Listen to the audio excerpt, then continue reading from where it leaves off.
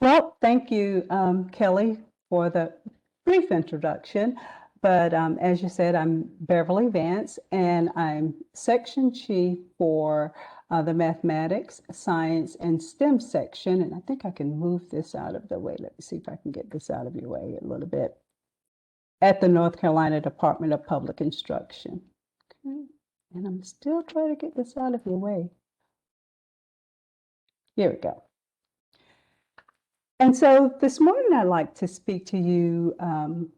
We have a brief time, but about energy and K-12 STEM education, and more specifically about energy and K-12 STEM education as it relates to talent development. And as we're doing that, I'm going to give you a little background about the public schools of North Carolina, combining that with an overview of the State Board of Education and the Department of Public Instruction. I'll give you a little bit of my background, and as Kelly said, as to how I arrived at my current role. And Kelly, I wasn't able to hear, are participants able to unmute and ask questions if they need to? Yes, they are, or I'll be watching the chat box and make sure that if there's any put there, I'll read them out to you.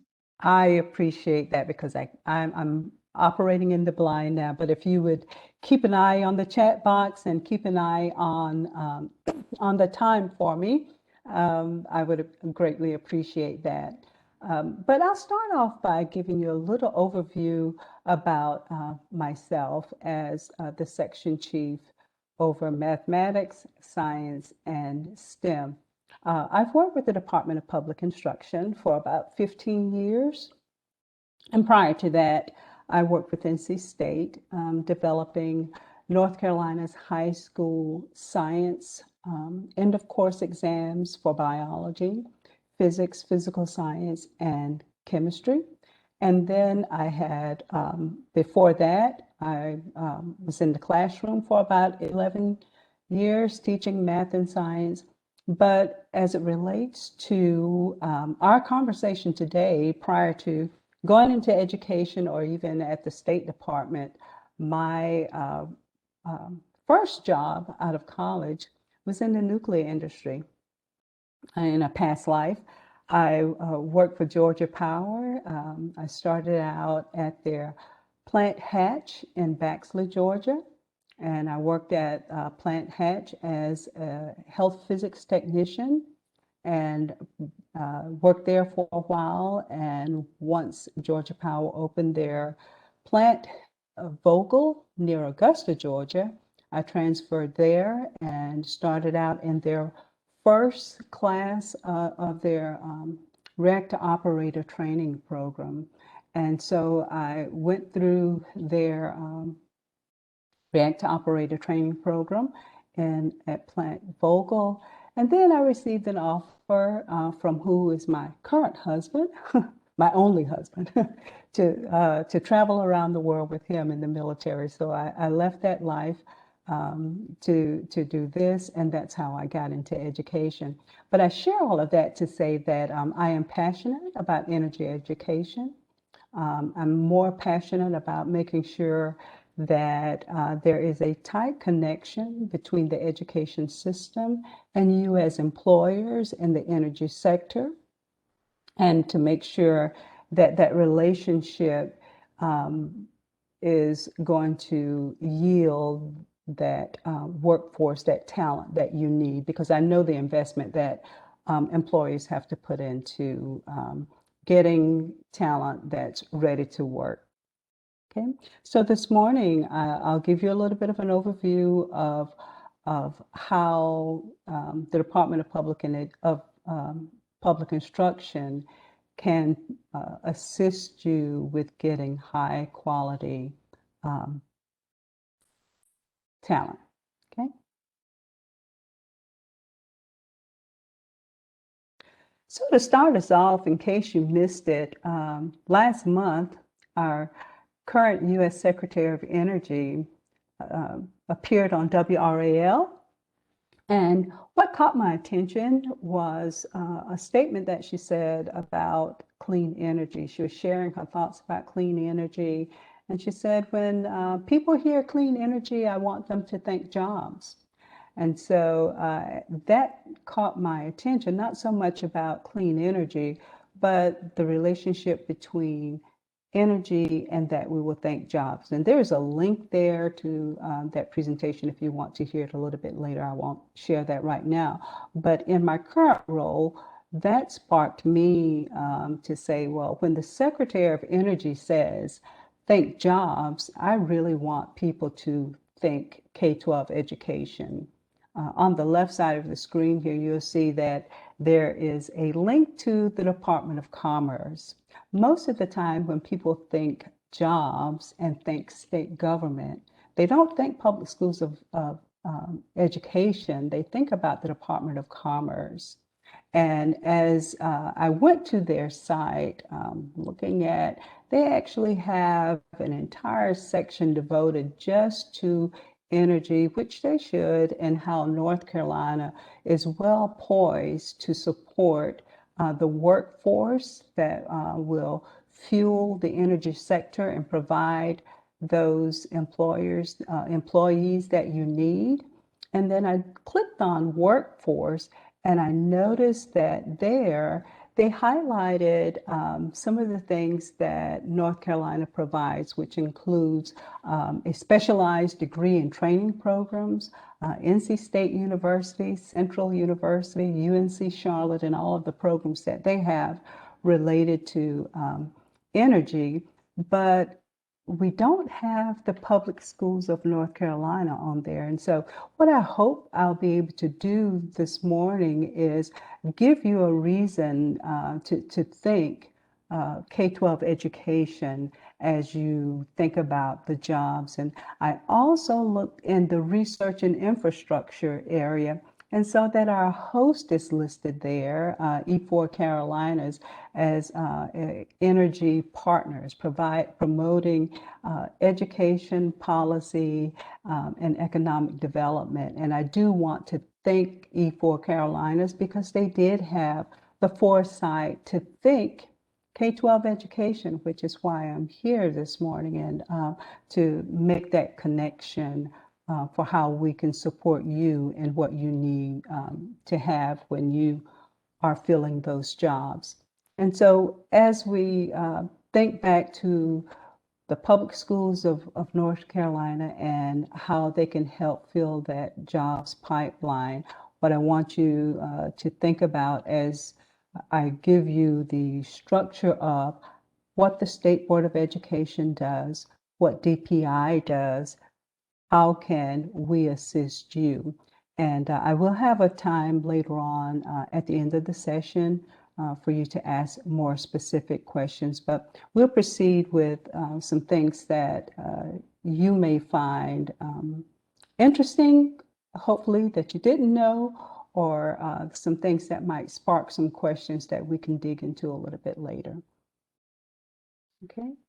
So as I said, the State Board of Education is really the governing body for the public schools of education. And our vision is to make sure that every public school student in North Carolina is going to be able to accept the academic challenges, prepare to pursue their chosen path after graduating high school, and that they're going to be encouraged to become lifelong learners.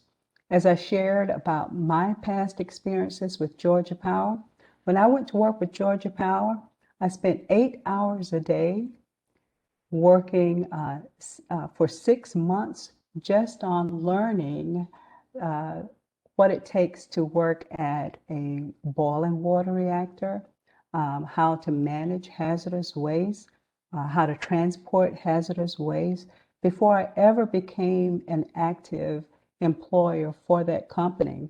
Then once I transferred to Plant Vogtle, I spent 8 hours a day for over 12 months learning what it takes to run a pressurized water reactor, what it takes to work into a control room before I ever stepped foot into that plant to become an active employee for Georgia Power.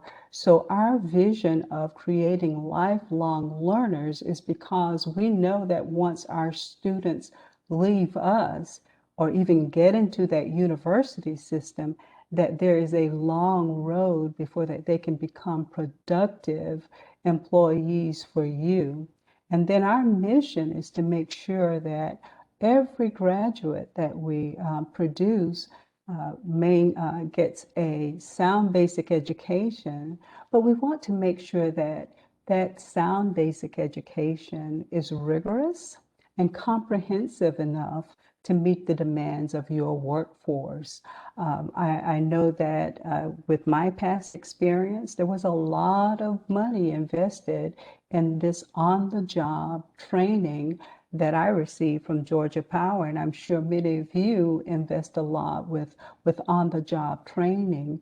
And between our vision and our mission, our hopes is that we're going to have a talent pool that's going to minimize those unnecessary expenditures that you might incur simply by filling in some of the gaps that your new hires might have simply because we did not prepare them. So we have our eyes set on preparing our graduates for those jobs. So when the Secretary of Energy says think jobs, I really want people to continue to think about universities, but also think about K-12 education. So our purpose today is really to just have a conversation about that role in talent development to meet the workforce needs of your organization. And since Kelly is watching the chat for me, if I say something that you might want to ask a question about more specifically, except for one question that I probably won't answer and that I get a lot, it's like, well, Beverly, I have a PhD in mathematics and I still can't help my fourth grader with his or her math homework. Why is that? I'll probably not answer that question, but anything else, I'm more than willing to try and answer at the end. Okay. As we go through our session this morning, I want you to keep these three questions in mind with the information that I'm going to present with relationship to the public schools of North Carolina. One, what is it? I'm going to give you more information about our structure and how you might be able to penetrate that structure and support us. Why is it important? I think I've started off with that a little bit about why this may be a concern to you. And then more specifically, what are the implications for my work? How can you penetrate this system so that it becomes a part of what you do or your organization does on a daily basis? So with regards to the public schools of North Carolina, there are different layers. The public schools of North Carolina consists of the State Board of Education as well as local boards of education.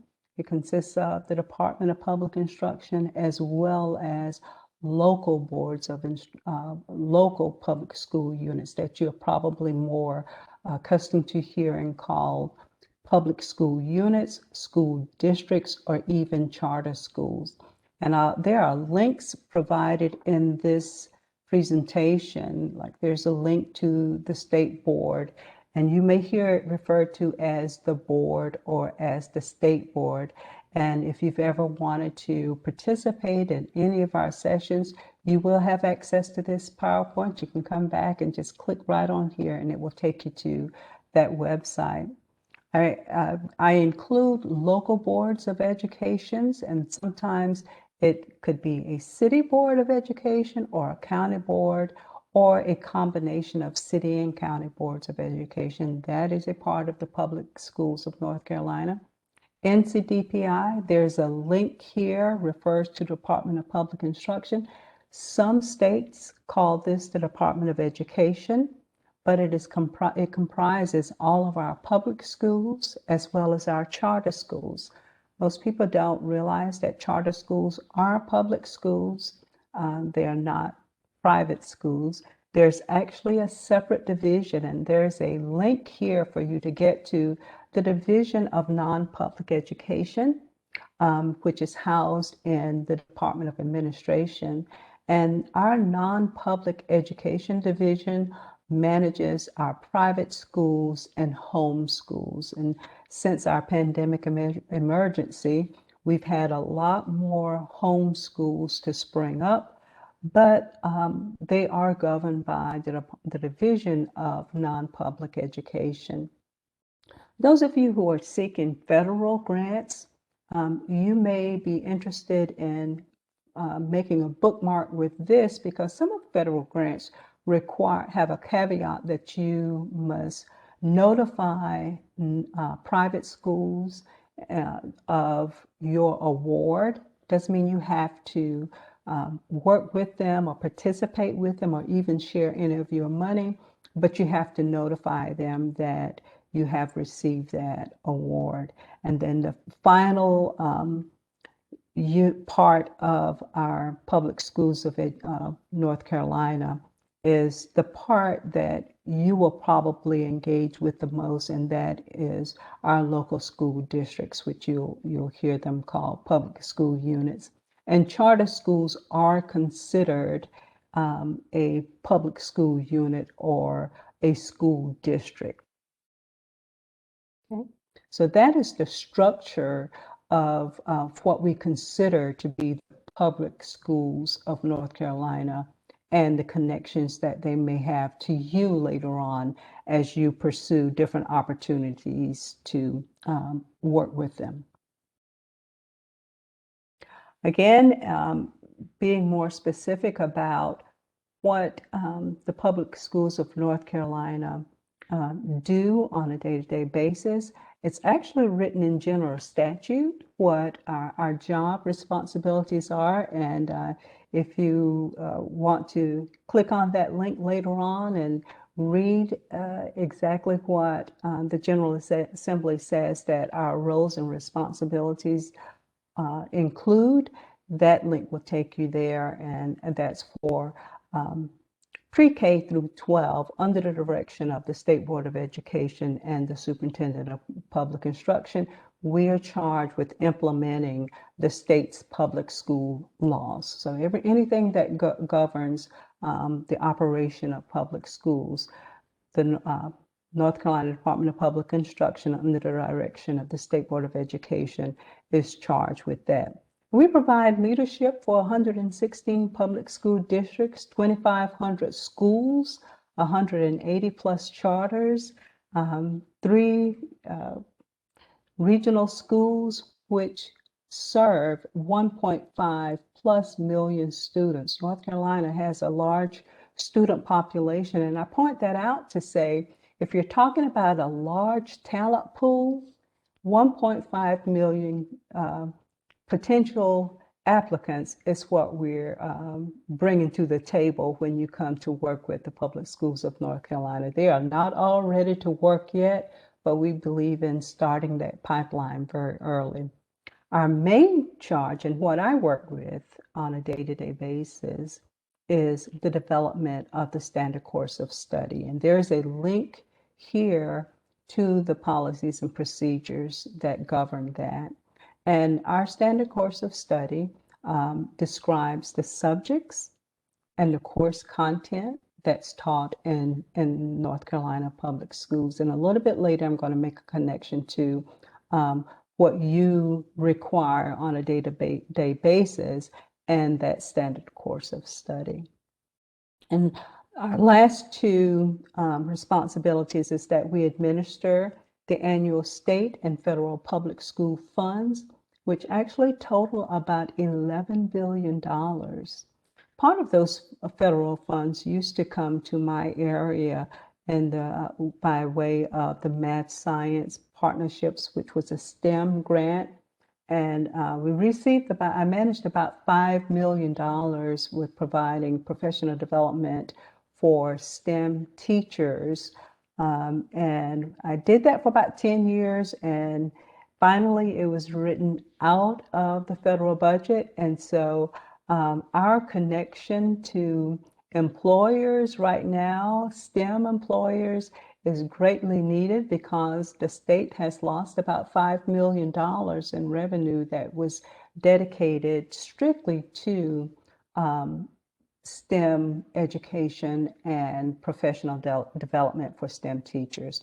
And finally, we license about 117,000 teachers in the state who serve those public schools. So the General Assembly and General Statutes specifically says exactly what we will do as an agency to provide services to the state of North Carolina. But we are a service agency, and the service that we provide for you is in talent development, those 1.5 million students. We often talk to universities about what they require, universities and community college about what they require to get into those universities, but we don't always have the opportunity to speak to or to hear from STEM employers. And our main connection to that is through the Department of Commerce, through their employer needs survey. And our most recent data comes from 2018. And right now, I know I'm preaching to the choir as STEM employers. You know the difficulty that you have had in filling positions. And when you talk about what's going on in this state, manufacturing and STEM employers have had a greater challenge than even most others. And reasons cited were lack of employability, whether it was because they couldn't pass your entrance exams or if they could not pass your drug screening exams. Lack of work experience, technical skills or soft skills, but the connection that the Department of Public Instruction or the public school systems have is through education. Many employers have told us that they just lack, our graduates lack the education they need to fill some of those positions.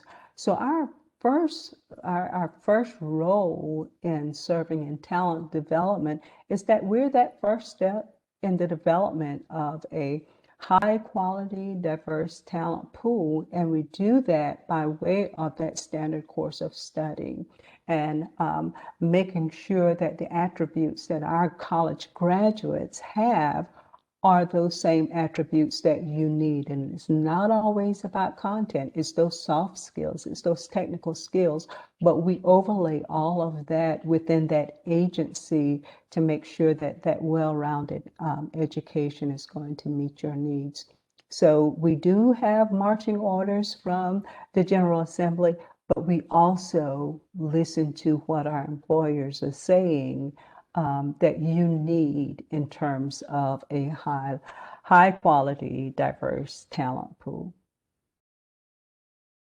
Okay, so and why is that important? Again, with our standard course of study, if education is lacking, that's where we're going to fill in those gaps. What is it that you really need in terms of STEM content that our graduates don't have? And we need you to serve as collaborators and partners to make sure that we have the right things in our standard course of study that's going to be usable by universities as well as you as an employer. So how can you get involved with that? Well, every 5 to 7 years, North Carolina reviews their standard course of study. And we start that at step A by looking at what other states who, frankly speaking, they are as a state agency, our competitors when it comes to providing a talent pool for you. So I take my job as a state leader very seriously when I say I need to compete with other states to provide a graduate that's usable for you. So I look at what other states require of their graduates, and I can say that North Carolina has some of the most rigorous STEM requirements. We require 4 credits of math, and we require 3 credits of science, and it must be in biology, earth and environmental science, and a physical science, whether it is physics, chemistry, or the course called physical science. So when I look at that review, we are well poised to compete with other states in terms of what we require our graduates to have. But at step B, we want to say that if our students have courses in math and science, what is in the content? That's our standard course of study. What's in our standards compared to what other states are doing? So when I look at our NAEP results, our ACT results, our advanced placement results, and I see what our graduates are doing, I also look at how other states are comparing to us. And if they're beating us, I want to know what is in their standards that we don't have, because I want our students to be competitive. And when it comes to talent development,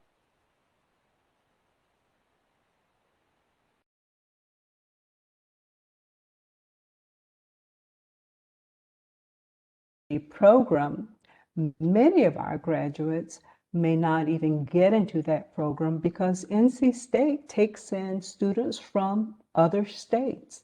And so I have to make sure that what we're asking our students to do is going to get them into those programs and beat out students from other states. And we know that standards alone won't do it. There are other things that play into how well our students are performing. But one thing is for sure is if it's not in our standards, they will not learn it. You know, no one's going to teach it and they won't learn it. So we try to keep ourselves competitive with other states by way of what we require of our graduates and what we put into our standards. And then we continue on with that review process. But we need your help with that as well. And one way that you can help is by becoming a collaborator with us when it comes to the standard course of study and what's in that content. And during that review process, you can, as employers, become a part of that process to influence the standard course of study. And the way that you would become a part of that is by law, when we have our standard course of study revision, we are required to have K-12 educators.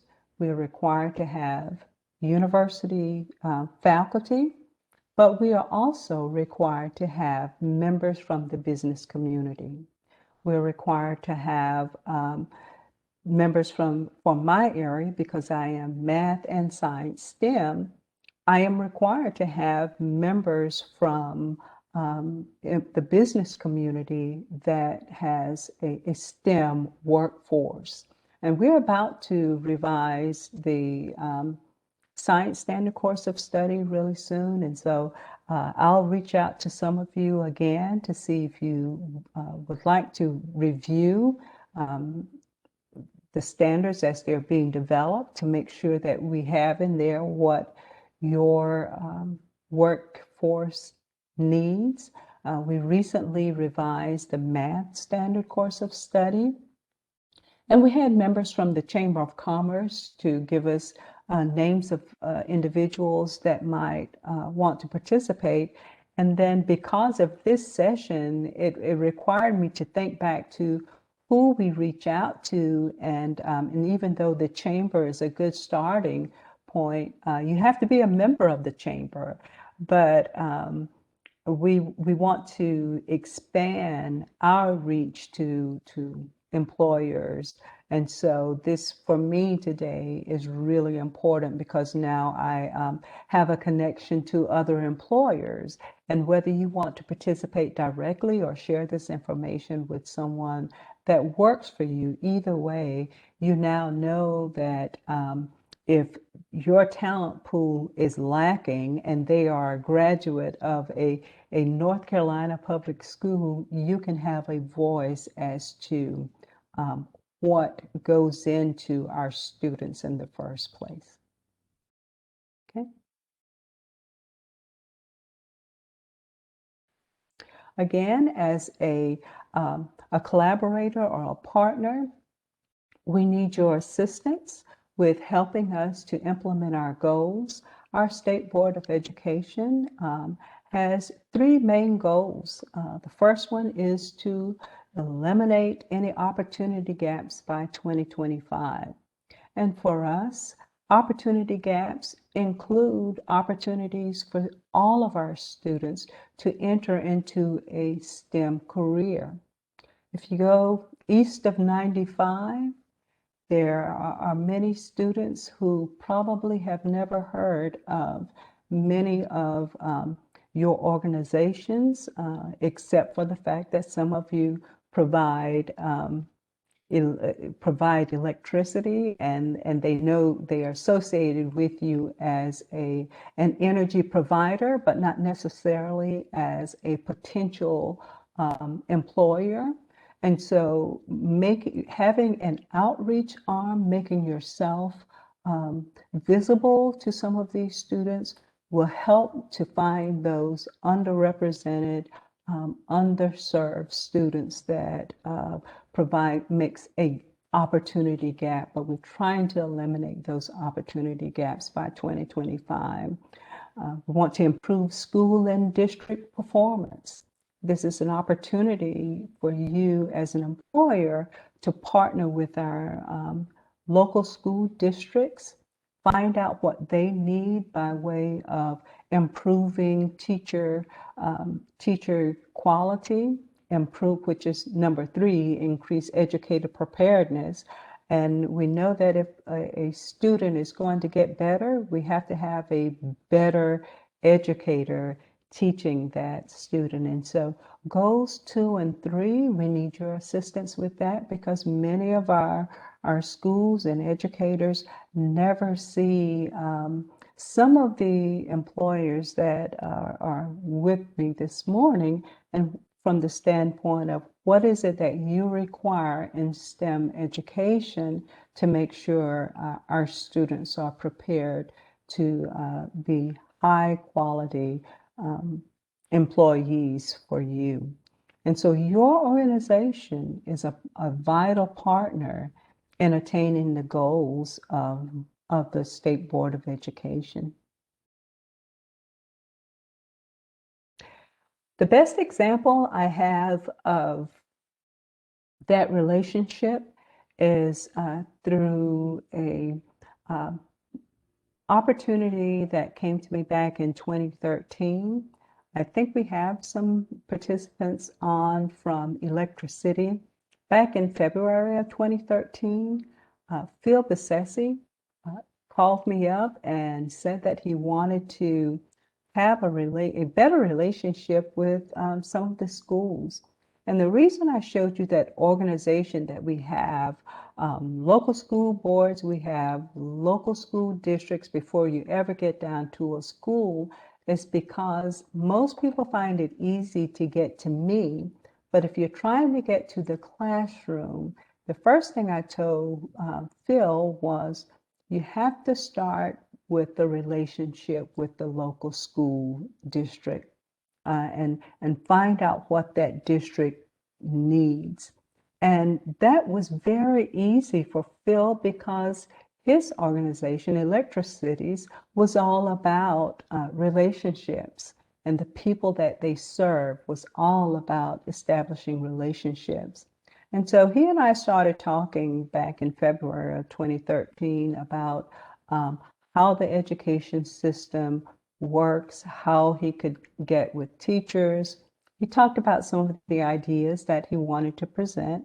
And then finally, in May of 2013, he secured a grant to fund his project of tracking daily electric energy use and weather, or eTracker. And if you've not seen that video, there is a link here to that video, and I would encourage you to look at it because he talks about how the project came about. He gives an overview of what the project is, and you hear from the teachers, you hear from the students, the mayor pro tem shows up, but it was a whole community effort. And when you have your organizations connecting with that whole community, that's when we start to fill in some of those gaps and we strengthen those relationships. And I guarantee you, some of those students that you see on the screen, they're either going to want to have a STEM major or work in some way with electricity, but that video is really encouraging. We don't have a lot of time, so I won't show it because I want to get to some of the questions that you may have later on. But I do want to highlight that quote from the teacher who says, the kids can actually see the data trends of what they're recording, so it makes visual sense to them. And that's when we know that we're making a difference, is when we can do something with students that they are able to make sense of what they're doing. And when you make connections make those real world connections with our students, it helps our teachers answer the question, why do I need to learn this? This was an environmental science class, and those students now know why they need to learn some of the science that they were studying. So this is a really engaging video, and it will give you some insights as to how you might have a relationship with some of the districts that's in your service areas. All of our State Board of Education districts are listed on this slide, and for every district, there's a school board member. If you were to go back to that department of the State Board of Education's website, you can identify the state board member that represents each of those districts, and those state board members would love to partner with you to find out how you could be a collaborator. They want to hear from you. If you have a job, or if you have a company that you just can't fill jobs, they want to hear what it is that our students are lacking. And so that's the implications for your work, is to make those connections, to go out and connect with those districts and to get them involved so that our students will have a reason to continue on in a STEM career, possibly. Thank you for inviting Central Piedmont to share how community colleges support the energy sector. There's so many ways that community colleges support the regional workforce that my fellow colleagues and I thought it would be best to tell a story as it relates to other presentations you're seeing today. So we'll be showing our connections to the Mount Holly Grid Research Center and a couple other presentations related to alternative fuel vehicles and electric vehicles. The panel that's on today from Central Piedmont is we have two instructors, Ken Collins and Dave Ross. Ed and Jaycock from he's the director of workplace learning. Michael Garcia from corporate training, he's a corporate training advisor, and then myself, Renav Mehta, I'm the dean of business technology and engineering. Did you know that the North Carolina Community College is a system of 58 community colleges throughout the state? And so Central Piedmont is just one of the 58 community colleges. We are proud to say we're one of the largest, but we are just one. The mission of the North Carolina Community College system is to open the door to high quality, accessible education opportunities that minimize barriers to post-secondary education, maximize student success, develop a global and multicultural competent workforce and to improve the lives and well-being of individuals by producing education, training, and retraining for the workforce, and supporting the economic development through partnerships with business industries and the universities. So one of the things that we should always, the community colleges should always be aware of are the types of jobs employers are seeking. And so we looked at 6 of the areas that you are representing, and these are some of the top jobs that you are currently employing.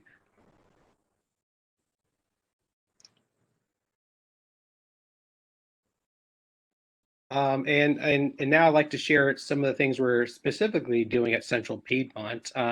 These are some of the technical degrees that are supporting the energy sector. I'm not going to go and read through all of these, but I will highlight some of these that we have on the list.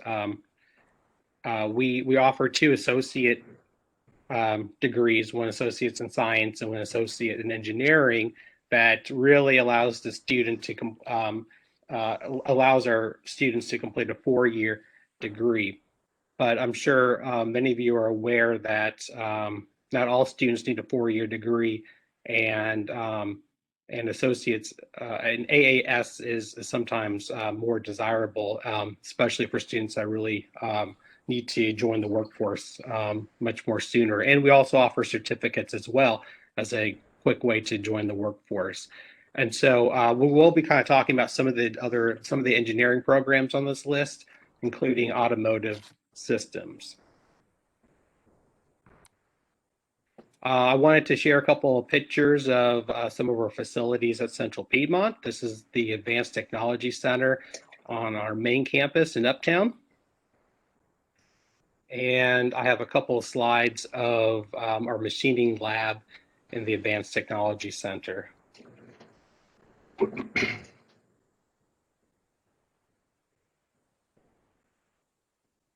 so I think we will now start our actual story. And so I'm going to invite Ken to join us. Good morning. Glad to be here with everybody to talk a little bit about automotive technology and what we have done over the last, it's actually a 17-year. We've been cultivating these programs and moving them into a direction of a true pathway for multiple ways for students can come into our system and get credentialed into our manufacturing programs. So what I'd like to first do is have Renan show the slide of our partnerships, because that's the most important part of what we have built over the years. And what I want to do is explain a little bit of these. The first one is not only our partners, all of these are not only our partners, but they're also our advisory. And the advisory, what I have found, and I found out really early in my 22 years career here, the advisory is very powerful at Central Piedmont Community College. It is the industry. Our advisories are made up of the frontline service managers, fixed operations directors, all the way up to VPs of the different automotive groups in the Charlotte area.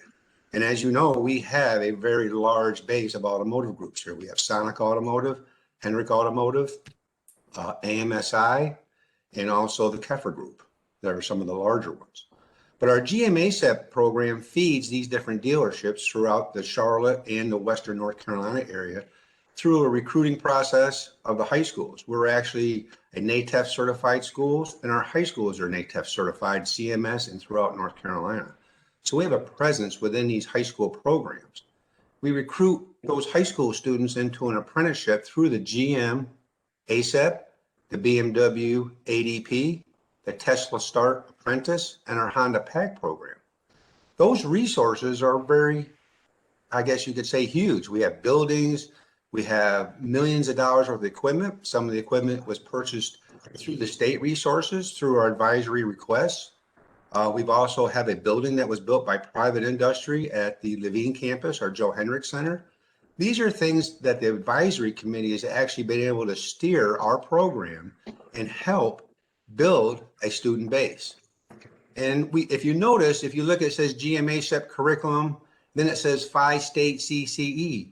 Well, once you have those resources in place, it makes total sense to go ahead and keep credentialing current employees. So not only do we bring in career changers and high school students into our curriculum program, it's a 2-year degree program. That's what the manufacturers are needing. They're needing young technicians or career changers that can read and write at a college level today. So we do that 5-state GM training on top of the curriculum program. What does that do? That gives us highly trained instructors to teach these young folks. We also do it with BMW. We do summer CCE technician training for BMW throughout the Southeast region. The Honda PAC program is one of our newer programs, and it's actually right now we're just in the curriculum base, but we are starting to build a CC pathway there also. These are just different pathways for different people to come in. We don't want to disqualify anybody. We want to be able to include everybody. The Tesla Start apprentice just actually started 2 years ago, and that has had a very successful outcome. We started with Tesla as a technician program. So this is a group of our technicians that we run through the Tesla Start Technician. But on the forefront of that, Central Piedmont has the Tesla Apprenticeship Program. This is brand new. Let me just back up with the Technician Start. We were the first one to start the Technician Start. We were the first one to have GM ASAP in 1984. We were the first ones to have BMW in 2005. So Tesla came to us to start a CCE program. And that's what we started with them. About 1.5 years ago, we started the apprenticeship program, and they're starting to duplicate that to other community colleges around the school. Since we've had this expertise for a long time of building these pathways, Tesla saw us out to help them build their program. So the 2-year degree apprentice program, they hire students out of high school or career changers, and then we run them 2 years through training and through some minor credentialing or entry-level credentialing. And then at the end of that 2 years in the Tesla program, they are chosen to go into the CCE program, credentialed, and then transferred out. What is the outcome? The outcome is this year we were able to provide Tesla with 10 apprentices that qualified for their Tesla Start program. So we're going to fill one of them. We run Tesla Start Technician 3 times a year, so we graduate out about 45 technicians for Tesla every year, and that's for the Southeast region. And now we have this pathway of young high school students. Tesla's also signed on to the North Carolina Apprenticeship Program, which is another whole story, but that allows the students to be waived throughout the system as far as their tuition and fees. So far, those 10 apprentices that we hired from the high school program 1.5 years ago, they have not had to pay for any of their schooling. On the other hand, I just came out of another meeting, which is very exciting. North Carolina also provides on the CCE, so that if Ron could go to that next screen, let's back real quick for the Tesla guys. Every one of those Tesla students, and you can see they're a very diverse group, every one of those were able to take the CCE program at no cost. So the North Carolina has a system to where if you do so many hours of CCE training, there's actually scholarship money for those if it's a student or employees. These are actually full-time employees getting free tuition. That Tesla Start Technician is 472 hours of training that we put these young individuals that are from the high school through our AAS program or the career changers that through our AAS program. It's 472 hours. It's a 12-week program.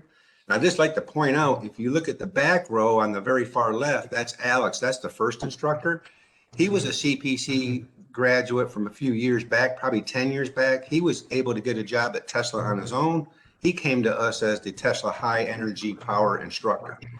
If you go, the students across that back row all came from high schools, and they've all been relocated to different areas, except for the gentleman in the middle with the beard. He's actually a 35-year-old career changer that was working at Precision Tune that is now a Tesla level 2 technician. And then the front row, if you go across the front row, the second to the left is Ryan Martinez. He was a 2015 graduate, and he has now come back as the high-powered instructor to take over for Alex. Alex moved into the home sector. And the girl to the right, the second one from the right in, she is a assistant service manager at the Charlotte store. So the outcomes of these pathways have been huge. we actually, in our work-based learning, which is a part-time employee that you get to use as he's going to school. So every one of these programs are a little different. Honda Pack, they go to school in the morning, they go to work in the afternoon. GMASEP, they go to school for 8 weeks, and they go to school for 8 weeks, and they go to work for 12 weeks. I know it gets a little complicated, but we do this for a 2-year period. They're credentialed out as technicians. The outcome over the last 10 to 12 years has been we have grown our graduate base fourfold, 400%. And today, I think the work-based learning department can probably be more precise, but I believe I have 85 technicians in the field this semester going to school in our work-based learning program.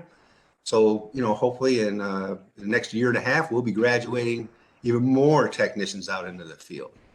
I know I give out quite a bit of information, but these are exciting times for automotive. We have started an EV pathway with the city of Charlotte because we've had Tesla for 3 years. Tesla has given us vehicles, training. Tesla has been a dream for Central Piedmont Community College. It has given us the forefront to now start training for the city of Charlotte. They have an EV-based cycle change out.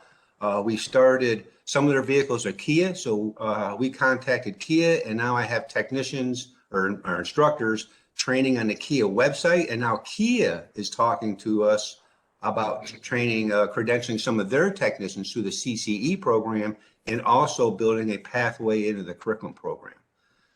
To be honest, this stuff doesn't happen overnight. It can take a year or two on my, for automotive to get a pathway set up, get students in the pathway, get it flowing. It's almost like a logistics. It's you're moving a product from the beginning to the end.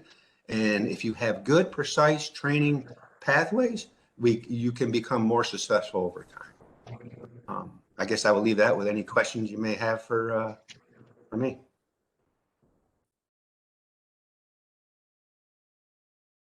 Why don't we move over to Dave and we can kind of loop with questions here at the end. Okay. Hey, I'm Dave Ross. Everybody hear me okay, I hope? I'm an instructor in the engineering technology area at Central Piedmont. Been here about 14 years, former program chair, managed several grants. I just want to tell the group about the flavors of degrees that we offer and what we cover. And there's something for everybody at Central Piedmont. There's 3 basic areas that we look at. One is engineering science, one's electrical systems technology, and one's engineering technology. And so within those areas, we'll go to the next slide, engineering sciences, that would be traditionally thought of as that degree, the traditional engineering science degree that, it's math heavy. It's 3 semesters of calculus and differential equations. Those degrees that you receive at NC State and UNCC, now Western, North Carolina A&T, those areas. But several years ago, Central Piedmont was a part of a group in North Carolina that developed what's called an AE degree, where a student can come to Central Piedmont and take those first 2 years. And for a lot of students in engineering, those first 2 years are the, it's really the tough part for some students, getting through that math heavy physics portion. And we're able to offer that at CPCC. And the students are transferable to a university program as a junior. The next program is a program that we call Electrical Systems Technology. This is done mainly at our Harper campus. This would be, that degree that's very much electrical trades and hands-on emphasis, the National Electric Code, electrician type of training. It's a degree where students, you set for a license to be a licensed electrician. And this program is geared around that. Going into that program without formal training makes acquisition of that license sometimes very difficult, takes a long time. We can accelerate that process, and the hours that the students take within our program help toward their electrical apprenticeship. So that's that flavor. And then the next one is electrical or engineering technology programs. And the key word there is technology.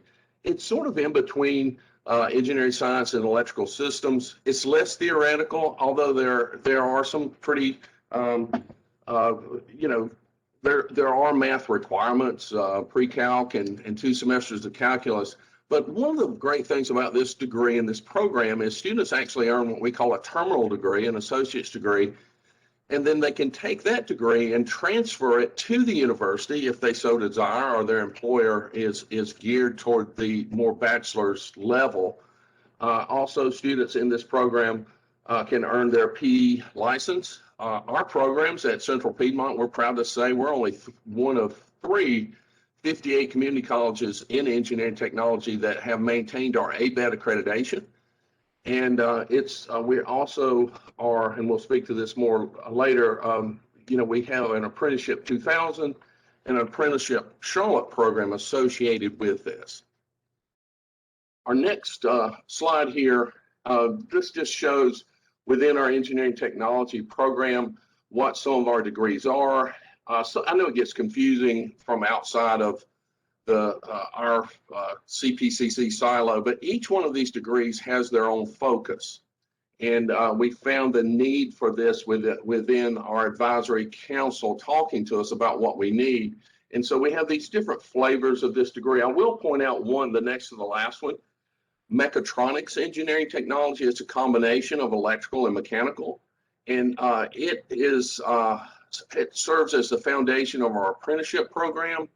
Many of our industry partners have expressed that need for that student that can play in both areas.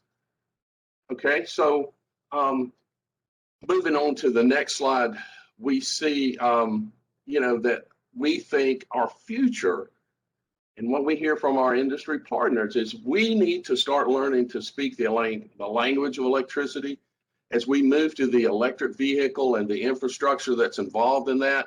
These terms that are sort of foreign to people now are going to become more in the mainstream in terms of volts and watts and power and energy.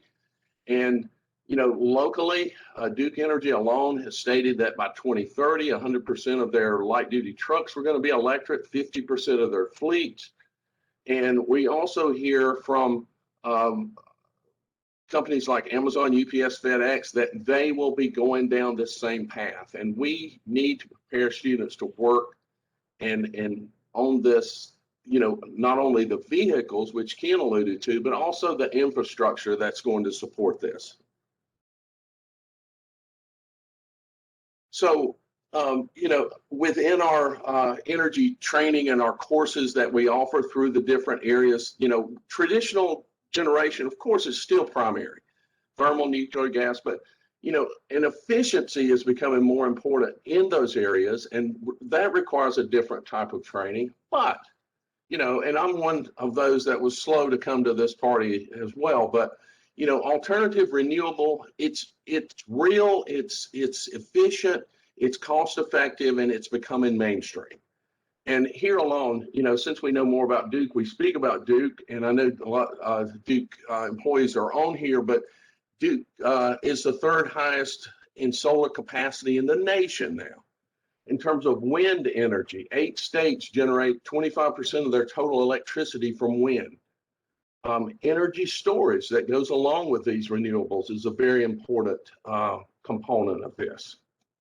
Then as we look at the next slide, we want to get our students involved. We want them to see this stuff. One of our classes in particular are ELC 231 power systems. We go to some of these facilities. For instance, we visit a microgrid, either at McAlpine Creek or Mount Holly or both. A microgrid is a standalone place that, during the day, maybe they have solar panels, they charge up batteries, and they can switch off of that and go off of the grid and utilize that energy that they've accumulated during the day. And so we go to these places and we explore those areas. If we look at the next slide, we've got some pictures here of our class. here at the Mount Holly microgrid. This is just showing a portion of the microgrid. Back in the background, you can see solar panels. You know, here we're looking at the metering that's involved. There's a huge infrastructure build that has to happen for all these other things to occur. And then as you go through here, the next slide, we see, you know, those solar panels are being tested for angle and orientation for highest efficiency. The next slide, at Mount Holly, we're looking at, you know, you have to convert a DC electricity into an AC for usage. So, you know, those components are a part of this. Battery storage is a part of this. Next slide shows this is the actual control where while we're at the facility, we switch off of the grid and we go to the actual self-contained storage energy that we have there at Mount Holly, and it's seamless. The lights don't flicker or anything. We go off the grid and we're powered by that energy that's collected and shown. And then the next slide is, you know, here's a early Tesla Powerwall, where maybe during the day your home, you know, charges those batteries. You pull in, hook your electric vehicle there, and you recharge overnight, and you have extra electricity that's available at that point. And I think there's one more slide there, and yeah, and that's it. Thank you.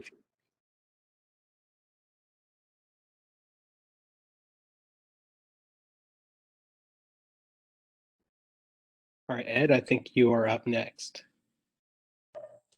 Sure. Thanks, everybody. My name is Ed Njaychuk. I'm the Director of Workplace Learning at Central Piedmont Community College. And I'm here to talk about some of our programs that we're doing to connect talent to you all and your industries and companies today, and how we can maybe be a better partner to help you out with those potential pipeline needs of talent.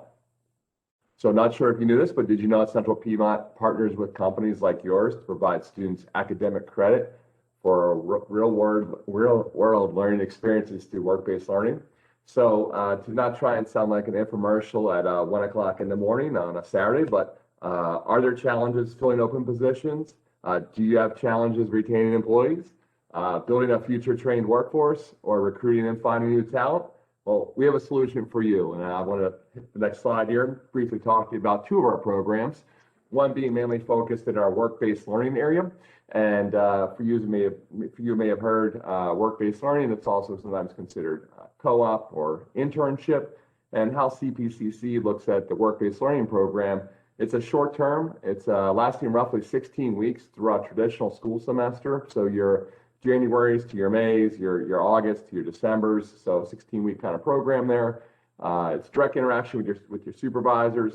Students earn course credit based off certain hours they've worked. So there's accountability on that student's perspective when they're also showing up on the job site, that there's a grade tied to it. And there's a grade rating based off pre-created goals and a manager review. So some of the benefits of this program for you all as an organization, it's a short-term commitment, ability to screen the work-based learning student before and during the work experience prior to making a long-term commitment. So does the student have the soft skills? Are they understanding the hard skills? Are they picking up what's being told to them? Are they showing up on time? All these pieces are elements you can look at somebody before you actually make that decision to maybe bring them on board part-time or full-time. And also, I think importantly is a lot of times we hear from companies that they're challenged or looking for ways to find new talent to come into the organization. And oftentimes it's a great way to do alternative options of recruiting. So instead of just posting a position and having to pay for those positions on costly job posting websites, I also know in staffing, there's of course a lot of burdens, fees, challenges, of course, working through staffing companies and restrictions that you have working with them. We could be a great alternate option to you all as far as a recruiting tool to finding new talent in your organization. So easy process to engage. Next steps. For you all, we have several work-based learning coordinators that work with our energy sector in different areas across the college. So we get you connected to the correct work-based learning coordinator. We look for a position description from you, very simple, including the requirements, like what types of program and study you want them to come from, what's their GPA kind of you're looking for, certain minimum GPAs maybe, or you know, and also credits completed. So if you want a student who's already made the commitment to be halfway through their program and maybe half their credits completed, we can find that person. If you're looking for somebody who's maybe at the latter end of their career at the college and looking to graduate out and work, we can find someone that's more additional credits completed. So we're here to help you with those requirements you may have. And I think the most positive part of our work-based learning programs is we do not just send you students. You as an employer always interview the students. You're the one who selects that student, and you're the one that decides what to hire and pay that student. So there's challenges and you're upset about the candidate you chose. You can't blame CPCC. We all allow you to do that and choose that candidate. We traditionally don't have any problems. I'm joking, of course, but for you all, you make those decisions, which I think is a great way to do that, and the fact that you have a say into who you're choosing to come into your organization. Next slide there, please, Marina. All right, so last segment I'm talking about today is our registered apprenticeship program, and this term gets used very loosely. Sometimes it gets mixed in with co-op, internship. There's some distinct differences between these programs. Registered apprenticeship is actually a longer term program. It's based off the occupation title. So certain occupations are going to be longer in length versus shorter in length. So as an example, electrician, that's obviously dangerous work and you need to have a certain skill set. That traditionally is going to be a 4-year program. Whereas maybe if somebody's looking to become a pastry maker, it may only be a year-long program or 2-year-long program. So distinct differences in the length and time frame based off that occupation. And there's 3 components to an apprenticeship program that's officially registered to the Department of Labor. I think that's where we have some confusion on apprenticeships and how the college classifies that. If you all actually register your program with the Department of Labor, there's 3 main components. One, there's the education component, which is CPCC. We can provide that education and help that person learn what they need for the occupation they're going to school for. The second piece is on-the-job training. So you as the employer will be providing on-the-job training. And lastly, there's a progressive wage scale. So as the apprentice learns, they earn. So there's a progressive wage scale that they'll cap out as they complete. But for a student, it's an incentive, or an apprentice, excuse me, it's an incentive, it's a carrot. It's a way for you as a company to not have to offer the highest pay rate of a senior technician when they walk into the door because they don't have the skill sets, they don't have the education. But as they increase that skill set level, that education level, you can be confident that their dollar amount as well will progress up to that senior technician level. So apprenticeship benefits, increased company awareness and diversity recruitment opportunities. Second benefit, organizational growth within. So you can actually utilize current employees as well for the apprenticeship. Certain employees have shown that they are talented, they have the wherewithal to be in the long haul with the company, they're committed. You can offer them an opportunity to become an apprentice. So and also you're trained to that company standard. So for you may have a certain way of doing business, whether it's a new person coming in with experience or someone with no experience, you still have to train them to your ways and to your organization and the way you operate. So using this program, you can train them to your company standards each and every time they go through this program. Long-term succession planning, we hear about this often in the Charlotte area. Planning, training new talent before senior leadership retires. We hear all the time about this, what they call, I don't want to offend anybody, a gray tsunami of people actually exiting out and retiring shortly. So that does take place. You need to have folks available to fill those roles, and what better way to train them than have a senior leader train that new apprentice coming into the door. And lastly, a benefit is that the DOL journeyman card earned upon completion, so that is issued by the Department of Labor, and it's backed by the training and education. So now you have trained talent that can now move within different operations in the organization with confidence. So if you have a facility in Charlotte, but you also have a location in Tennessee, you know that you can actually send that person because they've been properly trained, you know what level of training they have, the skill level they have because they completed the program, and then plug them in an organization somewhere in Tennessee or in Florida, wherever else across the country, knowing that they've been trained properly by your senior level apprentice trainers. So that is a huge element to this apprenticeship program and one of the benefits. Last thing I'll talk about is easy process to engage, and next steps is to meet with a CPCC apprenticeship team just to determine your goals and program structure, maybe that program link, what you'd be looking for. We would then help you register the program with the state of North Carolina and the Department of Labor. And then from there, we can actually help you with recruitment as well. So we've had companies seeking folks from CPCC, current students, veteran population, current employees, and even high school students. So both those programs offer similar goals, which is that workforce training, talent pipeline development, but ultimately whatever one may be better fit for the other. And I'd love to talk to you guys more about your certain needs you may have and see if CPCC can help with some of those questions we started with. I hope that wasn't too much of an infomercial about how we can help you, but that's the details I want to share, and I appreciate everyone's time this morning.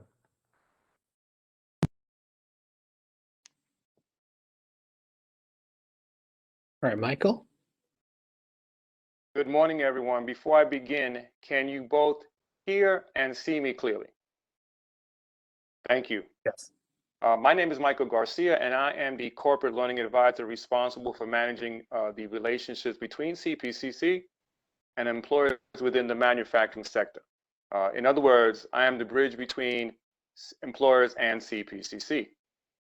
So for the next few minutes, I'm going to talk a little bit about what we do in corporate learning. Applying a consultative approach, the corporate learning team serves as a trusted advisor and key business partner. And one quick side note, corporate learning provides training across all industry sectors. For example, I am responsible for manufacturing, automotive, hospitality and tourism, and our local sports teams. How do we do this? We leverage both internal and external resources to provide high quality training. Specific to the manufacturing sector, our instructors have years of industry experience and continuously stay on top of the latest trends and technology. Earlier, you heard from my colleague, Dave Ross. Dave and I partner quite extensively to help our business partners. In addition to the training and support we provide, in keeping with CPCC's One College approach, corporate learning also serves the business community as a liaison and conduit to other areas of the college, providing employers with all access to our resources. CPCC has long been a regional leader in workforce development, leadership training, creation of upskill training programs, and apprenticeship placement. As a key learning and development provider, we at CPCC are proud to say that we are here to help employers grow their business and build their workforce. Our training solutions range from foundational courses such as customer service, Microsoft Office, and effective communications to the more intricate and complex offerings such as project management, leadership development, and several of the process improvement disciplines. We also offer a full suite of industry required safety training such as OSHA and ServSafe.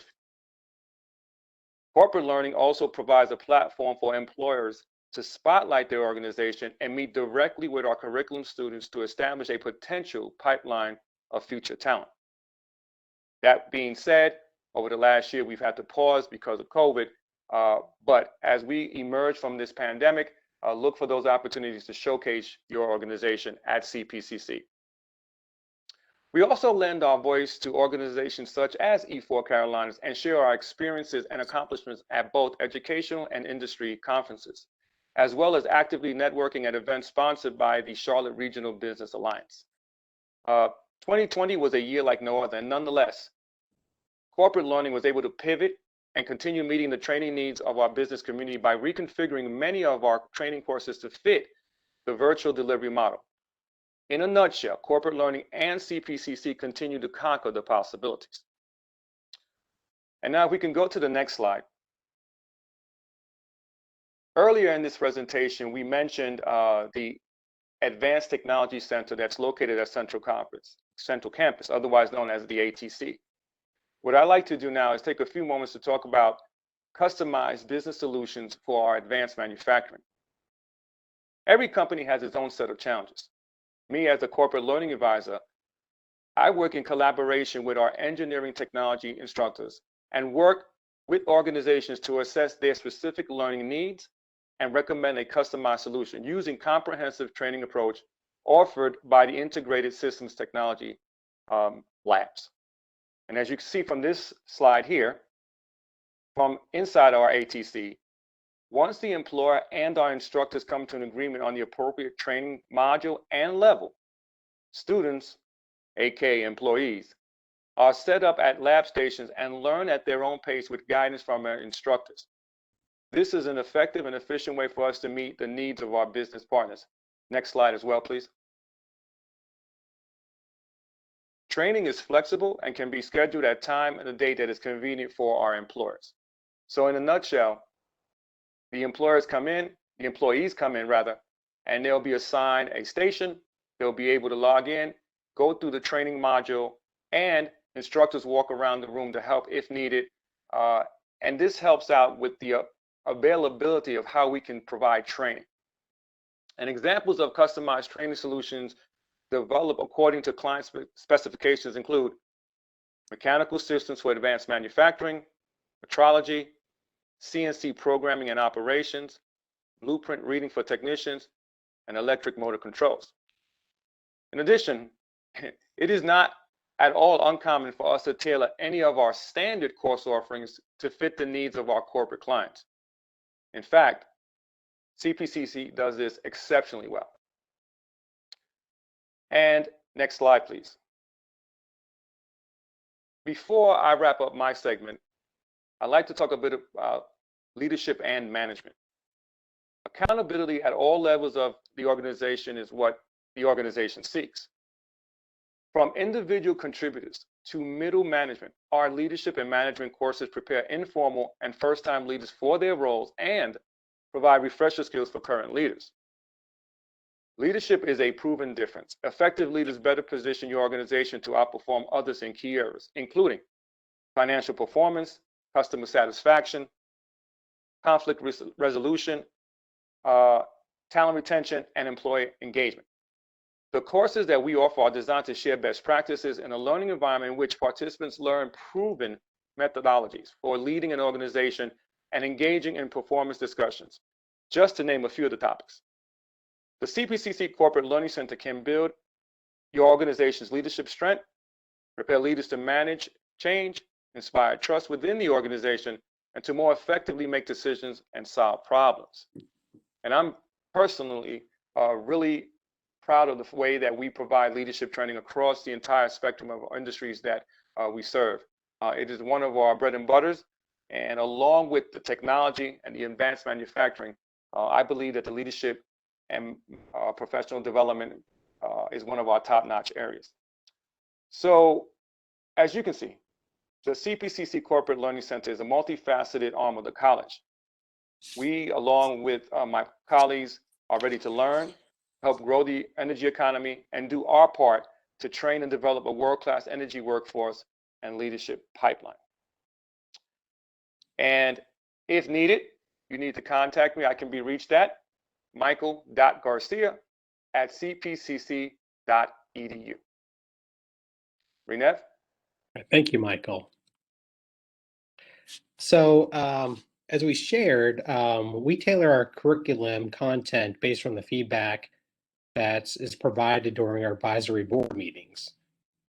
So, with the time that we have left, we thought instead of you asking the questions and us answering, we thought we would ask you the questions instead. So we're going to while we have some time left, we wanted to get some feedback from you all, if you don't mind. So I listed 3 questions, and if there's time, we do have a few more questions. But what are the skill gaps you're seeing with your employees? And please unmute yourself if you're able to provide us some feedback.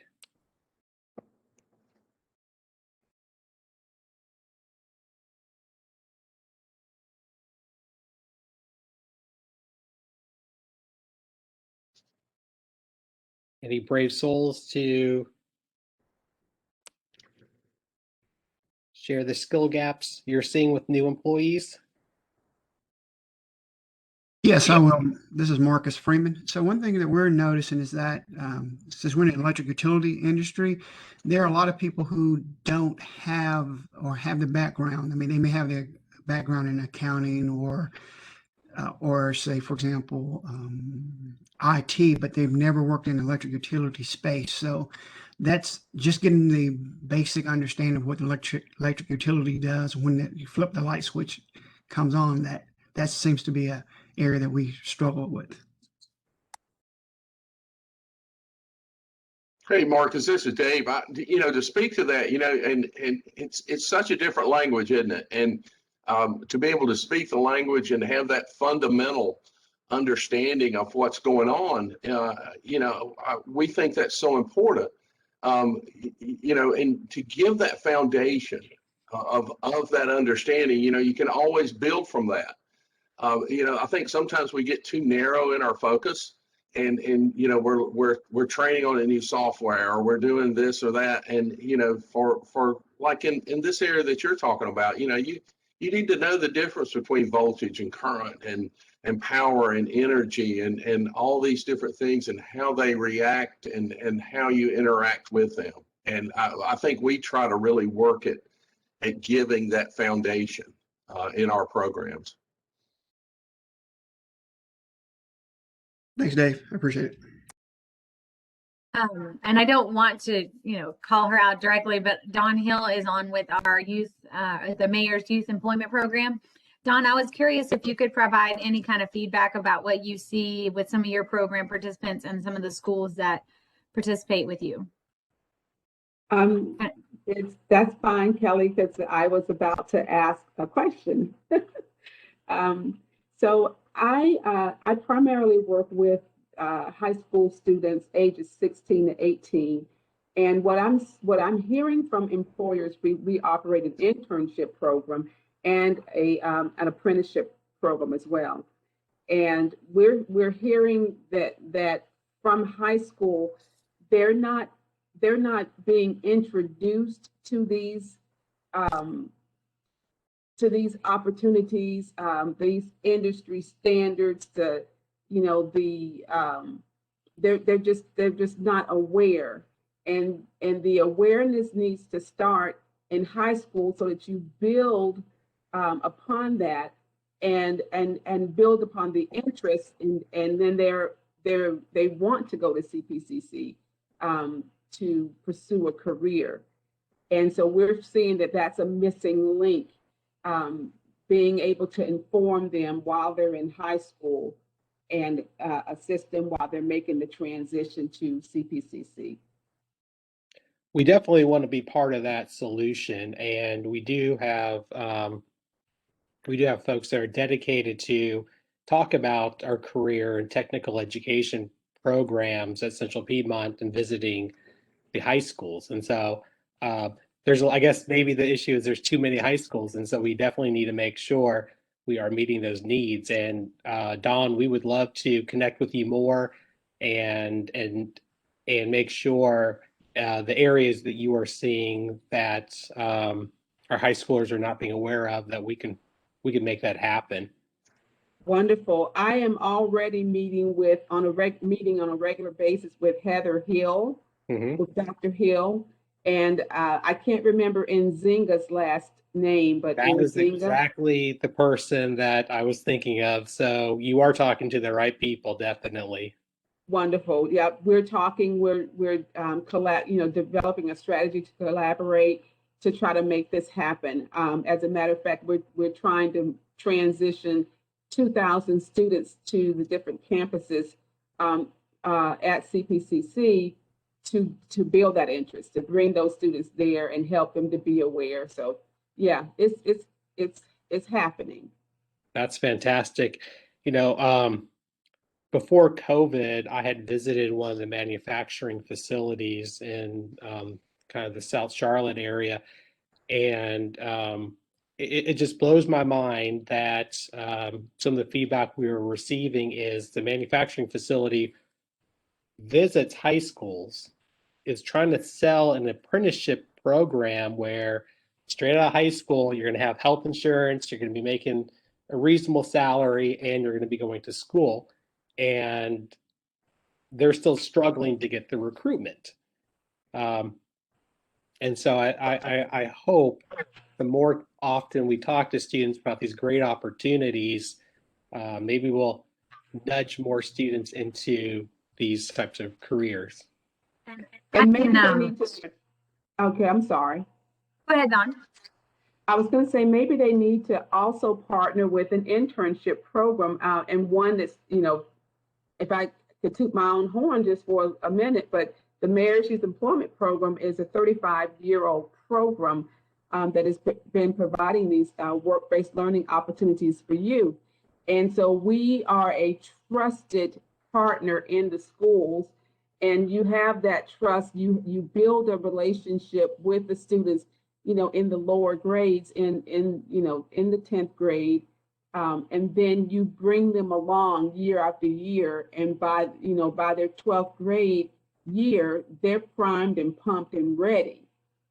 So, and you have someone who's regularly communicating with them, that's in the schools with them on a regular basis, that's able to float out, either by text message or email information about these different industries and things like that. So it may be that you need a partner that can prime and prepare them for those opportunities, someone that they trust. I agree. This is Michael Garcia. I have a direct question for you. When two individuals dance, it's always a kind of a partnership, right? We have to learn how to dance together. And you mentioned about the 35-year relationship, but my question surrounds the other side of the partnership. Does CMS have an appetite to formalize, maybe at a very foundational level, some of these technology classes, some of this type of new direction? Not to get into policy issues, we know that they don't offer those vocational trainings as much as when I was growing up. Is there an appetite on CMS's side at the high school levels to at least put something in place that's very foundational? Absolutely. I'll give you an example. We had a we were called upon by a program called Transit Management, a company called Transit Management. They wanted to create an apprenticeship model to help to garner diesel mechanics from a partnership with us. We reached out to CMS and asked CMS, could we use one of their schools? We got CATS, our CATS system, to donate a decommissioned bus, and the bus provided, and we wanted it to be located at one of the schools, and we selected the school with them, which was Olympic High School, and they allowed that bus to go to Olympic High School. It not only transported the students, because we had a co-op agreement with CPCC, it was used as transportation for those students. But then they could also, we got an engineer on the campus to work with the students to be introduced to diesel mechanics. So they do have an appetite. Thank you. I'll kind of add some things. As I was telling Michael this morning that E4 Carolinas does have a workforce development, talent development task force. And there has been communication lately about I guess E4 Carolina tried to become a liaison between educators and our members, because they, all, like you said, the internships and the apprenticeships are also appealing and seem very appealing. But sometimes there's not a direct correlation with, I guess, presenting them the right way, and then kind of including the parents to encourage those parents on these job opportunities and saying, this is something that your children should look into. The overhead engineering job title can mean many, many different things and many, many successful things. So I think maybe it's kind of just a missing piece of kind of getting the educators and our members in the right room, and maybe that's something we can visit at a later date together to kind of see what's missing and how we can help our members, obviously, because that's why we exist. Well, Kelly, we really appreciate you giving us this opportunity. I forgot to show the last slide with our contact information. So if the folks that from Central Piedmont, if you'd like to add your email address to the chat, that'd be a great way. And I put mine in there. So if you want to reach out to me, I'll make sure to make the right connections. Appreciate the opportunity to talk to E4 and the Energy Leaders Academy today. So today, what I was asked to do is just take you through a little bit about our Research and Development Center here in Mount Holly, North Carolina. and talk a little bit about some of the projects we have going on. And I would be remiss if I didn't start by saying, in non-COVID times, we would love to have each and every one of you out for a tour, because we usually, in non-COVID times, do somewhere between 400 to 700 people a year. So it's a great education spot. It's a great way for us to exchange ideas with the community, with other thought leaders in the space. So hopefully, if you see something you like here, please reach out and maybe we can give you a live tour at some point. So with that, I'm going to get started. Once again, my name is Jason Hanley. I get the pleasure of leading the Emerging Technology Office here at Duke. And today we are going to be talking about our R&D facility here, the Emerging Technology Application and Training Center. So a little bit about the Emerging Technology Office. Really, our vision is to sustain that Duke Energy leadership position. We're trying to create technologies or evaluate technologies that are actually going to create value for our customers, reduce costs for our customers, and then help Duke get to that next level for what's next in the industry, energy industry. Sorry about that. What you see in the green down there are more of our external facing tasks, and the blues are more our internal facing tasks. So we definitely want to be seen as a brand leader. We definitely want to engage external folks and talk with them. Luckily for us, our industry is still very much open. We don't mind sharing. So we're not in direct competition with a lot of other utilities in our area. So we can look for best of breed ideas, because we know we're doing some things that may be pretty innovative, but we know others in our space are doing things that are really innovative too. And so we need to keep those lines of communication open. All the blue items in here really are what we try to do. You want to look at testing the technology. We want to confirm that impact. What kind of risks are associated with moving down the path with the technology? Is it too soon? Will it not be accepted? Is the cost too high? Those are all things that we have to consider. And most importantly, we have to have a business partner go with us, from our distribution, our transmission, our renewables group, our generation group. They have to come on this journey with us as we test new technologies to ensure that there's an off-taker for the technology when it's been proven. A little bit about our objectives and our roles. I won't go into a ton of detail here, but if you can see across the top, we really have a process, pretty structured process for how we go about doing things. We look out in the industry, we look at other utilities, we look at national labs, we look at the DOE, we look at universities, what they're doing. We do the scan and monitor. Then we continue to evaluate what may be out there that's coming closer and closer to being affecting us. And that's when we get into the evaluating and tests, and we start assessing that risk. Then we'll actually put hands on and we'll do developing prototypes. What can this actually do for Duke Energy? How can it actually benefit our customers?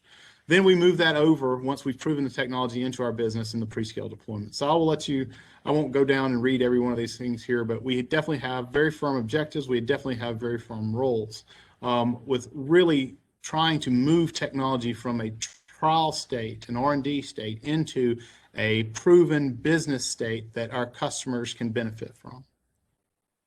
So what we're going to be talking about today is our little research and development center called the Mount Holly Microgrid at the Emerging Technology and Application and Training Center. So we have an actual, and this is a pretty decent shot of the area around where we are. This is, again, Mount Holly, North Carolina, just north of Charlotte, northwest of Charlotte. And we really started to conceive this idea for an R&D center back in 2014 because, to be quite honest, we were using customer circuits. We were using substations to do a lot of our testing. And unfortunately, you can't make mistakes when you have live customers attached to the facilities. And so you really can't push the envelope for where you need to get true research and development. So we started looking for a place to be able to do more R&D type work. And our initial use case was really to build an interoperable microgrid. In 2014, we found the Mount Holly, which used to be the old Mount Holly Training Center, and it was on the list of merger integration savings between Duke and Progress. But so after the Duke Progress merger back in 2012, this was one of the sites that they had looked for to sell, to actually give some savings back to the customers, because it was almost abandoned. We had built a new Kings Mountain Training Center, and this facility was really not being used.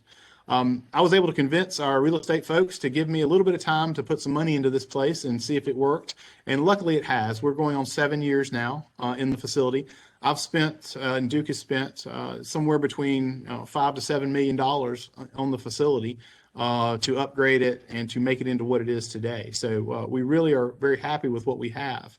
So the initial goals here was really to create a seamlessly islandable microgrid that will serve as the hub for our R&D facility here. And we actually included 25 different utility partners with us in a project we affectionately called Coalition of the Willing. No ties back to the Gulf War, nothing like that. We just, there was actually a joke name because nobody really wanted to, in the industry, wanted to do interoperability, and that's kind of how this got started. And so we started calling it Coalition of the Willing.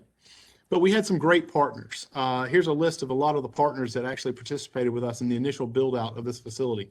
Some gave engineering support. Some gave time from talking about what's the art of the possible. Some actually gave equipment. We actually have a donated 4G LTE small cell inside our building that was donated by Verizon. So they're using it, we're using it, and we're actually able to test different communications. So a lot of thanks goes to these companies from a long time ago, but their work has really helped contribute to where we've gone today. And our microgrid has actually been live since 2015. We have, of course, been through many iterations of a microgrid because this is an R&D facility. We started out with being something called an inverter-only based microgrid, which meant that we had no rotating mass generation. We only had solar and battery to actually, serve our load. So this is a screen that we call our status screen. And this was, of course, taken a few years ago, but it kind of shows a live view. We have, live cameras, so we can have live view of the actual microgrid yard itself. And then we have a bunch of different easily recognizable statistics that can tell us how our microgrid is doing very fast. In the bottom right, we even have irradiance. So we can know if our solar from our weather station that we have on site. So if our solar is putting out what we think it should be based on the irradiance that's there. So a little bit more about the microgrid yard itself. So again, we have all the components that we needed to make this microgrid. We have an islanding switch here in the middle. And that islanding switch is what we call the point of common coupling between Duke Energy and us, the Emerging Technology Office, because we're actually treated as a customer. And so Duke Energy does not actually control that switch. We do at the Emerging Technology Office. So we can open and close that switch to island or go back to being grid tied anytime that we need to. Of course, if you're going to be islanded, you have to have generation to support that. We're lucky enough to have a lot of different generation resources. Initially, we only had the battery that you see here, this SAFT 650 kW, 326 kilowatt hour lithium ion battery, and 150 kW worth of solar. Since then, we've also installed another battery, and we've installed rotating mass generation. So we have microturbines and natural gas generators also, and a lot more to go around that. But you can see the standard things that we have, secondary transformers, a grounding transformer. One of the things that we've learned as doing more with microgrids is, hey, when you island yourself, you do not have a reference to ground anymore. You're not connected to Duke Energy system. You have to have your own ground. You have to have somewhere for faults to go. This has been a great learning experience for us as Duke Energy to really understand how to offer microgrids in the future. And I will say this as a general topic on microgrids. Anyone that will tell you microgrids are easy and they're repeatable, they're not being truthful with you. They're not. There's a lot of different pieces and parts that go into making a microgrid, and there's a lot of things that can go wrong. Our microgrid requires constant care and feeding. And so you might hear that term thrown around an awful lot about what is a microgrid. It's not just backup power generation like with a natural gas generator or something like that. There's a lot more to it. And we can get into more of those discussions as we go on, but I'm going to continue to share a lot of different pieces here. The other thing that you'll see up in the corner left there is a load bank. One of the things that we have is when we added all this generation, we have 1.5 megawatts of generation. My problem is my lab is only about 50 kW worth of load. So when you're islanded, where do you put, and the battery's full and the sun's shining, where do you put all that extra generation? Well, you don't have to crank up the microturbines, you don't have to crank up the generator, but with the solar, you have to get rid of it somewhere, so we turn on a load bank. And so we just use the load bank as something that we can get rid of, because we're not selling back to Duke Energy, of course. We're just taking that excess solar and getting rid of it right now. So showed you the status screen. Here's the actual operational one line of the microgrid. This may be way too much detail, and I'm not going to, there's not going to be any quizzes or anything like that, but I thought it was just interesting to be able to show the different pieces and parts. And of course, we built this screen with the help of Schweitzer Engineering Laboratories. We can click on all of these different pieces and parts and get all the information we need to truly run this microgrid. I'll call your attention to kind of the middle part here where the green open switch is. That means we're actually islanded. So to grid means to Duke Energy. And right now, well, whenever this was taken a few years ago, we were islanded at this point. I can tell you that we have, the microgrid's changed a lot. We've been through a couple of different batteries. We've added more solar. But I can also tell you we've been through probably 10,000 bidirectional current flow changes on the microgrid, which means that we have either islanded or disconnected from the grid about 10,000 times, which puts a large burden on this type of switch right here. The reason we're doing this is just to understand better. We're a technology testing group, so we have to understand better how all these pieces are going to operate in a microgrid environment before we actually offer those to our customers, which we're now starting to do. Spoke about the PV farm. So here's a little bit of an overhead shot of our 150 kW solar farm. If you've seen any solar farm, they're pretty much, these types of farms are repeatable. So we started out with 100 kW. We added 50 more kW here to make it 150. And the reason we did that is because we added DC solar plus storage. And so we actually added another battery to our system, and we added DC breakers, and everything here is on the DC bus. And I won't go too technical on this, but there's two ways you can do solar plus storage. You can do AC coupled or DC coupled. DC coupled is more efficient. So we took a solar system for us that was about 21% efficient, and adding the DC solar plus storage, we're able to capture excess solar, whether it's being clipped on the top end or on the shoulders when the voltage is not high enough for the inverter to turn on in the morning or when it turns off in the afternoon. We're taking all that excess energy from the solar and we're storing it in the battery. We've taken the system now from 21% efficient to about 28% efficient. So looking at ways to do solar plus storage, we're definitely interested more in learning much more about the DC coupled side, because we think it's really important from an efficiency standpoint as we go forward. We're also doing a residential solar pilot. So this little area we call here is affectionately called Area 21. It's 21 different solar panels, each at a different orientation and angle. It's interesting for us because we actually have a weather station right here that we are in the top right corner that we're getting solar irradiance on a second by second basis for. And you may ask, well, why are we doing this? It's residential. Well, we want to be able to help our customers if they want to go down the journey of residential solar. And so when companies come to them and say, hey, your house is perfect, you could save X amount of dollars per year, what we wanted to be able to do is say, look, we've done our own research and understand how solar is affecting you over a year time frame with your specific roof angle, with your specific roof orientation, and we can give them some feedback on, are the savings that they're being offered somewhat similar to what we found with our study too. We're not trying to discourage anyone. Of course, we actively are encouraging residential solar. We just want to make sure everyone has a good knowledge base of the types of benefits that they're going to get. So this little pilot project here at Area 21 has been able to help us with that. Security is something that you can't overstate these days, especially when we talk about cybersecurity. And we are consistently doing different cybersecurity demonstrations. If any of you have come to our lab before, you may have seen one of the projects we had in the back, which was we could physically take control over like a substation with just socially engineering a key to get in and then plugging in a little $15 computer and downloading code off the internet. And I'm not saying it's that easy all the time, but there are some cases that you can actually, if you know what you're doing, you can get in and do some damage. So we concentrate heavily on cybersecurity.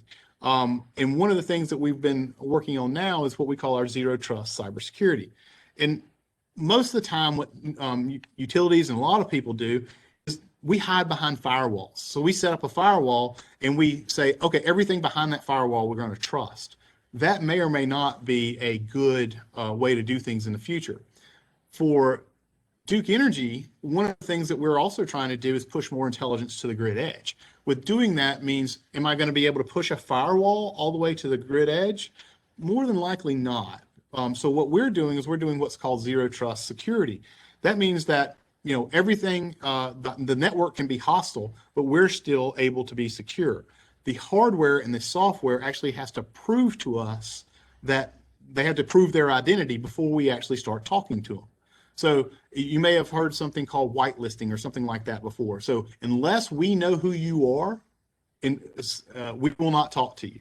So this is what this demo is really proven and how we can push this type of intelligence now to the grid edge. So it's been a really, really big learning experience for us. And we hope to be able to push it into the business to start using it more on a more full scale instead of it just being demonstration. Another demo that we have running in the lab is our IEC 61850. And so for those of you who may not know, and I apologize if this is too much lingo for you, IEC 61850, if you break it down, it's not new. It's basically an architecture that is, and it's more along the lines of a data model that is being used to let substations communicate, different devices in substations communicate with each other.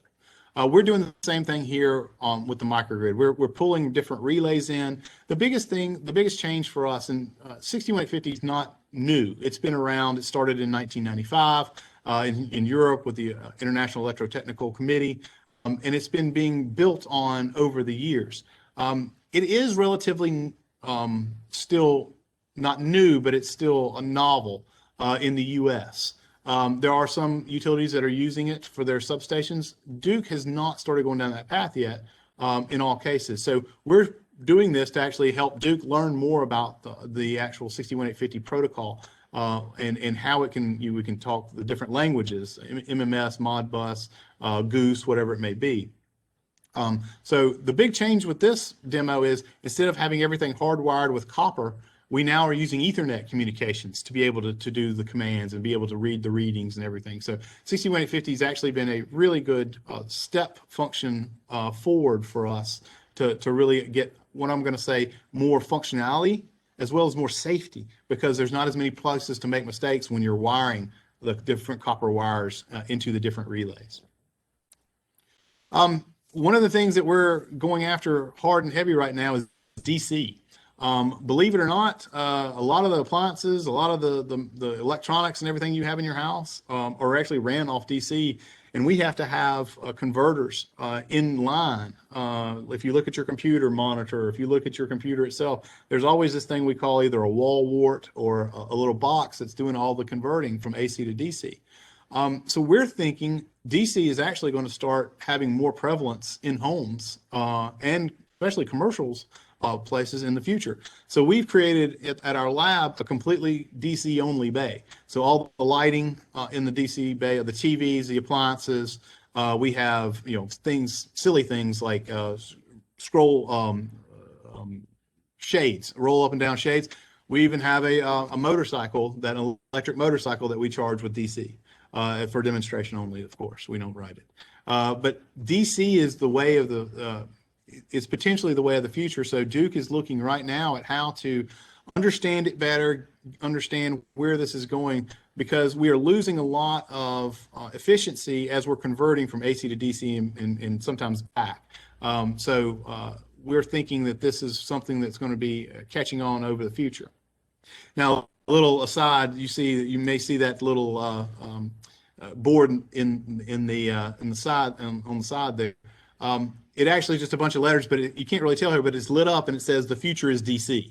I don't know if you can make that out, but that's something that we definitely believe that we're going to need to understand DC better. And so we've created our own bay here to do a lot more research on the topic. And we also have an AMI test bed. For those of you who know about Duke, we have recently finished our AMI rollout. So around 7.5 million residential meters that have been rolled out for automated meter infrastructure, which means that we are now able to talk to these meters, get everything over the air. We don't have to send someone to your house to interrogate that meter anymore.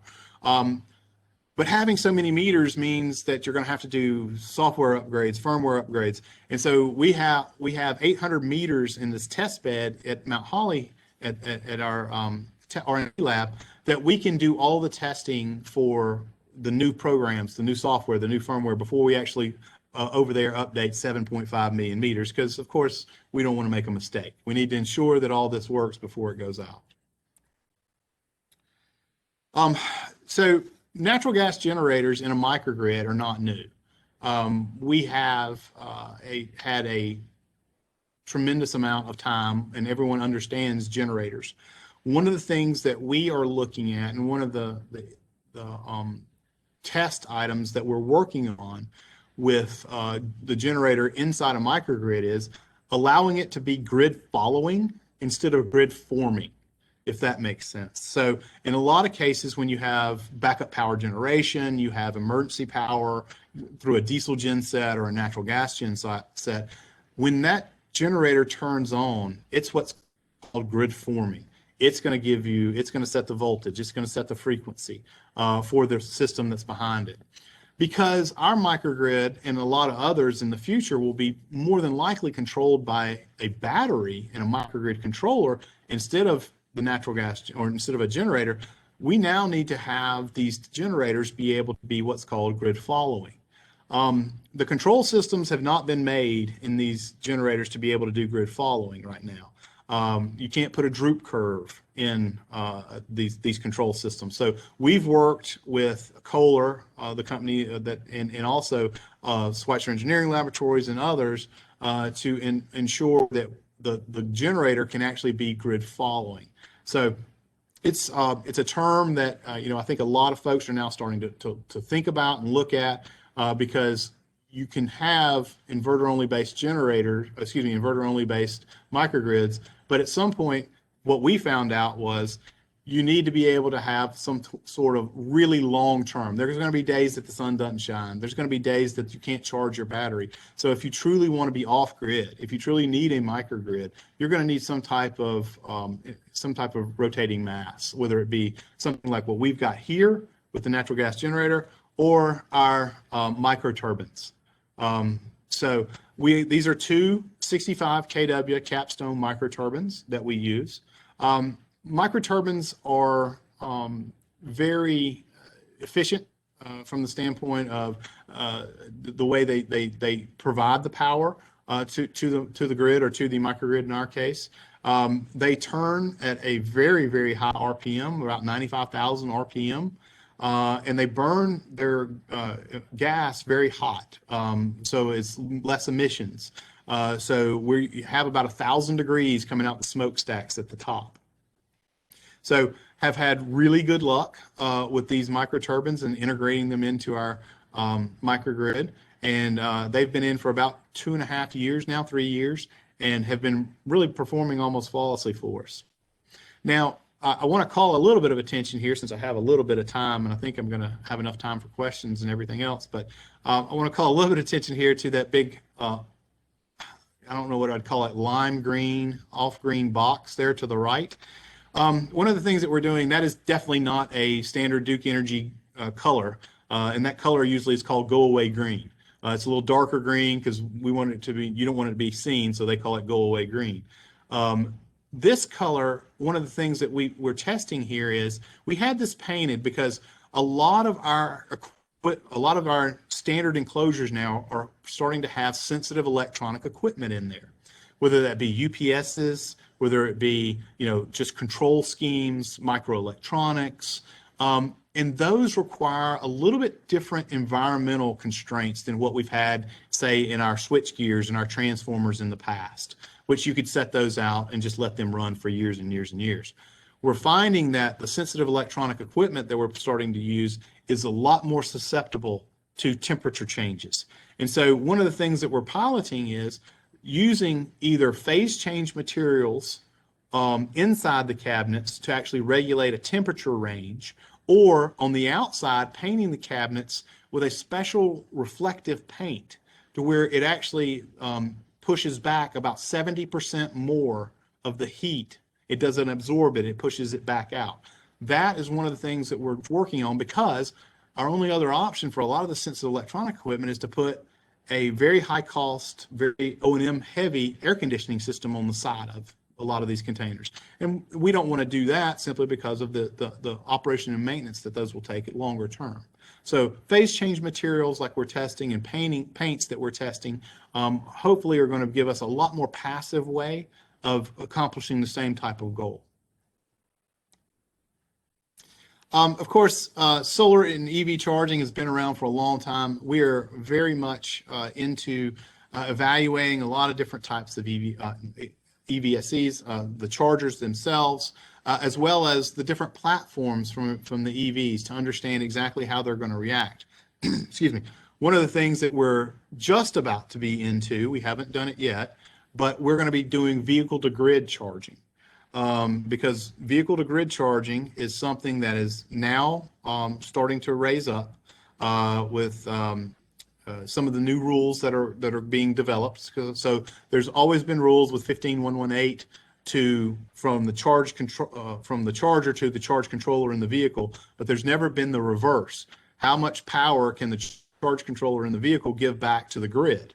And so we're working with standards organizations to really look at updating those to ensure that we have the right standards to be able to do vehicle-to-grid charging, because we think vehicle-to-grid charging could be great, especially in situations. We think the first, maybe not for residential initially, because, you know, if you notice what happened with Texas, the winter blast over Valentine's Day, some of the Tesla owners in Texas actually used their car to power their homes.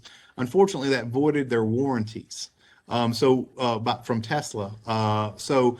It was, you know, physically written in there. And some people may not care about voiding their warranty, but Teslas are relatively expensive. But we're going to get to the point to where vehicle-to-grid charging is something we are going to be able to do.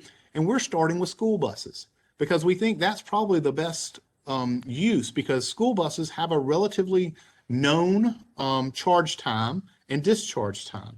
So after 5 p.m., most of the school buses can probably be somewhere that we potentially in the future can use excess battery capacity during the peak hours, 5 to 8 p.m. at night, when people are coming home and doing washing clothes, getting dinner ready. But then also we'll have enough time to recharge them before they run in the morning. And even during the summer when they're not used, think about having 50, 70 school buses, electric school buses in one place that could potentially be adding back to the grid.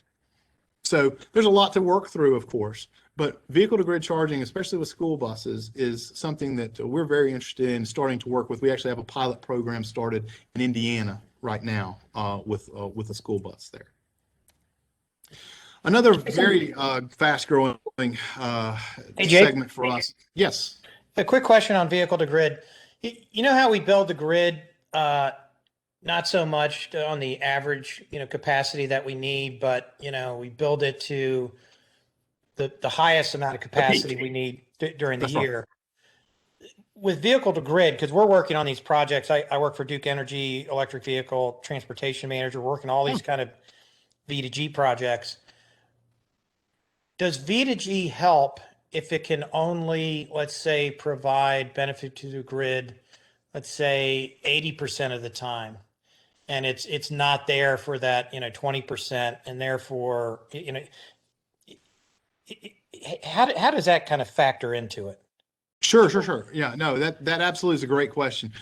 So I think anytime that we can find what I'm going to call relatively clean resources, so depending on how you charge the battery to begin with, if you can discharge that back to help the grid during times of need, that's very important. Now, is it going to be there? If it can't be there for that 20% of the peak capacity during 3 days, either in the winter, early mornings, or that time during the summer, 3 or 4 days straight where it's 98 degrees, and yes, there's still need for it anyway, because what you're doing is potentially you're able to do what's called non-wires alternatives, right? So you may be able to have buses positioned in a area where the grid may actually need one or two more megawatts, but not be able to be upgraded immediately.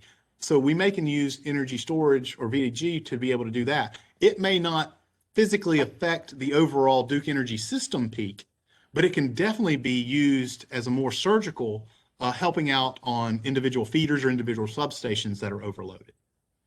Okay, thank you. Absolutely. Thank you for the question. So again, augmented reality is something else we're really trying to get in. So I'm going to give you a little plug. So if you look right there in the center of the screen in the top is the App Store logo for our app. It's called MicroTour. So if you go to either the Apple App Store or Google Play Store, you can either download the iOS version or the Android version, and you can actually take a virtual tour of our microgrid, what I've been talking about today. So it is virtual, it's augmented reality. So where you can do tours, you can see pictures, we have embedded videos.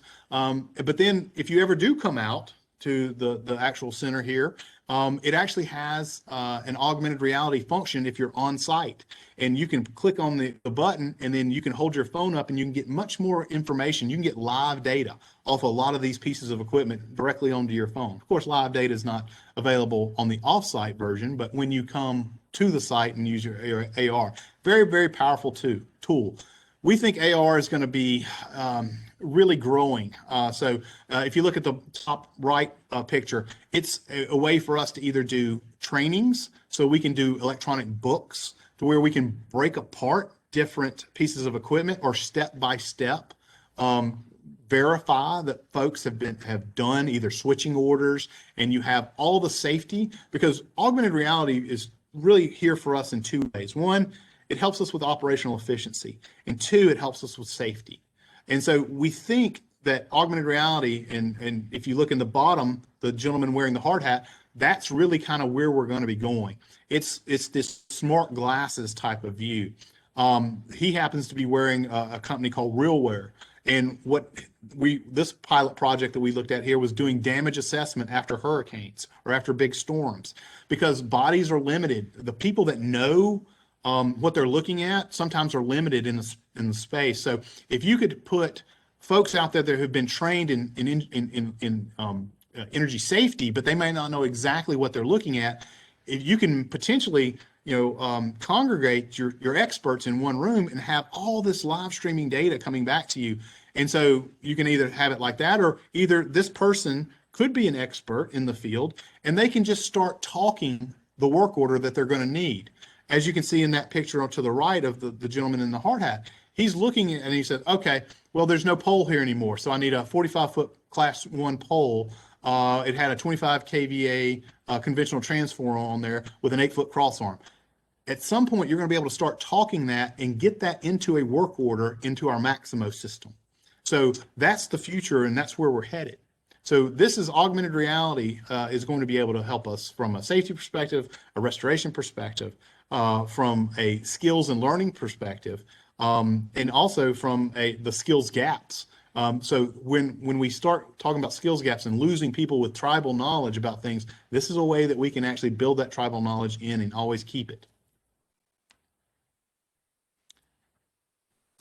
So we're also very big into something called hardware in the loop simulation. You may have heard the term called digital twin.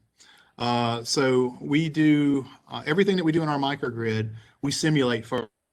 We have the exact controls that are out in the field, in the pieces of equipment, in these boxes, in these containing storage units here, and we program them.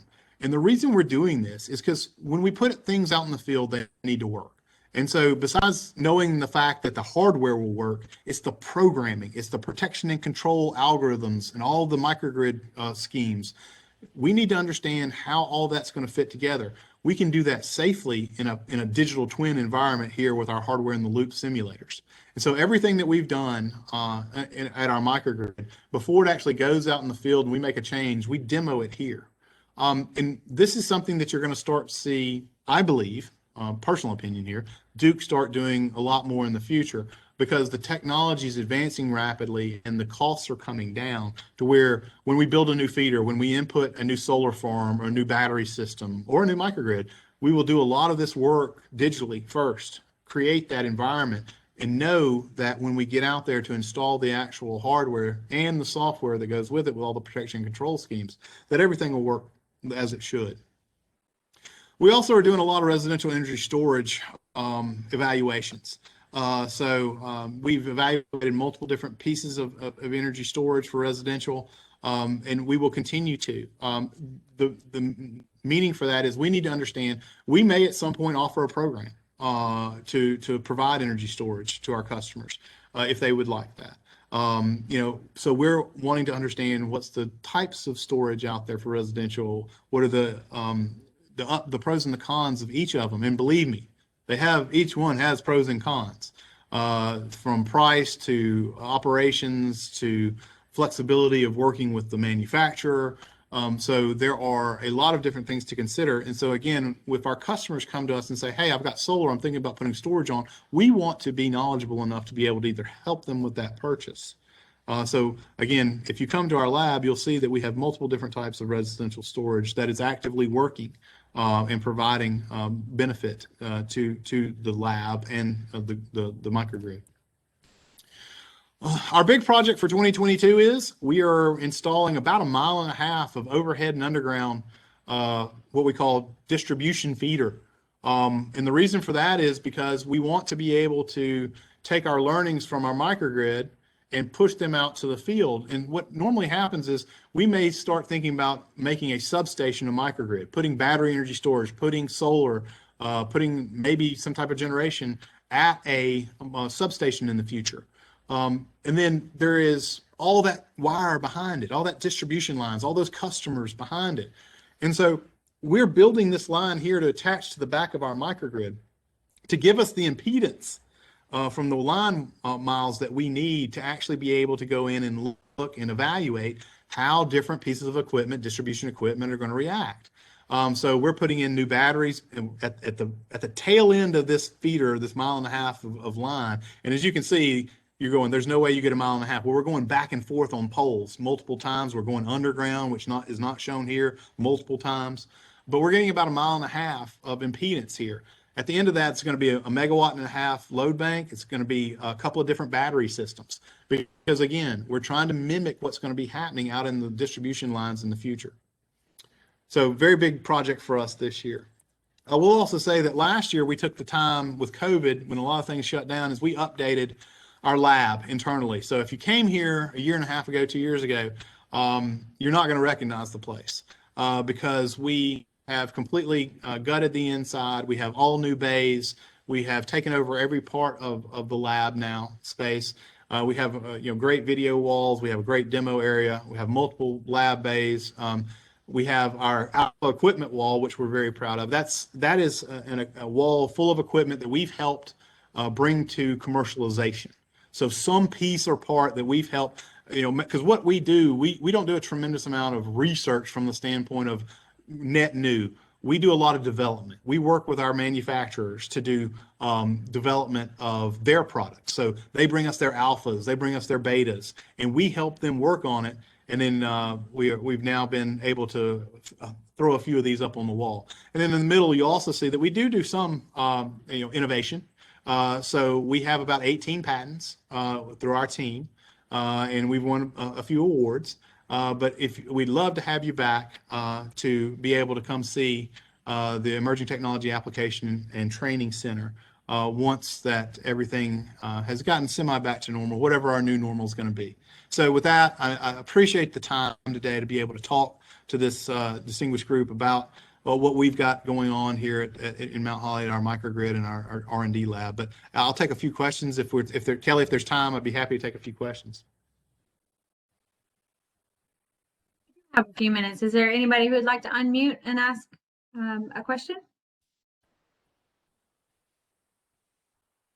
Or you can drop it in the chat box and I'm happy to read it out. Hey, Jason, this is Dave Ross at CPCC. Where do you guys see the future in batteries? Do you think it's going to stay in lithium ion?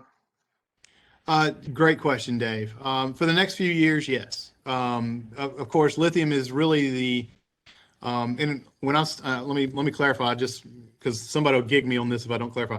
Lithium ion NMC, nickel manganese cobalt, is the actual type that this is what's really penciling right now for us financially.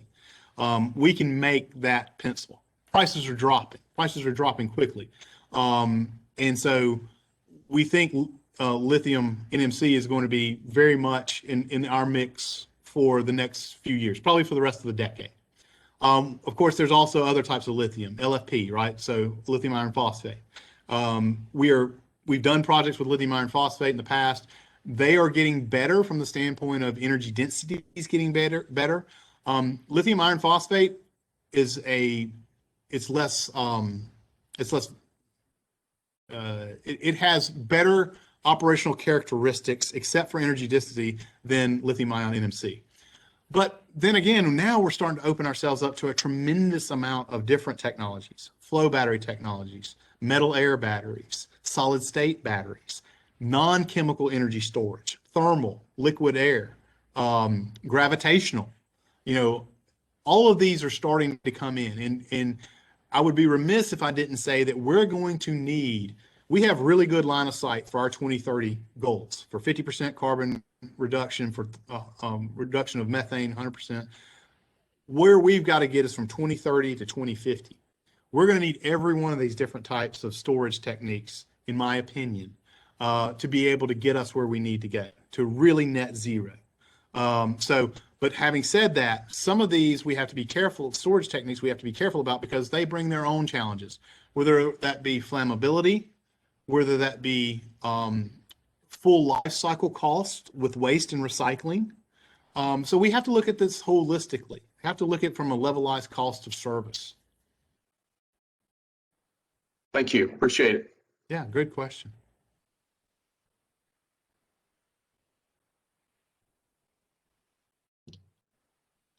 Well, I hope that I hope that at least I entertained you a little bit for today.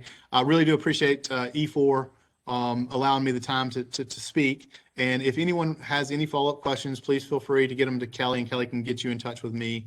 And I'll be happy to answer them. And again, happy to host anyone as soon as we get back to what is going to be the new normal, because we love to see folks out here. We love to do educational tours for anyone and everyone. So with that, I want to just say thank you to everybody. Well, thank you for the invite, and it's great to be here, albeit virtually. Hopefully we'll be able to travel in the near future. Certainly in the UK, we've had some restrictions in the last week or so we're able to actually go to a pub and have meet with some friends outside for the first time since, when was it, Christmas? Well, start of mid-December. So I'm Richard Wiles, and Pete. Yep. Hello. Yep. So Peter O'Donoghue, and we're in the same room, just sitting opposite each other at the moment. Yeah, so I think my name was down for the presentation, just to let you know that, but Richard's more of our key man for the grid and the IoT. I'm more on the smart city part, so I thought it made sense to probably both of us be involved. And but I think Richard's probably going to be the more key one for the energy related focus of the discussion today, I think. Sure. So what we will do afterwards, we'll distribute the presentation. Our contact details are as per the slide which is showing now, and once you get the deck, if you click over our LinkedIn or the LinkedIn symbol, that will take you to us. But we've also got our email and telephone number on there as well. So we're actually sitting from the Windsor office, which is our EMEA headquarters, just around the corner from the castle, actually. So I don't know if you saw the funeral parade on Saturday for Prince Philip, but we're literally a pitching wedge away from where the castle is, and we do actually have the Duke of Edinburgh scheme that he run in the same office that we have within EMEA. But also our head office is in Cary, North Carolina, and we interface a lot with our engineering departments who are placed in Toronto and Canada. Granby, sorry, in Canada. So, moving on. So I don't know if you're aware of who Trilliant are or what we do, but just to give a brief overview, we make connections. We connect devices to a wide area network, to a head-end system that allows our customers to generate data for themselves. So we don't view or have access to our customers' data, but we put the platforms in place to provide that end-to-end connectivity. So that allows our customers to connect to their clients and also to their supply chain to provide that end-to-end and that communication path to make sure they can work a lot more efficiently, and also to provide that level of intelligence that allows them to make dynamic business decisions. So we connect devices, we connect the world of things, which is a registered trademark of us. So as well as being in the UK, Canada, the US, we've also got offices in Malaysia and Singapore. So we do provide a complete let's have a look. So James Pock is requesting to annotate the shared content. Right, so James Pock, you can start annotating now. So right, so basically, I don't know what this means. Can someone fill me in? What does this allow us to do? Mark on there. Okay, right. So I've got a little menu come up, which I'm not used to seeing on the system. So basically, we're in more than 75 customers globally. I think one of the biggest figures on there, not only for the size of it, but also I think it really is quite an impactful message, is we've got over nearly 500 million people who are connected on our or under the reach of our platform worldwide. We've got 30 million endpoints that connect smart meters and smart city, other applications together as well. But more than a third of our customers have our platform doing more than one function, and that's really exciting. So this horizontal expansion, bringing in new use cases, once we put in a network, once we put a head-end system in place, it's really, really, really cool to see how they are expanding and bringing different use cases, different markets, different businesses together, but control them and connect them all together. So what do we have really? So within ourselves, we've got three secure RF wireless platforms, plus we've got interfaces into cellular. And depending on where you are in the world and what mode you have in cellular, we've got a whole different range of options around that. So for instance, our main deployment in the UK has been 2G, 3G, but we've also got NB-IoT, LTE, LTE-M applications and products that are live at the moment as well. So I will be talking about these in greater detail further through the slide deck. But what I wanted to make this is an interactive session. I wanted to give an introduction as to who we are and what we do. Okay, I wanted to talk through some of the main differences in our technology for our connectivity approach. So one of our backbones of our technology is the secure mesh, and it basically does what it says. The Ronseal advert does what it says on the tin. It is secure and it's a mesh. So this uses unlicensed frequencies. We work at 5.8 gigahertz, and we have devices that connect aspects such as the wind turbines, solar generation, transformer systems, CCTVs, all through the same network. Now this is really secure. It's very, very quick, very low latency, and a high bandwidth. So the sort of applications that we've done for this around the world is where we've been able to provide Wi-Fi over the hills.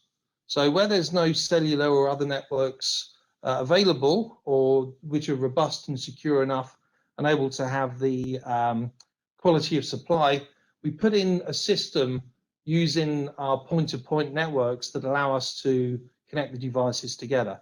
So a typical example of this is when you've got a wind turbine and you're producing electricity, it's normally in the high voltage area. So high voltage, you need to have low latency, high bandwidth, and we often bring SCADA control onto our platform as well. So that means we can do monitoring and pretty much real-time decision makings with the information that we're passing down our network. But we also have the ability to bring in CCTV, so we can monitor people who work remotely. That enables them to be constantly assured that if something does happen on site, And when they do work remote, then often they're multiple people. But then we can look that, you know, the users can view how they're working to make sure they work in a continued safe environment. And conversely, if people are trespassing and doing damage to property, then we can identify when such events happen and obviously film it remotely. So this is often our backbone approach to our connectivity, and we pass it from high generation, excuse me, through the transmission and distribution down to where we come onto the secure mesh FAN, which is the field area network. So what we do here is we convert the 5.8 gigahertz down to 2.4, and we bring in additional devices and sensors, such as smart street lighting, such as the connected home, such as electricity metering and other form of connected points as well. But because this is normally, these devices are normally powered to the mains, we can exchange a large amount of data quite frequently, and we can provide a closed loop system to bring in the wide area and the field area networks together. The only drawback to this system is that because of the low latency, high bandwidth, the power draw is more than when we have a point-to-point or what the sort of technology that is required for a battery operated system. So we also provide this in the secure reach. So this is a technology that goes point to multi-point. We've got lots of applications where we connect it to smart meters, which are battery operated, such as water and gas, as well as electricity when we're bringing data from a wired, constantly powered source as well. So this means we can provide a mixture of different networks in addition to the cellular. So the secure reach and the secure mesh, so secure reach and the cellular, we've had quite a lot of edge computing on that, edge monitoring as well. So we can bring in Zigbee and or wireless M-Bus. And I'll talk about that in greater detail. For these are the typical of the applications that we've rolled out in the UK, where we've got 12 million plus connected devices all working together through our comms module, through our head-end system via a third-party cellular platform. But we've also connected additional devices to our secure reach products as well. So in effect, we've got 4 different technologies connected to the same centralized management suite. We've got a single pane of glass that can bring all different use cases and wide area networks. And we make sure that we're not trying to shoehorn a particular technology into a use case or application that it may not be best suited for. So in that respect, it does give us that flexibility and the ability to constantly expand and bring on new devices. Okay, so we're talking a bit more about the actual wide area network itself. So the secure mesh WAN, inside this, how do we best describe it? A bit of a mushroom looking device. That contains 8 different antennas inside, and we swap around 10,000 times a second to create a mesh going from one device to the next to the next. So this gives the ability to switch between one, if there's an obstacle in the way between one transmitter and a receiver when it's in transmit and receive mode, they can form a mesh and bypass an obstruction to make sure we get a brilliant quality of supply for the signal coming through. We've also got some really smart technology in the way that the data works. So an easy way to describe it is when you join, we call it the motorway, you call it the highway. But if you've got a line of traffic running at 70 miles an hour, then what often happens is that if people don't look properly or it's not synchronized, when you try and rejoin the highway, then they're often, the cars behind slow down to let you in, and that in turn calls tails back later on down the line. And that does affect the throughput of the data that you can get from device to the sensors out in the field. What we do is we slot them. We've got time slot allocations. So a car will basically join a motorway in between the space between 2 other vehicles. So there's absolute maximum efficiency of the data coming through. And that enables us to get the wide bandwidth of data from one point to the next.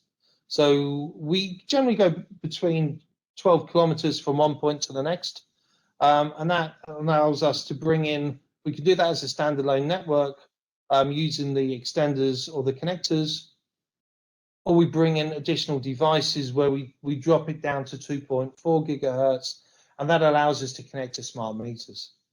So in that respect, we've got a whole portfolio of additional devices, not just the collectors and the Trilliant repeater stations, but we've also got a whole host of smart meters that we've got hanging off the back of that. So we've got obviously partners around the world. We're showing an ANSI version that we've got at the bottom here, but also we've got this rolled out in Malaysia, where we have a multitude of different partners who've gone through an integration path that allow the meters to be connected. And that's really important because we act as a communication service provider and a data service provider on behalf of our clients. We provide that platform, and then they can go off to open tender to procure the meters through a separate procurement path to make sure that the total cost of ownership for the overall platform is at its optimum level. Okay, so basically we often integrate the field area network into the wide area network, but we can bring them in together. Every time we switch to a fan, the bandwidth reduces slightly, so we can still get some sort of low resolution CCTV, but normally the applications are less frequent, less critical in the operation.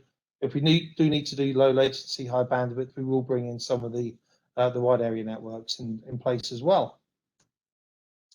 So on the cellular side, this is what we have at the top here is basically the network that we have deployed in the UK.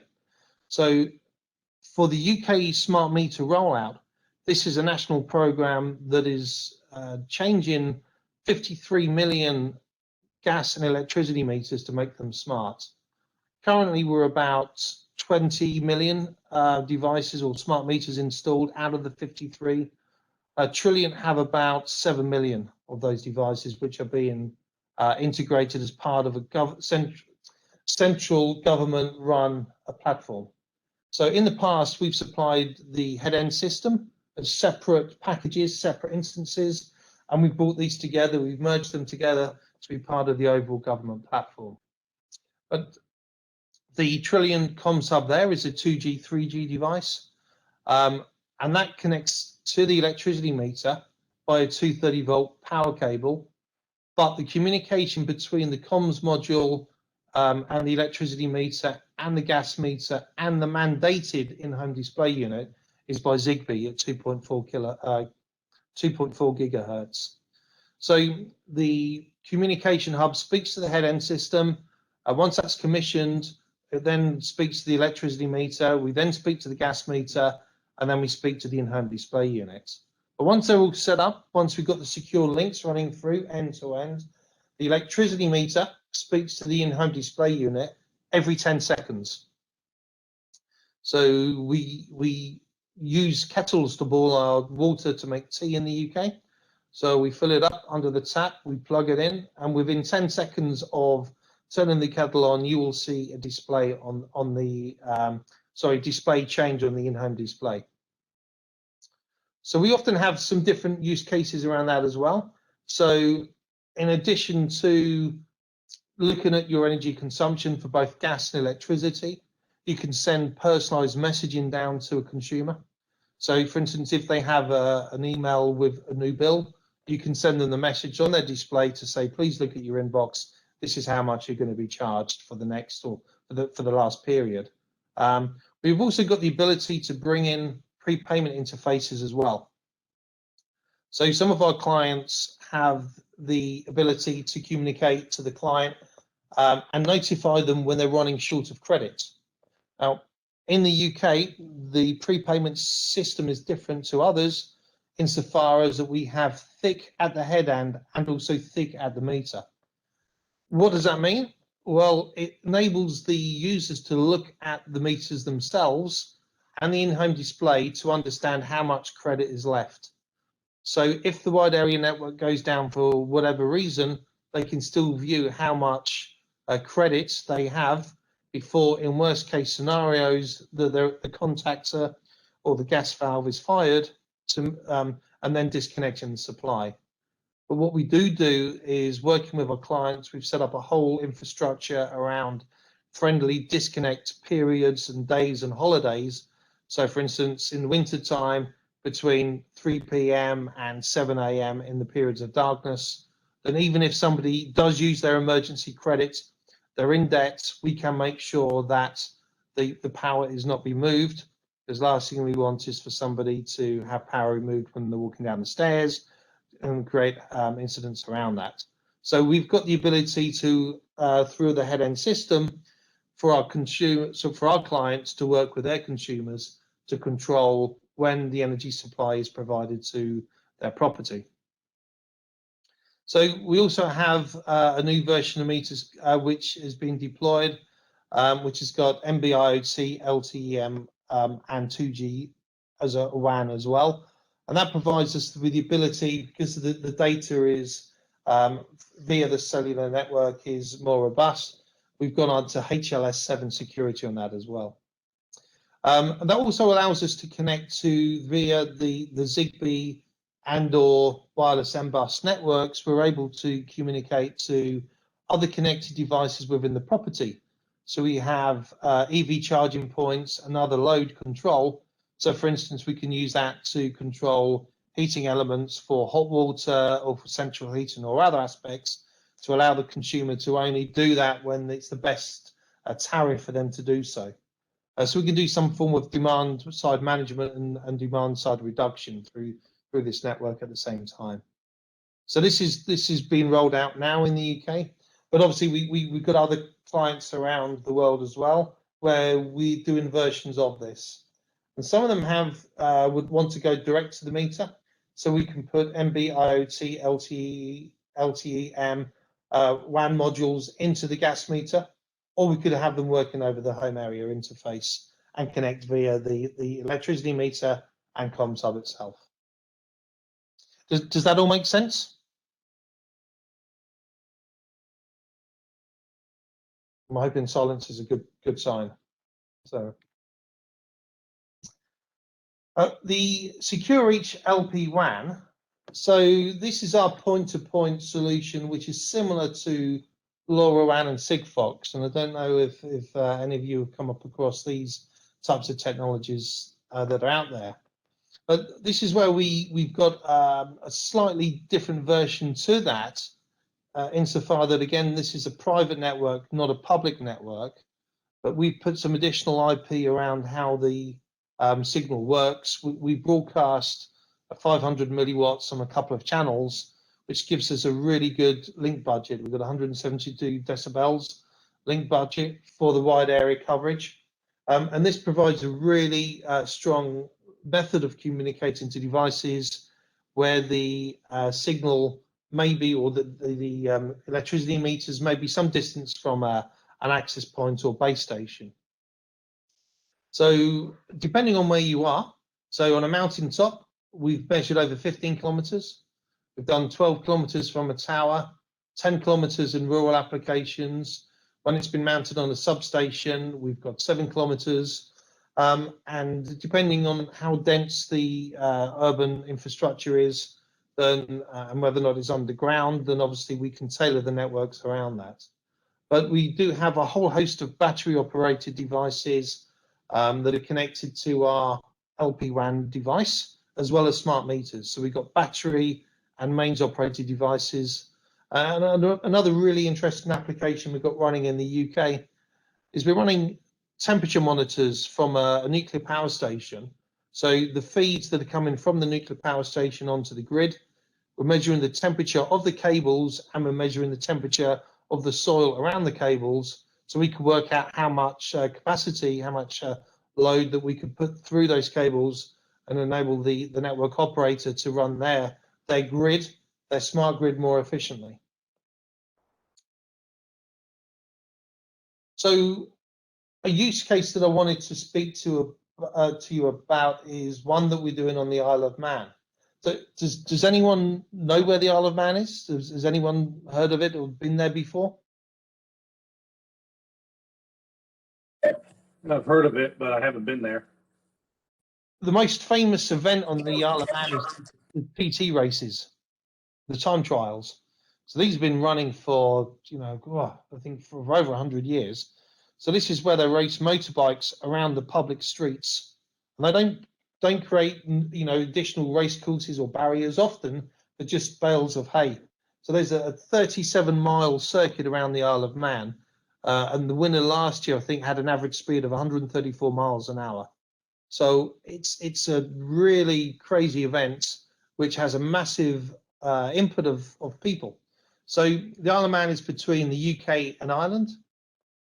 Population is about 70,000 to 80,000 people, 50,000 plus properties. But for the races, that increases up to 250 to 300,000. Unfortunately, for the last couple of years with COVID, we've not been able to stage the races, but hopefully next year we'll be able to be on again. So with the Isle of Man, they came to us, well, it actually went out to tender. They were looking for a wide area network and an AMI system to look at and replace their existing products. They do have smart metering out there, prepayment meters that were semi-smart. It was a token-based system that somebody would go into a shop to get a top up, go back to the meter, insert a card, and then, or a token, an RFID token, and that's how credit was passed from the point of sale to the meter. But there was very little consumer interface beyond that. So the requirement was this system is going to be withdrawn, or the support has been withdrawn from the system.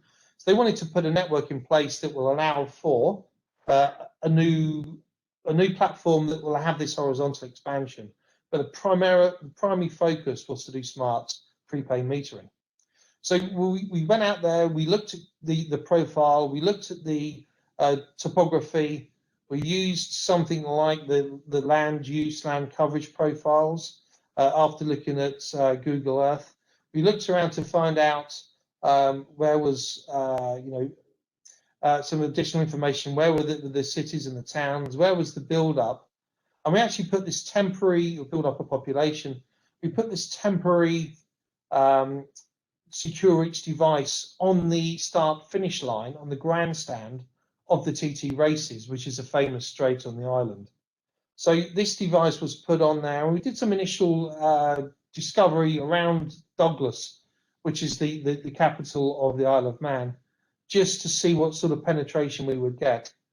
In the Isle of Man, the buildings are beautiful to look at. They're often thick walls, white buildings, which are great to stay in for a holiday, great to view from the outside, an absolute nightmare to get radio frequency into.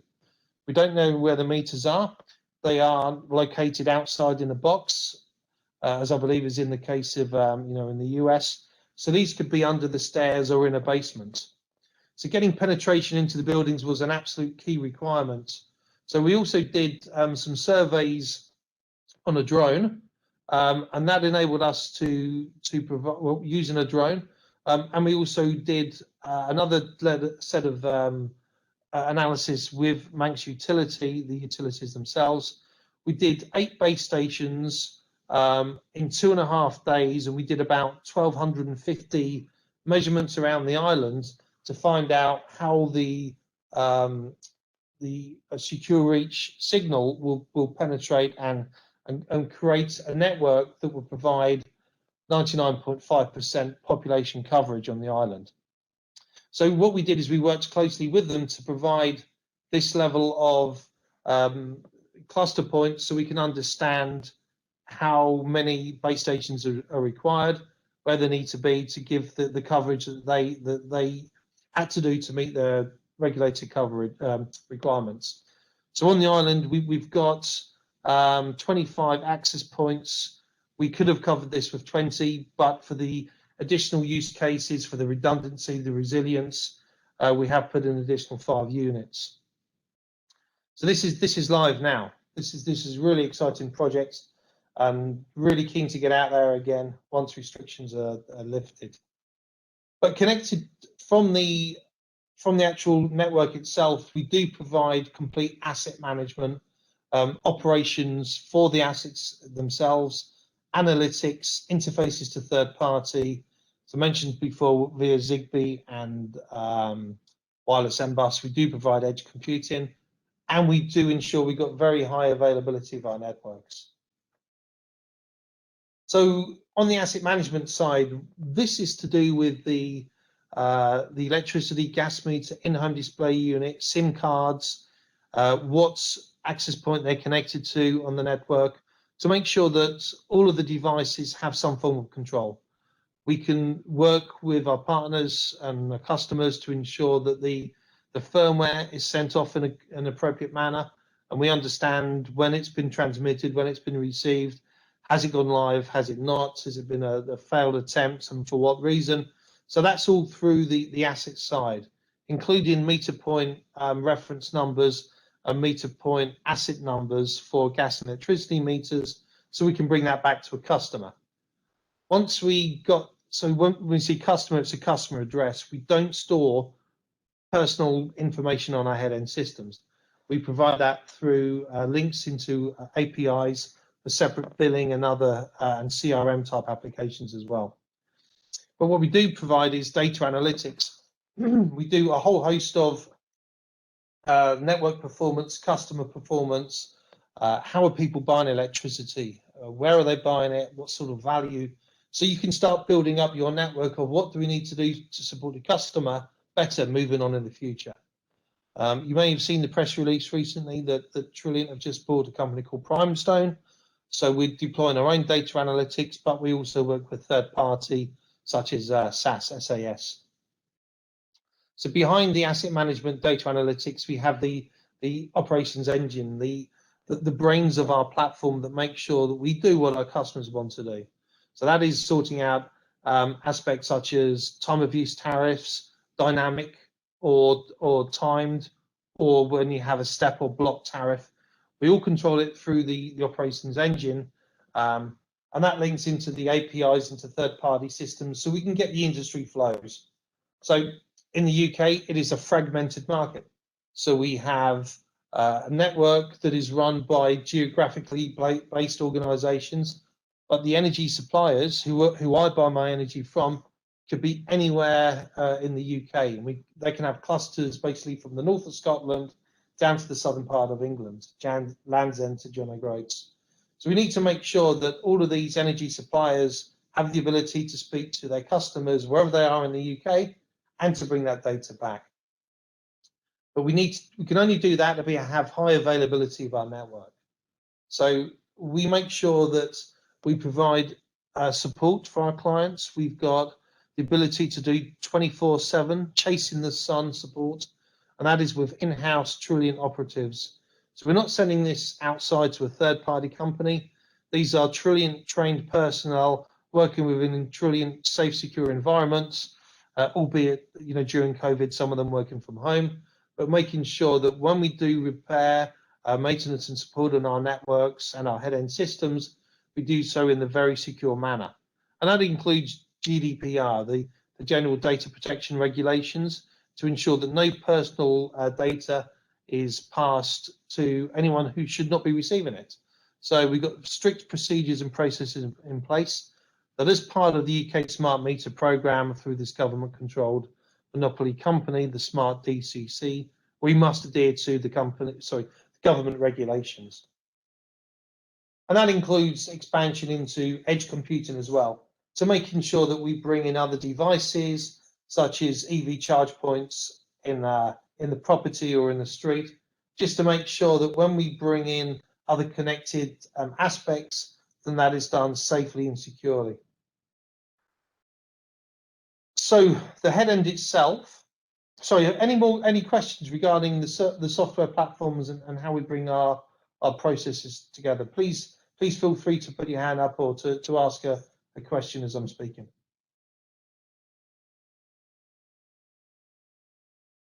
Okay, moving on. So the head end system itself has been designed to be really easy to view visually. So we provide a helicopter view, so different users for different roles have the ability to view the information that's relevant for their job. So we're able to look at a particular group, a customer, a segment, be it gas or electricity. We're able to segregate them, make sure it's safe to view that data, and that the operatives, when they do so, only can do the commands that they're entitled to do. So in other words, you can't get a disgruntled employee turning off the CEO's electricity supply halfway through a football game because they feel their pay rise hasn't been big enough. We make sure that everything has a date and time stamp. So we've got a full audit trail as to who does what, when, and the reasons behind it. So the dashboard itself can be customized within their job parameters. And as I said, we've got different role-based activities to ensure that different people look at different levels of information that's relevant for their job. So this is typical of the views where we brought in a Google Street Maps view. So we, again, with the helicopter, we can look down at a building. We can look down at how many devices are in there, how many are operating, and what mode are they at. We've got a whole host of the connected aspects on there, be it water meter, electric meters, gas meters, displays. Then we could pinpoint by driving down and focusing down, we can get specific use case examples as to how that device has been configured. So again, we can bring this, we can automate these processes and bringing in new devices when we do the commissioning, or when there's a change of tenancy or a change of supplier. We work with our client to automate that to make it as easily and manageable as possible. Okay, so this provides views of what we do between particular models of meters, the serial numbers, how it's been configured, and for all the hardware versions that's on there, the hardware and firmware versions. So for instance, when we're doing an over-the-air upgrade, we can make sure it's future activated. So we transmit maybe 1 week in advance. We get acknowledgement that that OTA has gone through. We get the receipt back from the head end system. So when that tariff does go live, the consumer's fully aware of it. They've had some form of marketing campaign. They signed up to a new tariff. So there are no surprises. And we've been very, very efficient in doing this for the UK with our multi-millions of devices in the UK. We've had over-the-air upgrades of in the very high 90s, 99.1.2. In fact, one of the main reasons why we haven't got 100% over-the-air upgrade, because we can always ensure when we've got communication from the devices to our head end, we do daily reads or monthly reads. When it's not transmitting, it's often been down to the in-home display unit being turned off at night time because the customer wants to save energy. So they turn off their device at night time when they're in bed, just to make sure that the screen isn't consuming energy, to say how much energy is being consumed when they can't see it.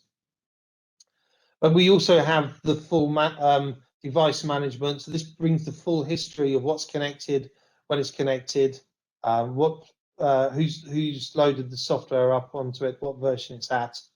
And we've got a whole host of different meter partners on board that when you look at our different WAN options, we've got a whole host of different partners.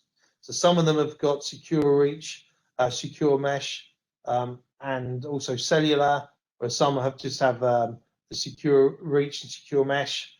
So we've got a whole host of different meters for different applications and for different markets. But what we do like to do is pride ourselves on working with our customers to make sure that we can help them do what is it when you've got lots of devices together? Sorry? Cluster. Cluster test, no, but it's so this is a typical of the display we've made up for one of our clients, where we've got 10 gas meter, comms modules, and in-home display units all working together. So when we do soak testing, there we go, soak testing, that's what I was on about. So when you've got releases of firmware, we can do full shift left testing process. So working with third-party operatives such as the suppliers of the gas meters, the electricity and in-home display units, they may all come from separate manufacturers. What we've got is an ability to shift left by having a joint integration testing process that shifts the blame from anyone. We create this atmosphere that when you do testing, you're identifying bugs, and from those bugs, you can work to a fix. So what we want to do is set up quickly, we test quickly, we fail quickly, we identify where the faults come from without pointing the finger of blame as to who's to fail and for what reason. In a controlled sampling environment, we're able to identify what has failed and then quickly work for a solution, put that in place, load it up onto our automated platform, go through that same testing again to see what happens. We have multiple failures. We may have multiple failures until we get, yes, this is now working, and then we can sign it off. But by working fast, failing fast, implementing a fix pretty quickly, and working together collectively, we're able to shift left for our implementation programs and have really good customer engagement to make sure that new features, new products, new services are brought on in the quickest possible time. This is quite interesting. This is a new bit of innovation that we've brought on board. This is for the distribution automation where we've got the generation of energy. We've got the transmission and distribution sides now going up to for the medium voltage distribution, the transmission and the generation. They're generally smart, and we've got smart going into the properties, but then it's trying to look at the last mile, the low voltage power supply, which often is not connected to the network and is not part of a smart system. What we need to do to make sure when we've got decentralized energy transmission sources, such as home solar PV, community storage, little micro wind turbines, vehicle to grid applications, is how do we bring those in under a central pane of glass? And how do we provide the analytics to look at what has been the historical consumption, what is the forecasted consumption based upon weather, looking at how much energy is going to be projected to be generated, how much actually is being generated, to look at historicals and bring everything together. So we brought in this new product. It's called Fusome. Now this sits behind the last mile secondary substations in the UK and Europe, and it's a retrofit solution. So this is installed in less than 100 seconds for the 3 phases. And in effect, it's an inline power meter, 3 phases, each running at 1,000 amps. What we have also is our controller at the bottom on there that allows us to connect to the grid to be part of a SCADA system and do a whole host of other measurements on there as well. So what we can do is we can store the last 10 seconds worth of data is always stored on the controller, and in the event of a power outage, we can bring that back to the central head end. So without further ado, let me just show you a little video. This does not have any music or voice on there. So on the left-hand side, you saw a fuseway. This is a fuseway installed with the Fusome connected. So it's a very simple process that we can measure for each phase. What is the current running through each phase? What is the temperature? What is the voltage levels? And the benefit of this system is that it is retrofit. So when we have a non-smart transformer, we can remove the fuses, put the Fusome, which is the orange device, in place, insert the fuses back, okay, create a virtual neutral that means that it is self-powering. We do not need to do any additional wiring or tapping into the transformer, but this does allow for each phase to have its own intelligence and current shunt resistor to make sure that we can take measurements. And once it goes through to the controller that's at the bottom, we can provide a whole host of data that goes back to a head-end system or part of a SCADA. So the initial application was designed with an SD card, but we put Wi-Fi and then we've extended that to have interfaces for all of our wide area networks, so we can bring that back to a centralized head-end system. So it does not need any Rogowski coils. It does not need any additional tap-in into the transformer system. It is purely in line for each phase, for each of the fuse ways, and we can parallel these up together. So we may have a transformer. In the UK, it's between 4 fuse ways and 15 fuse ways. You normally have 4 in rural applications, and they may all be activated, or you may only have 1. Or for urban applications, you may have so in London, you may have up to 15 fuse ways populated with 3 fuses in them. We can have 1 controller operating and recording back all of the different fuse information from all of the 15 different fuse ways. So this provides a host of other network intelligence that we can bring onto the grid. So for instance, this is showing, these are real measurements, by the way, of a fuse zone that has been worked on a live network test environment up in Scotland. So what we're doing here is we're measuring the increase in current. So we're part of Power Network Demonstration Centre up in Scotland. So this is run by 4 district network operators, DNOs. We're a member as an affiliate. And what they can do is superimpose faults onto the network to see how fault monitoring devices can A, detect those faults, and B, how do we transmit those back to the central head end. So we have our secure mesh, secure reach, and cellular networks in place.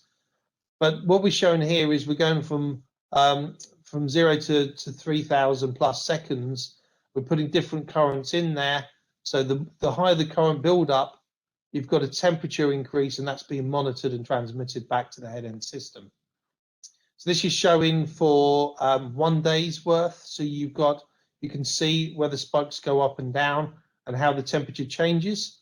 So it could be taking into account ambient temperature to the temperature in the substation, but we can take into effect if there's a potential fault line happening because one phase is overloaded.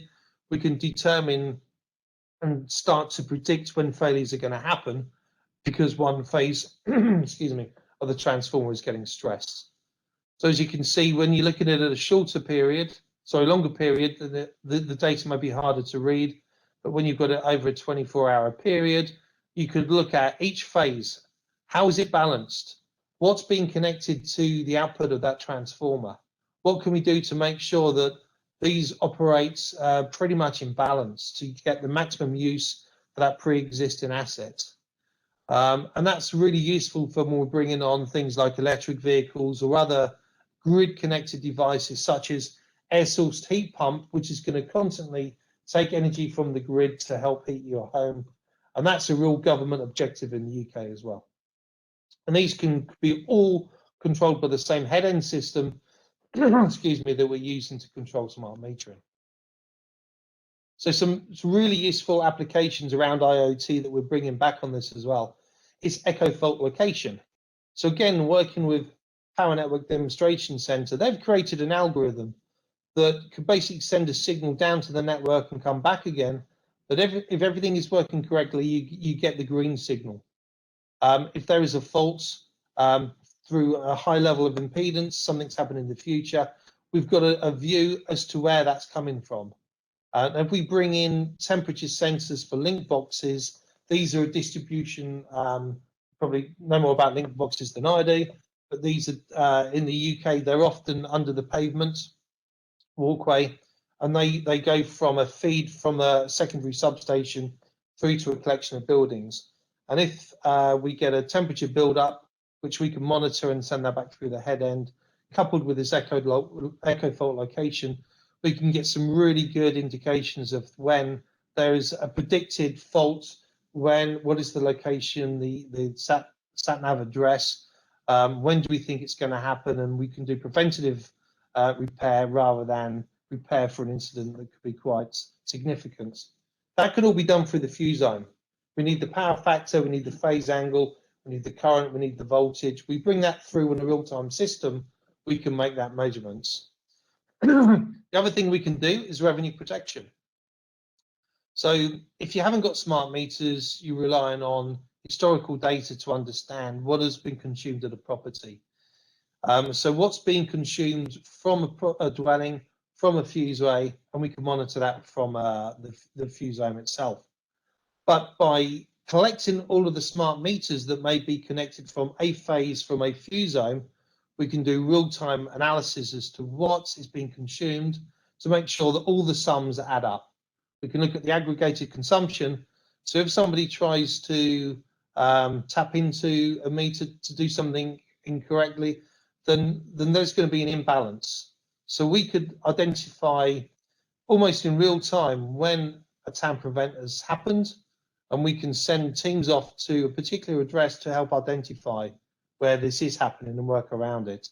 So the revenue protection is very key, and we've got a lot of interest from the DNOs and the energy suppliers, because this provides real-time, dynamic, technical and non-technical loss calculation and measurement. A non-technical loss in the UK is generally down to theft, where people have been tampering from smart metering and other network connected devices to try and bypass the metering. So one of the other devices that we've got working on the back of this is the ability of bringing an IoT gateway. So one of the use cases we have is bringing in gas and electricity through the gateway. So these work on Zigbee, so we can put from Zigbee onto our gateway. The gateway can then convert it to one of our secure mesh or secure reach protocols. Excuse me, we can send it up to floor 23 of a high-rise building, so we can connect to the consumer, we can have energy portals, we can give them their own command center, we can do energy disaggregation so they can work out how and when they're using their energy. Is it their heating? Is it their cooking? Is it hi-fi? Is it, certain demographics of consumption devices? And then break down through the consumption, give them more information as to what they're using and when. And what can they do to change their consumption modes to reduce their bills and to reduce the load levels on the grid. So this is really key, especially when we've got connected devices, be it electric vehicles or vehicle to grid devices. I'm just looking at the time, we've only got 10 minutes left. We're about to go into the smart city applications, but this is an extension of, I'm going to bypass that video because this is an extension of the same platform that we can bring in something like smart light bulbs and LED lighting. So Pete, this is your section. So Okay. do you just want to give a summary of this, and then Yeah. we can do a question and answering session afterwards. Yeah, just give it a few minutes. Hang on. Just go on. Tell me when to move on. You want to? Oh, you muted on your own? I'm still. I can go. Yeah, if you put up with I'm muting myself.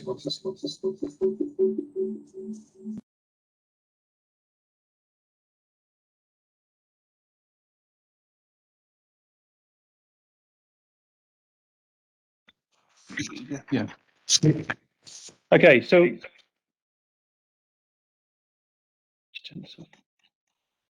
just in the remaining time, we've got to, okay, I know we want to allow a bit of Q&A, but the final part of the presentation was really more, not so much related to the grid solutions, but what we can build off the back of the grid. So typically once we've already deployed a network, our range of networks. So Richard introduced that we have the WAN, LP-WAN, mesh networks, and cellular networks. So typically what we aim to do in smart cities is to effectively start with solutions that can build a canopy network, whether that's going to be already there for doing smart metering, AMI, or if we start with doing like smart street lighting, which is always a classic sort of way to get a canopy network across a city, providing the coverage that you can then build a range of other smart city services onto. So this screen is really talking more about, the starting point is typically going to be something of the order of going, when most cities will go towards LED, moving away from their traditional high power sodium street lighting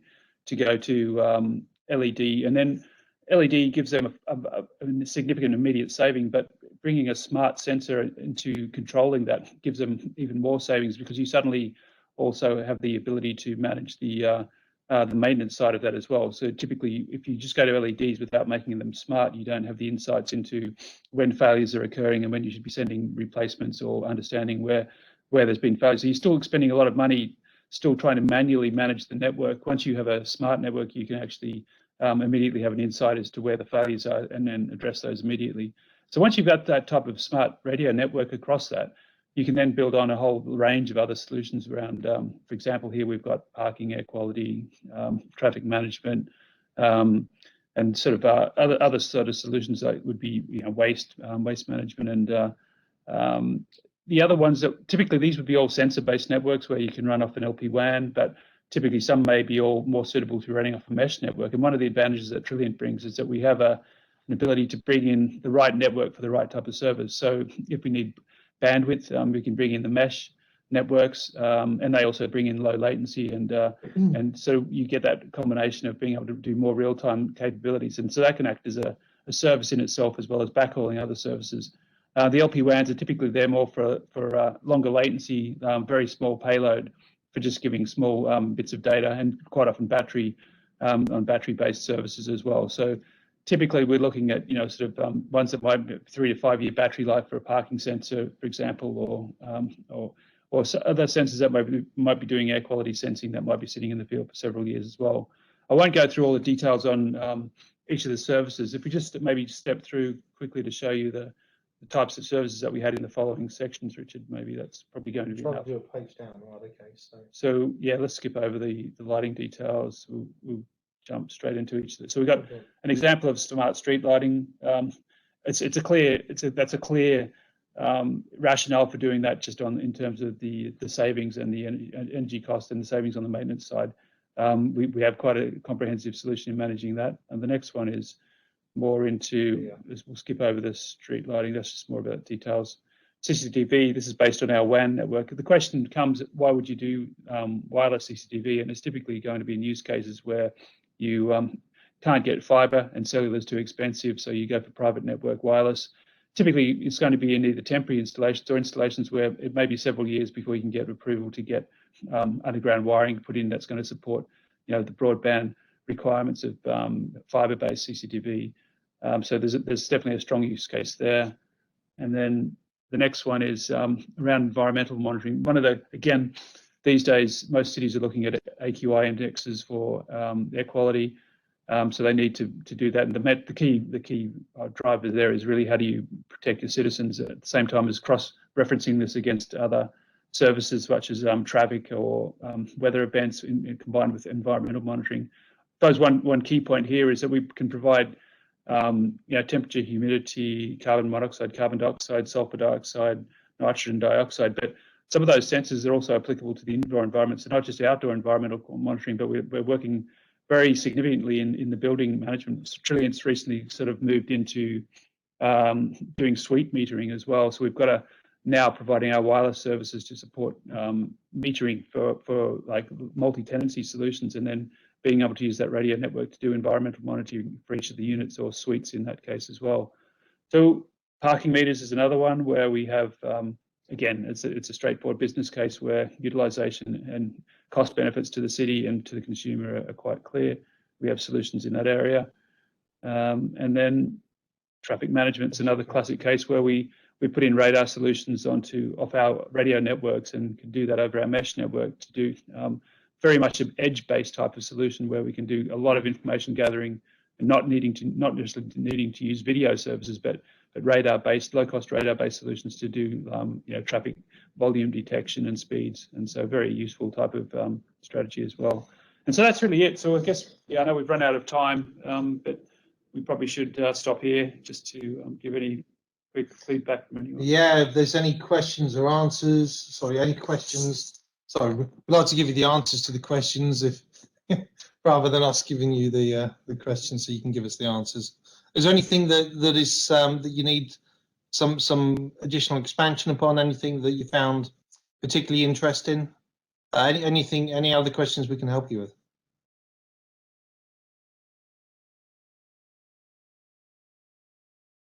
Anybody would like to unmute and give a question or put it in the chat box? I'm happy to call it out.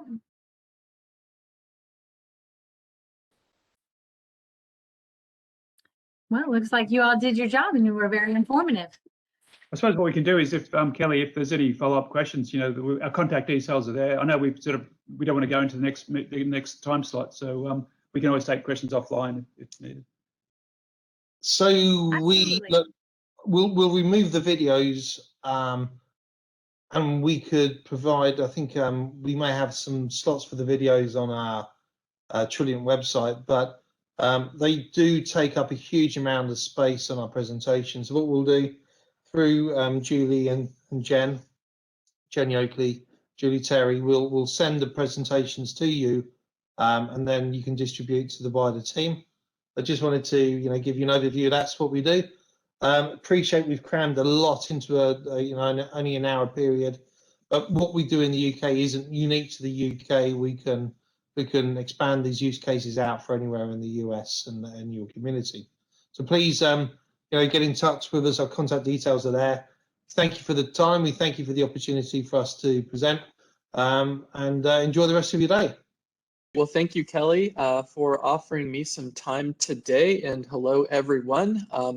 We are a partner and member organization of E4 Carolinas and have been for quite some time, and always appreciate these types of collaboration opportunities, particularly when we can talk about our mission at NCBPA, which is, in a short way to say it, buildings and energy. We talk about building performance, which is a way to be inclusive of green building, energy efficiency, sustainability, high performance construction, all these types of things. And so what I thought I would talk about today for the Leadership Academy group is a little bit of a kind of high level, but still crash course into sort of where buildings and energy are in the North Carolina market. Also correlation, of course, to South Carolina and Southeast regional markets, since I know that E4 Carolinas members work certainly all over the Southeast and more. And then focus a little bit on the energy and non-energy benefits, which is some of the kind of vocabulary that we use on our side of the industry. When we talk about energy efficiency, we're talking about saving energy. We want to do that really ideally before clean energy, renewable energy comes in, so we're using less in the first place. There are non-energy benefits, or NEBs, that come into play when that happens, and so that is a big part of our work. So for today, I've got some slides just to go through. It's really just talking points for me mostly, and then I'm going to leave plenty of time, hopefully, for Q&A at the end. So just a quick introduction for myself. As Kelly said, founder and executive director, North Carolina Building Performance Association. We were founded in 2014. We are a not-for-profit, so we are a trade association for private companies and nonprofits and many others. We do represent architects, builders, contractors, product manufacturers, utilities, other folks as well, anyone that's interested in what we would call building performance. As I mentioned, energy efficiency and sustainability in the built environment are kind of our core founding principles and kind of the work areas that we have. And then there's 3 sites that you can find information on for NCBPA. The association website, which is really for our members, for our industry, is buildingnc.org. The other websites that we operate for commercial buildings, so if you're interested in hospitals or office buildings or anything that's non-single family residential, buildingperformancenc.org. There's great information there. And then on the residential side, if you want to share this with somebody, or if you are someone that's interested in how to save energy at your own home, you can go to homeenergync.org. As one final bit of introduction before I move in, wanted to mention that as a result of the pandemic, NCBPA is a little smaller, and I am the part-time executive director. So my full-time job is based in Salisbury, North Carolina with MaxLife Industries. We are a manufacturer of structural insulated sheathing panels for commercial buildings. So when we talk about building energy efficiently and designing energy efficiently and all those types of things, MaxLife supports the mission at NCBPA. So just a brief mention there. Thank you for that. Okay. So for today's agenda, what I thought I would start with is just kind of why buildings and energy efficiency. I'm going to make an assumption that hopefully is correct, that folks understand that energy efficiency and the built environment is kind of a big opportunity. But I'm going to try to dive in a little bit and sort of explain just how much of an opportunity that might be, not only for North Carolina, but really for other states, the region, and the country. I will do a little bit of a dive on North Carolina opportunity, really because we have good data on that, and there's been a lot of progress made in the last few years, and some of the E4 Carolinas members will certainly be familiar with that. Talk about market drivers as well. I'm going to do an overview and then really focus on a small portion of the technology that's kind of coming out really in this environment and in this side of the industry. And then I'll touch on policy as well. So hopefully it won't be the boring side of the policy, but the way I like to present is a little bit more engaging and sometimes direct on the policy side. So I'll do that as well. And then we'll just kind of wrap up with a how to get involved and then Q&A as well. So hopefully that meets people's interest. And I will do my best to check the chat box every so often, but Kelly or anybody else, feel free to interrupt me whenever, and I'll be happy to stop and take a question. Okay, so on the why buildings and energy, the point here is, can you or can someone that you are trying to work with relate to building performance, building energy efficiency? When we talk about folks that are buying a home or that work in a retail or restaurant shop, for example, or maybe that work in an office, or perhaps that are at a senior assisted living facility, the thing that we all have in common, including everybody here on today's meeting, is that we all live somewhere, we all work somewhere, even if it's a little remote more than usual right now.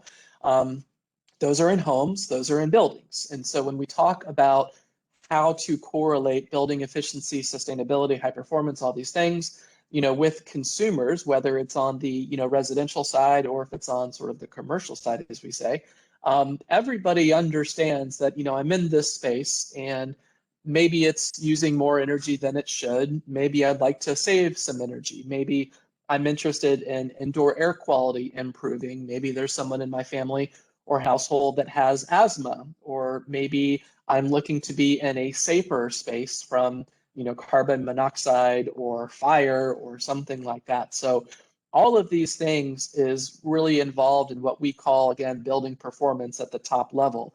To draw the correlations when folks talk about like green building or sustainability, we're really looking at some of those key environmental benefits. And we choose to roll those into sort of the umbrella of building performance. But really, it's all about just relating to people, relating to businesses, and offering solutions, product services, all those types of things that make the built environment a better place. So that's why we talk about why buildings and why energy efficiency. So I've got kind of 3 points here. Feel free to read along if you'd like to, but the key point is that on this one, only 8 states have more energy efficiency potential than North Carolina. So the other way to look at that is we have a lot of energy efficiency opportunity in North Carolina.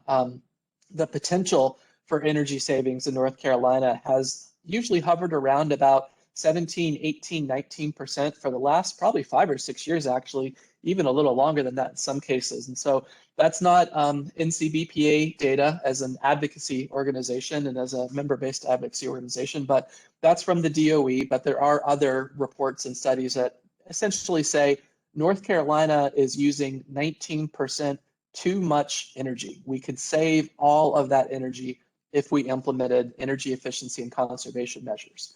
Why would we focus on buildings? The highlight here is that the residential and commercial buildings account for about 50% of North Carolina's energy usage. Industrial is about 28%.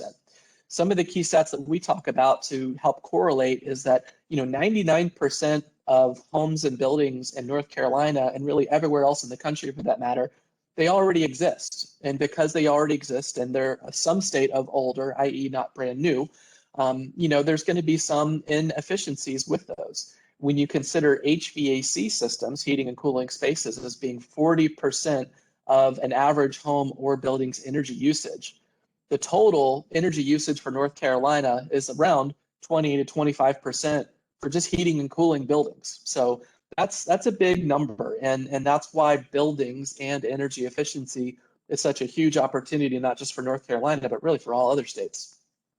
And then lastly, when we talk about energy efficient buildings, we talk about that being a win for all. So we talk about job creation, we talk about environmental benefits, we talk about economic benefits, helping to revitalize local communities, and do a lot of other things as well.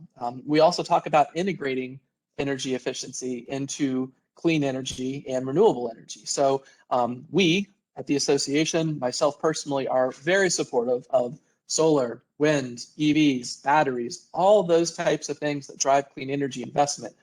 But what we would like to see is energy efficiency first. What you do first is you lower your energy need, and then you fill that need with clean energy. It's really the least costly and the most efficient and really the most bang for the buck overall when you do it that way. So that's science, that's economics, that's a lot of things. The short example is we don't really want to see anyone put a solar panel system on a home or on a building that is using way more energy in the first place. If your goal happened to be trying to get to like net zero carbon emissions, things like that, it's going to be way more cost effective and a lot faster if you save energy first, lower your need, and then fill that need with clean energy. That's why we talk about energy efficiency first. Okay, so in the portfolio of clean energy and renewables, there's a lot of things that you can do. I'm here today as an advocate and hopefully educator on buildings and energy efficiency. You can see some of the different things that are kind of correlated here with the renewable technology. So we're talking about clean energy generation. I want that. Our association wants that. If anybody's opposed, sorry, you'll have to hear from me for a little bit longer, I suppose, but that's what we're after. Item number 2 here is focusing on some of the appliances and mechanical systems that use that 40% or so of your home or building's energy usage, from HVAC, mechanical, stoves, microwaves, computers, things like that. Number 3 is air sealing and insulation, which isn't always the most fun to talk about sitting in an insulation manufacturing facility here, but it's cheap and easy to do. And it's really one of the first steps when you're looking at either renovating a home or building or doing a new construction, is making sure that it's properly air sealed and insulated. And then flexible energy usage. So this is getting into some of the building automation systems, time of use rates, things like that that we talk about in the utility world, which is really just making sure that we're refining our home or building's energy usage to make sure that it's the most optimized, the most energy efficient. So how we talk about buildings and energy at NCBPA, I've said this is kind of our opinion, but let's bring in some other kind of statements from other folks in our association and outside. This first quote is from a gentleman from Phillips Lighting who said, energy efficiency is not about saving energy. It's about tackling economic, environmental, and social issues at the same time. That quote's about 3 to 4 years old, maybe a little bit more actually. So, we've been talking about sort of those equity issues, if you're someone that pays attention to that in our industry, for quite a long time. But energy efficiency really is, hammers, nails, hard hats, hands-on work in a lot of cases, but not all, that do drive these other benefits. Stephen Chu, former U.S. Secretary of Energy, said the biggest gains in terms of decreasing the country's energy bill, the amount of carbon dioxide we put into the atmosphere, and our dependency on foreign oil will come from energy efficiency.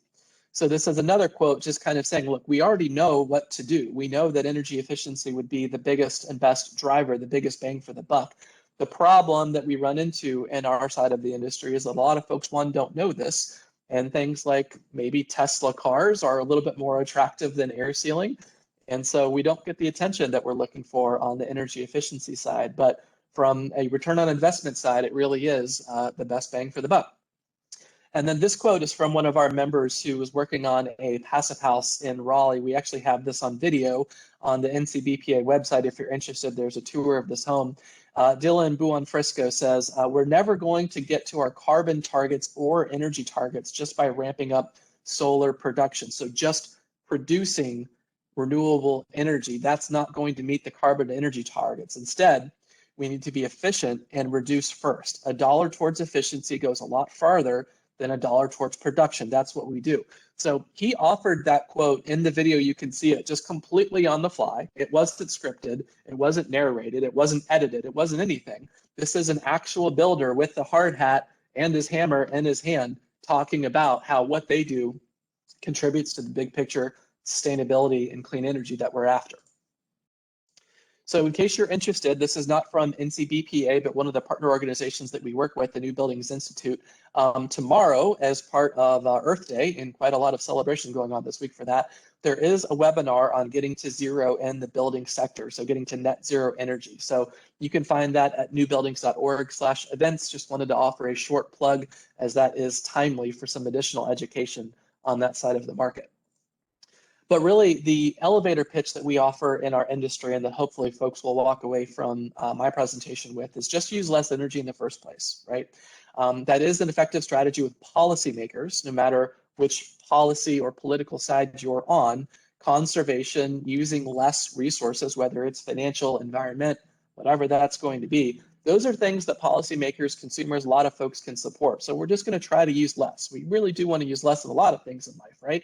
Also in business. And so that's one way to just help communicate the role of energy efficiency, particularly in the built environment, is let's just use less in the first place. It'll get us to our end goals a little faster.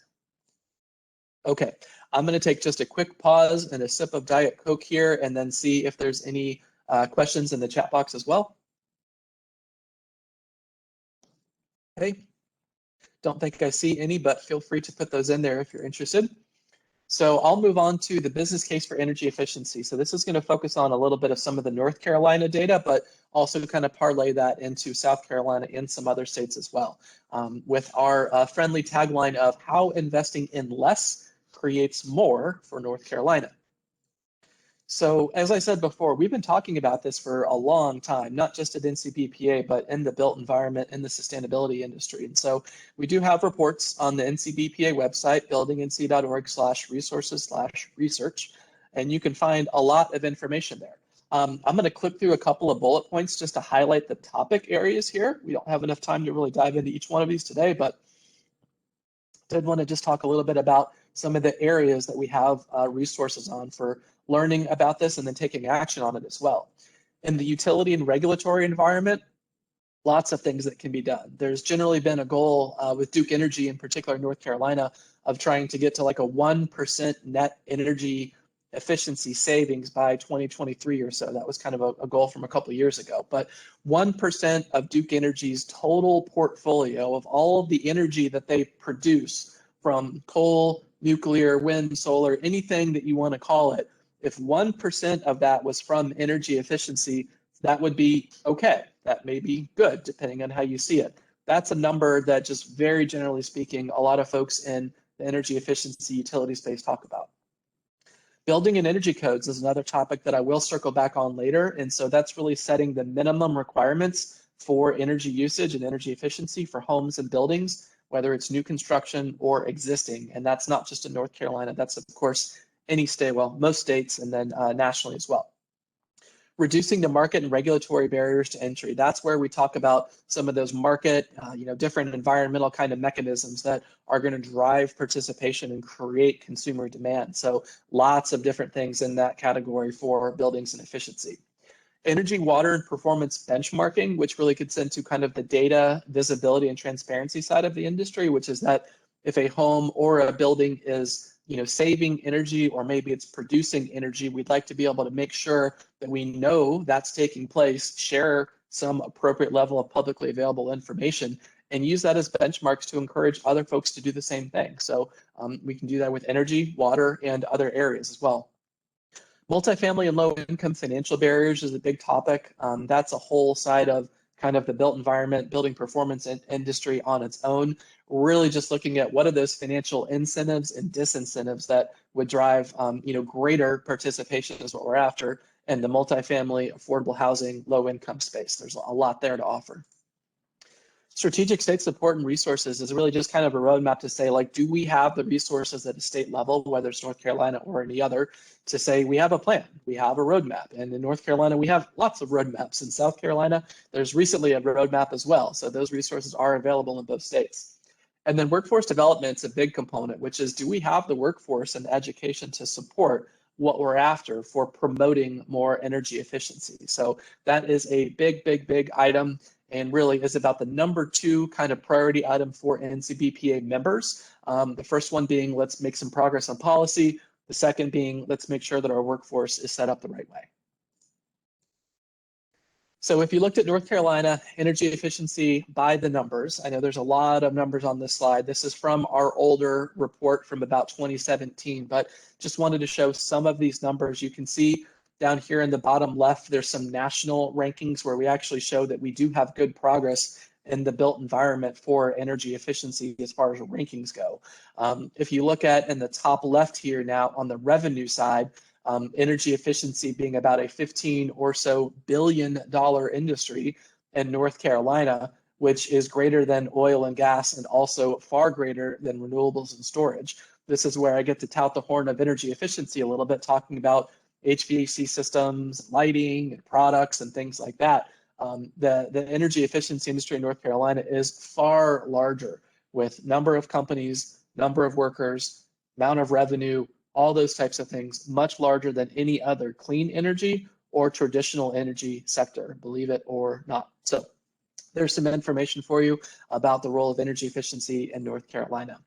A different report that we did in 2018 was calculating the potential to see how much there is. So I started my presentation referencing that 19% or so number, and there's a lot of data behind that.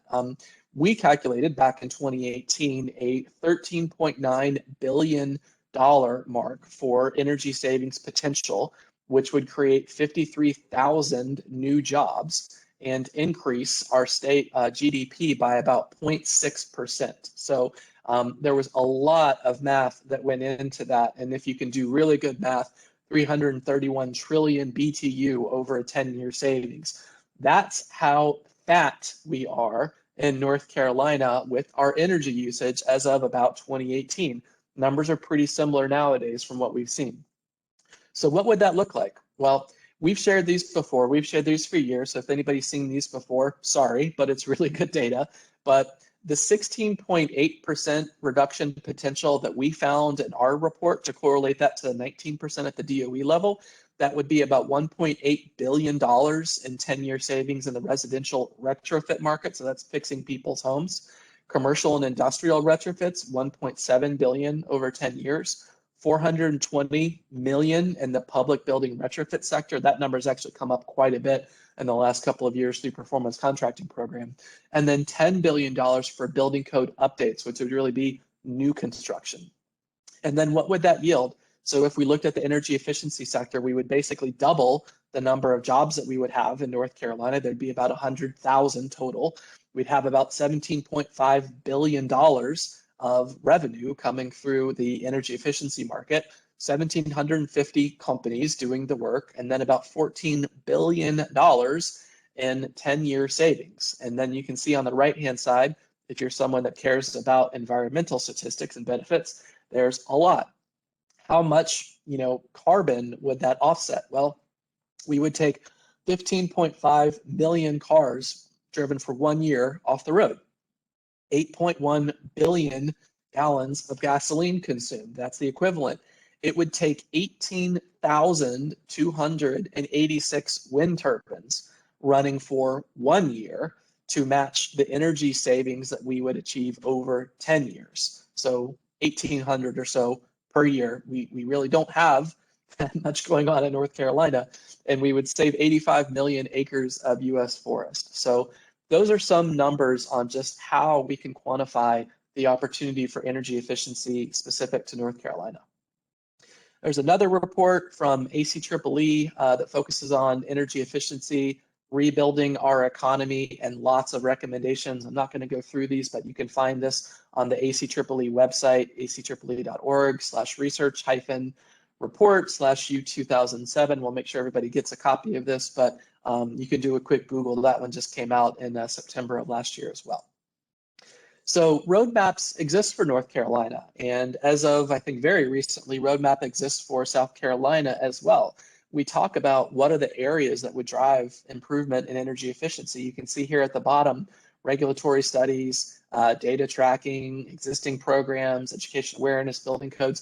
These are all things that are very familiar to us. And to be honest, we've been talking about these things for years.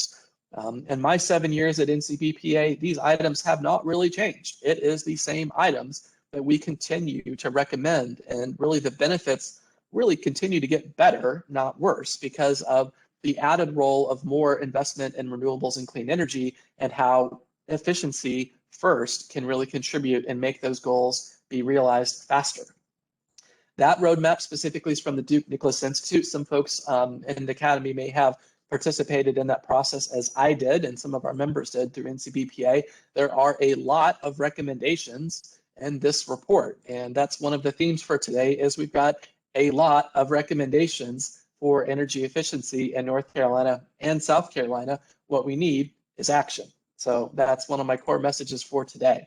Less talk, more action. That's what we need. Energy efficiency is one of the, if not, well, probably one of the oldest technologies in the clean energy, renewable energy sector. But we're still not achieving nearly what we could do with efficiency. So less talk, more action. All right, I'm going to take another quick pause, check my time, and then see if there's any questions in the chat box before I get into market drivers. Kelly, anything from you all?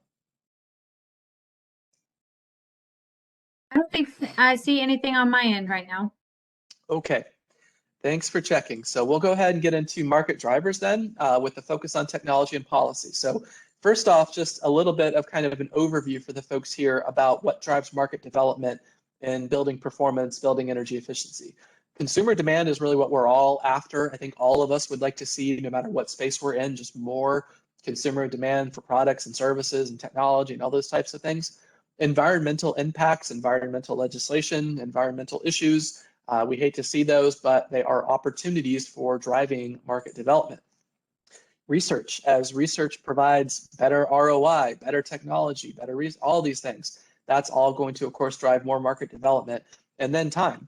Over time, a lot of things just become more valuable. There's more incentive, there's more reason, there's more rationale for them. So that's just another kind of obviously very big picture category of what drives market development. But for today, I'm going to do a little bit of a dive on technology and innovation, and then also policy and regulation. So this will sort of be the Cliff's Notes abbreviated version of each one of those. So here's a good question. I would love to see some answers in the chat box for this. So if you don't mind, go ahead and answer the question of what is a smart home? Does anybody live in a smart home? What does a smart home look or feel like to you? What is a specific item that you would find in a smart home? If you would prefer to answer the question of what is a smart building, we can tackle that one next. While you're entering your answers in the chat box, please, I will say that this is a question that we have struggled with for years now in our industry of coming up with either one single or a right kind of definition or answer. Does that mean that it's fully equipped with IoT devices and everything's Wi-Fi chip enabled, all that kind of a thing?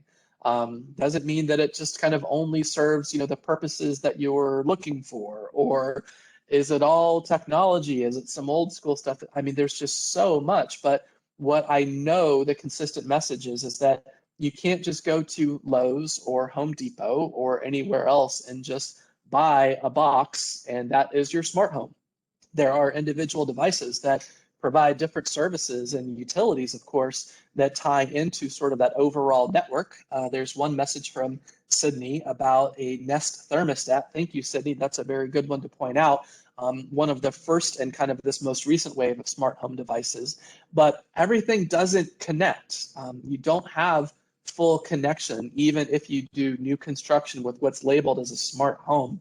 It's not going to connect every single tiny little piece. And when we talk about widespread market adoption, is that something that's reasonable for like a production builder or maybe a small builder to do? Does everybody know what that smart home system actually is, like what the name of it is and it's commonplace? It's really not there yet. So just wanted to share that point, that from an industry's perspective, we're really not there yet. From a smart building perspective, it's really a similar equation. There's probably just a lot more going on.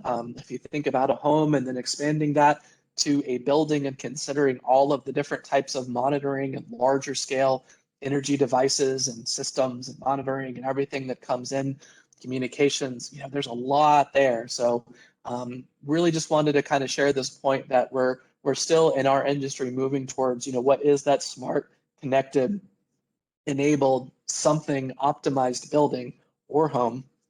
And we really do want to see, more and better understanding of kind of what's our goal for that. Really, what are we trying to achieve there?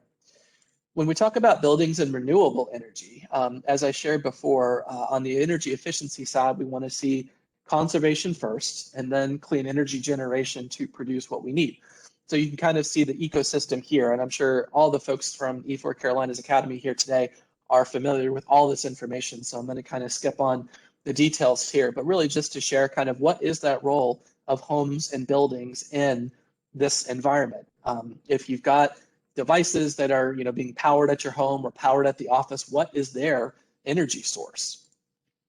Does your EV run on coal? This is a fascinating photo, but I don't mean to upset anybody. I am all about EVs, and our association supports EVs 100%. There is a bill in the North Carolina legislature right now that would require new homes to be wired for electric vehicles. We are all about that. But some folks, I won't say everybody, but some folks may not understand that just because you have an EV doesn't mean that your energy source is coming from a clean or renewable energy source. So just something to consider as we look at really trying to achieve that grand goal of integrating homes, buildings, electric vehicles, renewable energies, different types of systems together. Building automation systems on the technology and innovation side have come a long way, and they offer lots of benefits now. So we're not just talking about in this middle area, HVAC systems and functionality, traditional air control and just, environmental controls, but also looking at lighting controls and IT data and surveillance and door access and safety and hazards and all these types of things. So that's all really involved in different types of building automation systems. And so when we talk about a smart, connected, optimized, high performance building, these are some of the areas that we're definitely looking at. On the advanced material side, this is as technical as I'm going to get. And as I like to say, I run an association of building scientists, but I am not a building scientist myself. I can generally describe something that's referred to as PCM, which is called phase change material, which sounds like it's coming out of Back to the Future, the movie, and it sort of is. The very short version of this is that you can, in a home or a building, in place of a traditional insulation or with the addition of traditional insulation, have a insulating type material that we would call phase change material that basically changes its molecular composition in order to provide insulative qualities. So similar to what traditional insulation does, if it's hot outside and you'd like to be cool inside, insulation is that barrier. If it's cold outside and you'd like to be warm inside, insulation provides that barrier. Phase change materials would do that much, much better because they're actually changing their composition scientifically, of course, of how they do that. So that's the very high level layman terms of something that we're paying close attention to in the building performance market about energy and innovation and materials and science is things like phase change materials. Energy efficiency as a service is something that maybe more folks have heard a little bit more frequently than phase change materials. And this is really what we call a pay for performance financing solution. So you can essentially implement energy, water, different types of projects, no upfront capital expenditure. There's different ways to say this. So there's different kind of terminology. There's branded programs and resources, things like that. It's a little different from performance contracting, which is more for public buildings where you actually do the energy and water savings work, and then the person that does the work is being paid for from the savings. But energy efficiency as a service is sort of a similar kind of a financing solution, financing program. You can see on the diagram here, kind of what this looks like, and this is from the DOE, where in this case, you do show that there is a contractor or an ESCO, an energy services company, as we call them, that's doing a performance contract, which would be one type of energy efficiency as a service. So they're providing that work to the customer. There's someone that's the ESA, efficiency as a service provider, that is sort of playing that middle role with the utility. And so that's just one of the options that are available. There's a lot more information available if you just do a web search for energy efficiency as a service. So I'm going to go ahead and skip over that for the sake of time, but there's lots of information on the DOE and other websites. The truth, though, for technology and innovation is that we already know how to do this in the energy efficiency sector. So with building performance, green building sustainability, we can already build a normal looking, not super sophisticated home that's going to use very little energy, produce energy, and can be net zero. There is nothing new in our market, in our industry, that we need in order to do this. We already do it. So our side of the industry is not a technology that is still growing in such a way that we need significant more investment to figure out how to do it. We already know how to do it. This is a rendering of the Care First Animal Hospital in Raleigh, which is my veterinary building, which is going to be the first Passive House certified veterinary hospital in the entire world, built in Raleigh. This is going up right now. So it's going to use very little energy in the first place. And then if they chose to do so, they could put solar on the roof and probably get to somewhere close to net zero. So these things are already happening in our sector. We just need to see them happening more. So a quick overview, and I'll probably skip most of this information for the sake of time, but policy drivers. Code is a policy driver, legislation itself is a policy driver, regulations, and then the carrot and stick situation with, of course, incentives. That's one as well. Local policy is what I like to say is kind of driving ripples. It's where we could say something like, we would like to see Durham require all new homes and buildings to be energy efficient. In Asheville, we have an example where they do provide permit rebates for sustainable homes, but it's going to take a lot of work to really be able to push that out at the local level. And because North Carolina in particular is a quasi-Dillon rule state, we can't really enforce anything that's more stringent than code, than building code. State policy is kind of what I would say is the small wave. That's where we can say, well, we would like all new North Carolina homes and buildings to be energy efficient, but there are things that are controlled at the state level, such as new affordable housing must be Energy Star 3.0-ish, which really just actually happened this year as a result of a lot of advocacy. But North Carolina as a state is at the equivalent of the 2012 International Energy Code. So there's a lot of work that needs to be done there. At the federal level, it's really similar. We'd like for all new homes and buildings to be built to energy efficient standards, but one example is that residential HVAC systems must be 14 SEER. That's a number for efficiency. It's not very good. So we're pretty far off, and it's going to take significant climate legislation, significant investment in national buildings and code standards, and trillions of dollars of investment to get to where we would really want to be with the big wave. And that's going to take a lot of time, a lot of investment. We've got more information on some of the specifics here for building code, also for legislation, regulations, and incentives. I'm going to skip over those for the sake of time, but we'll make sure that those are included in the presentation when that goes out. So the last item here for me, how to get involved. I would say do it for fun or do it for work. Either way, if you want to do it for fun, you can be this happy person replacing her light bulb. So maybe she's taking out an incandescent or even a CFL bulb, which we don't really want to see anymore, and replacing that with an LED. Clearly, it's a very fun activity. It's inexpensive. You can do it yourself, and it does make a difference. That's a very small example, of course, of things that you can do either at home or at your workplace that will just be DIY, something that you can do for the sake of just for doing it. If you'd like to do it for work, that's what we do at NCBPA. That's what our members do as well. That at the bottom is a photo of our lobby day from about 2 years ago now, when we were able to do in-person lobby days, promoting energy efficiency and building performance at the state legislature. So we do file bills, we do advocate. I am our lobbyist, and we do that for our work and want to see more folks do that for your work as well. So that's my last slide. Here's my contact information and the websites for NCBPA as well. I welcome questions and comments here and certainly after the presentation as well, and definitely appreciate the time. Good afternoon, everybody.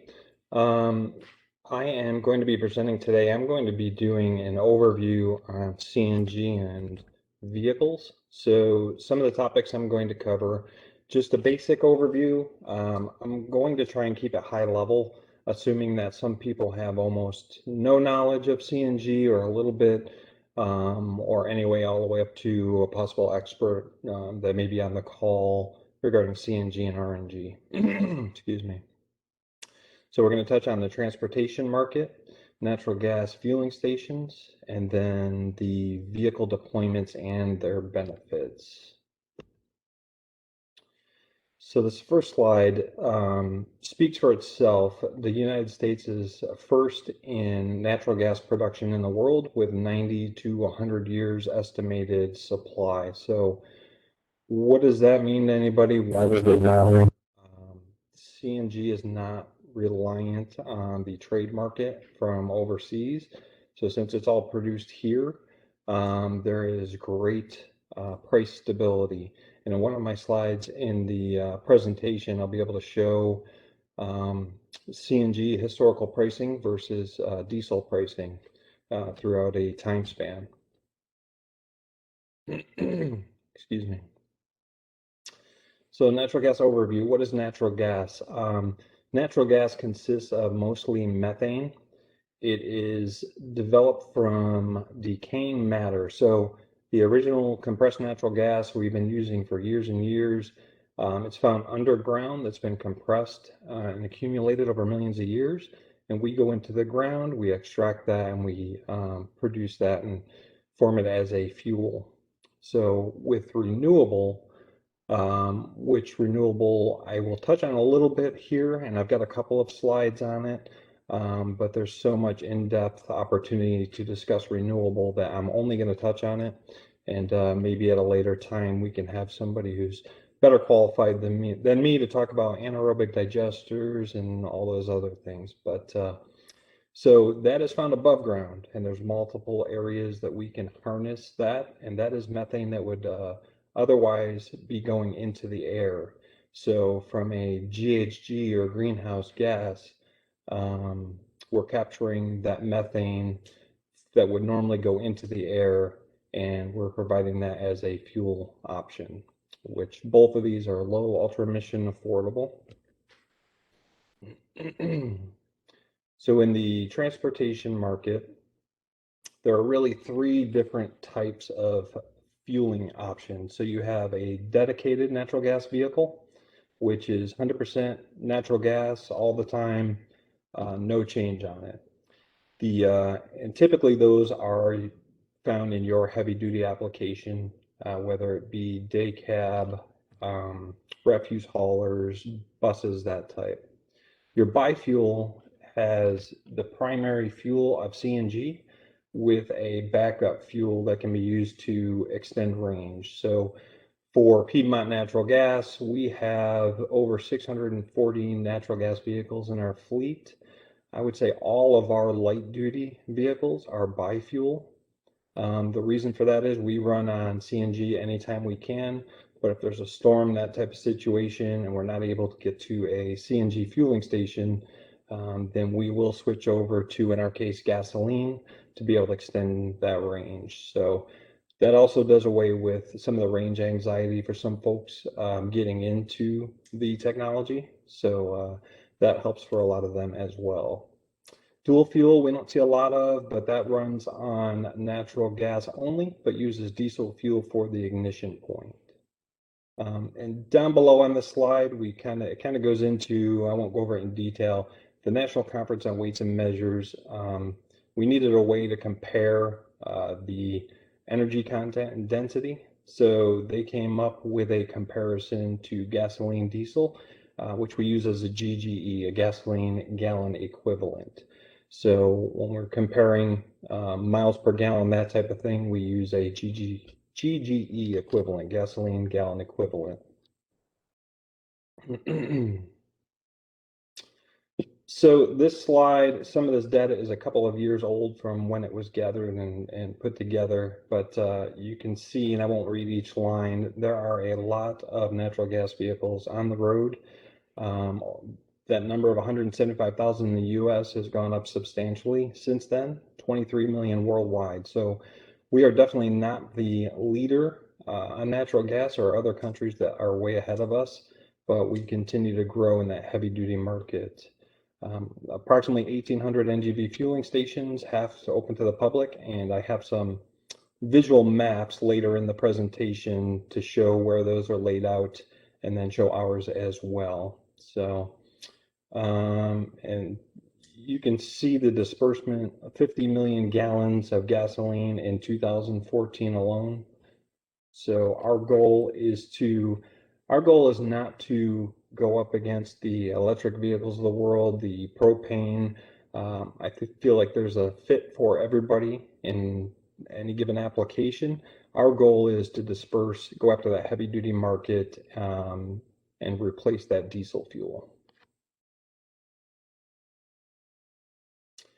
These I put on here, these are some of the local, I say local in the Carolinas, vendors, manufacturers. So I just wanted to show that when we utilize CNG vehicles in the area, we do support both jobs and local companies. So Thomas Built, Freightliner, Cummins Westport is really the only manufacturer right now of the 3 different types of CNG engines for heavy duty application, and Hexagon Agility. Now, these companies are not necessarily specific to manufacturing CNG equipment, but they are suppliers of CNG, some of them along with the diesel and others as well. So I thought it was important to highlight some of those.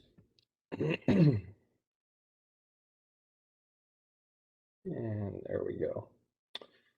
So NGVs are a good fit for many fleet applications. So with Piedmont Natural Gas and a lot of, sorry here, my screen's going crazy.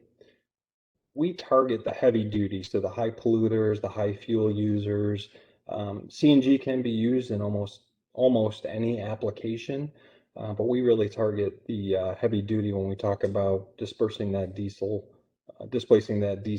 and putting in something cleaner. So these are just some of the vehicles that run out there now. So I would say that refuse haulers are our biggest customer. The waste management shown at the top continues to convert. I believe they're up to almost 75 or 80% of their entire fleet as they out-service and in-service new trucks, and they continue to build CNG stations. Natural gas buses for transit. Day cab application is big, UPS. There's some others that I'll show after. And there's even a large company that runs out of Canada that runs sleeper tractors that run on CNG. So they run out of Canada down through the southern US, and they actually fuel in the Charlotte area as well. So there are opportunities depending on routes that you can have a good fit with CNG in that application of the over the road. But really, so when I look at it, I look at a couple of different things. So the best fit to me is those that are running start and stop, large amount of fuels. You don't have the SCR with the diesel, so you do not have any regeneration issues because so that's one big upside for some of these customers that do a lot of starting and stopping, but continue to run for most of the day. So those are some of our biggest customers. And then those that run high miles as well. So return to home, run a lot of miles, burn a lot of fuel, also goes along with the ROI for the investment as well. Perfect. So I did just want to highlight a couple of fleets. In particular, UPS is one of those kind of on the cutting edge of, from their sustainability standpoint, they are utilizing almost 4,000 tractors in CNG. Now, also their truck to home. At the same time, they are implementing other technologies as well. So they are running electric vehicles. They're running, I believe they're testing out hydrogen. So they are kind of on the forefront, but they are still purchasing CNG vehicles at a high volume. So if you can skip to the next slide. Frito-Lay is another one. They are one of the early adopters as far as the large fleets. And you can see some of the numbers on here. I'm not going to run through each one, but their Modesto fleet is looking to be completed at the end of this year, deploying an additional 38 trucks with RNG. So you can go to the next one. I'll try and go through these faster now that I some time killed with the technical difficulties. City of Charlotte, solid waste, 32 plus. We say plus because we believe they're going to add in the future as soon as they have the opportunity. So you can see that bottom comment. City said the 2 original CNG vehicles, between the maintenance and the fuel, had a cost savings of $83,000 after the first fiscal year. Now, obviously, when we're looking at the ROI, we need to look at everything as a whole, but those 2 vehicles, just from those 2 standpoints, we're able to save them $83,000. So next, Kelly. So I wanted to highlight, these are the heavy-duty engines, Cummins Westport. The ISX 12G, that's used in the heavy-duty application, your tractors over the road, and there are even some concrete mixer trucks and dump trucks that run with CNG engines that utilize the ISX 12 as well. Then you have the other 2 that are, and you can see the GVW and the horsepower, and that's really the difference between these engines is for the smaller, lighter vehicles. Next.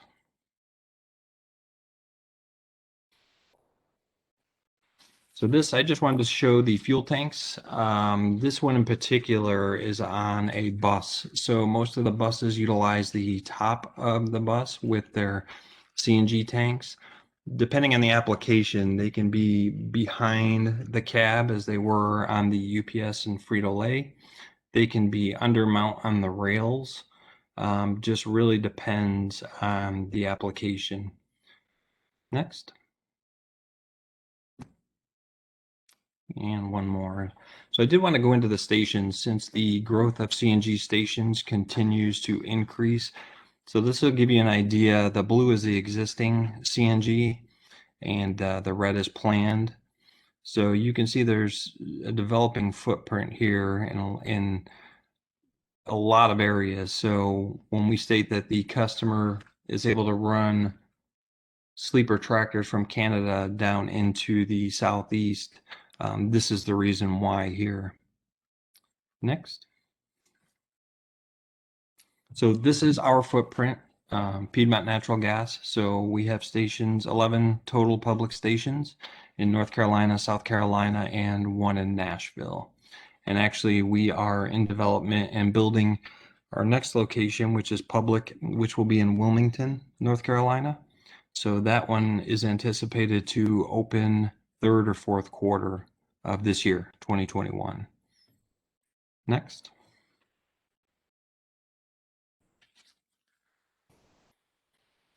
So there's 2 types of filling stations, time fill and fast fill.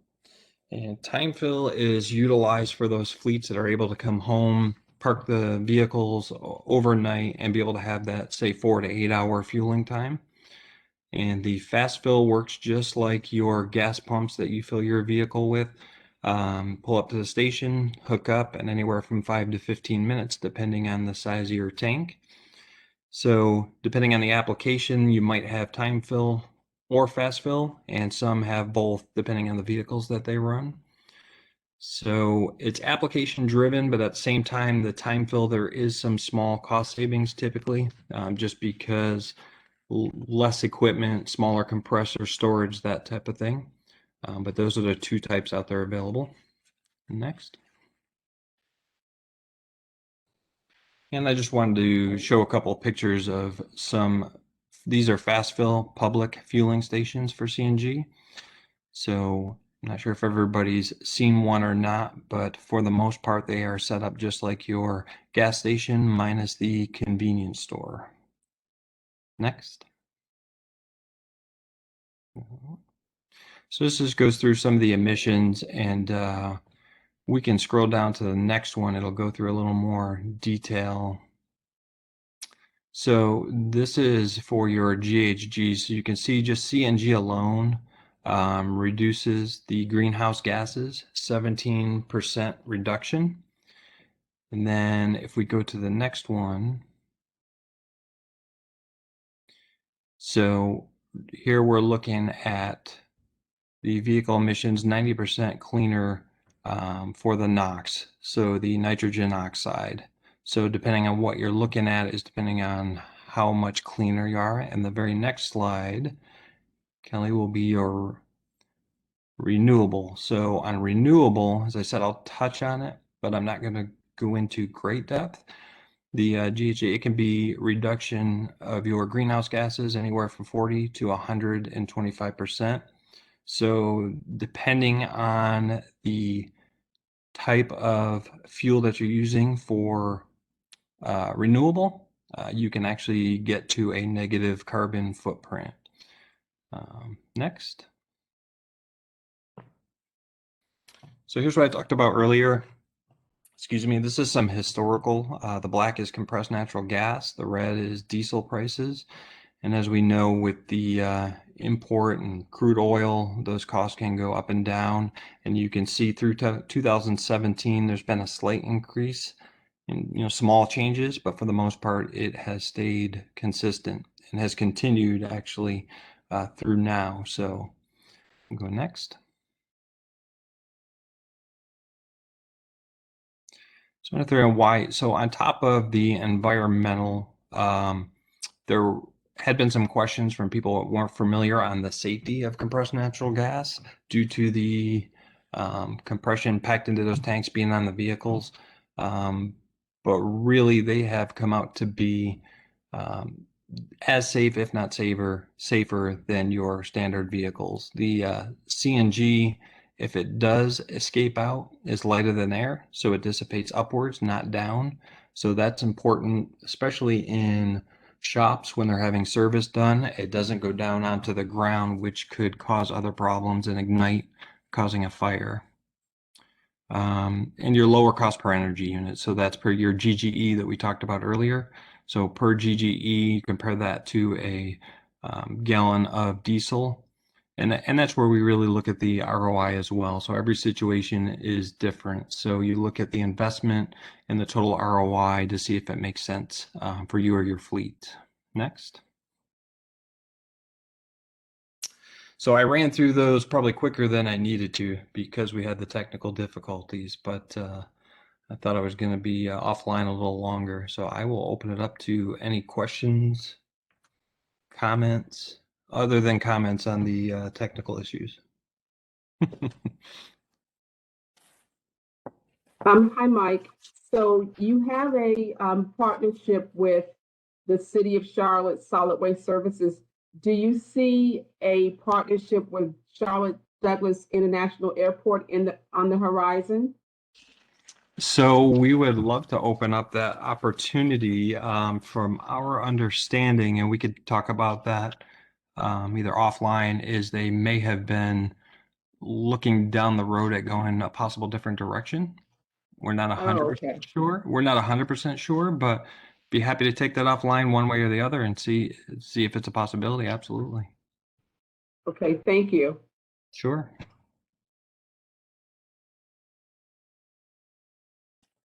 Hi, Mike. I know you don't want to get too deep into RNG, but I have just a high-level question. So, are you sourcing renewable natural gas for use at your CNG stations, and if so, is that anticipated to grow? So, of the vehicles that you have that are running CNG, do you anticipate that more of them would be running RNG? So to answer your question as best I can without giving out specific locations that I can't talk about yet, we do have RNG available at our public station currently in Nashville. and it is being explored at other locations. So to answer your question, yes, we are looking at it. It's growing so fast and it's so desirable right now that, yeah, we're trying to keep pace with it. So I guess more to come on that in the near future. Yeah, so I'll just start by introducing myself, let Jacob do the same, and then we'll dive into what we hope will be a conversation. We have a couple of slides that will show just graphics that'll level set the conversation, and then we can talk about what's happening around electric transportation and respond to the questions that folks have. So to kick it off, I'm Stan Cross. I work with the Southern Alliance for Clean Energy. I serve as the Electric Transportation Policy Director and head up our Electrify the South program, which is our work across the Southeast, helping to put state and local policy as well as regulatory reforms in place that will enable the rapid acceleration of light, medium, and heavy-duty transportation electrification. I'm based out of Asheville, North Carolina, but work across the Carolinas, Georgia, Tennessee, Florida, and Alabama. It was great to be here today. Jacob? Yeah, thanks, Dan. Hey, everyone. Happy to be joining you guys. Jacob Olin here. I work with Advanced Energy. We are an organization that works very closely with the utilities here in North Carolina. We were actually formed through the Public Utilities Commission here in the state, I guess, about 41 years ago. Excuse me.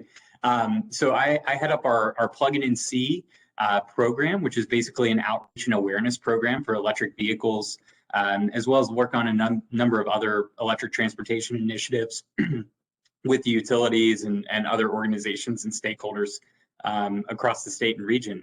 Work closely with E4 Carolinas and Stan as well. So yeah, Stan, I'll hand it back over to you to get things going today. All right, sounds good. So I'm going to go ahead and attempt to share my screen. See if this works. Hold on one second. Let me see. All right, so just to can everybody see the screen? Looking good? Excellent. All right, great. So, whenever we're talking about transportation electrification, given the nascent status of the industry, I think it's always important to just look at a few key indicators to kind of ground us in the conversation. And one that we pay close attention to is what's happening regarding automaker and market investments in the space. And SACE works really closely with Atlas Public Policy to track market data.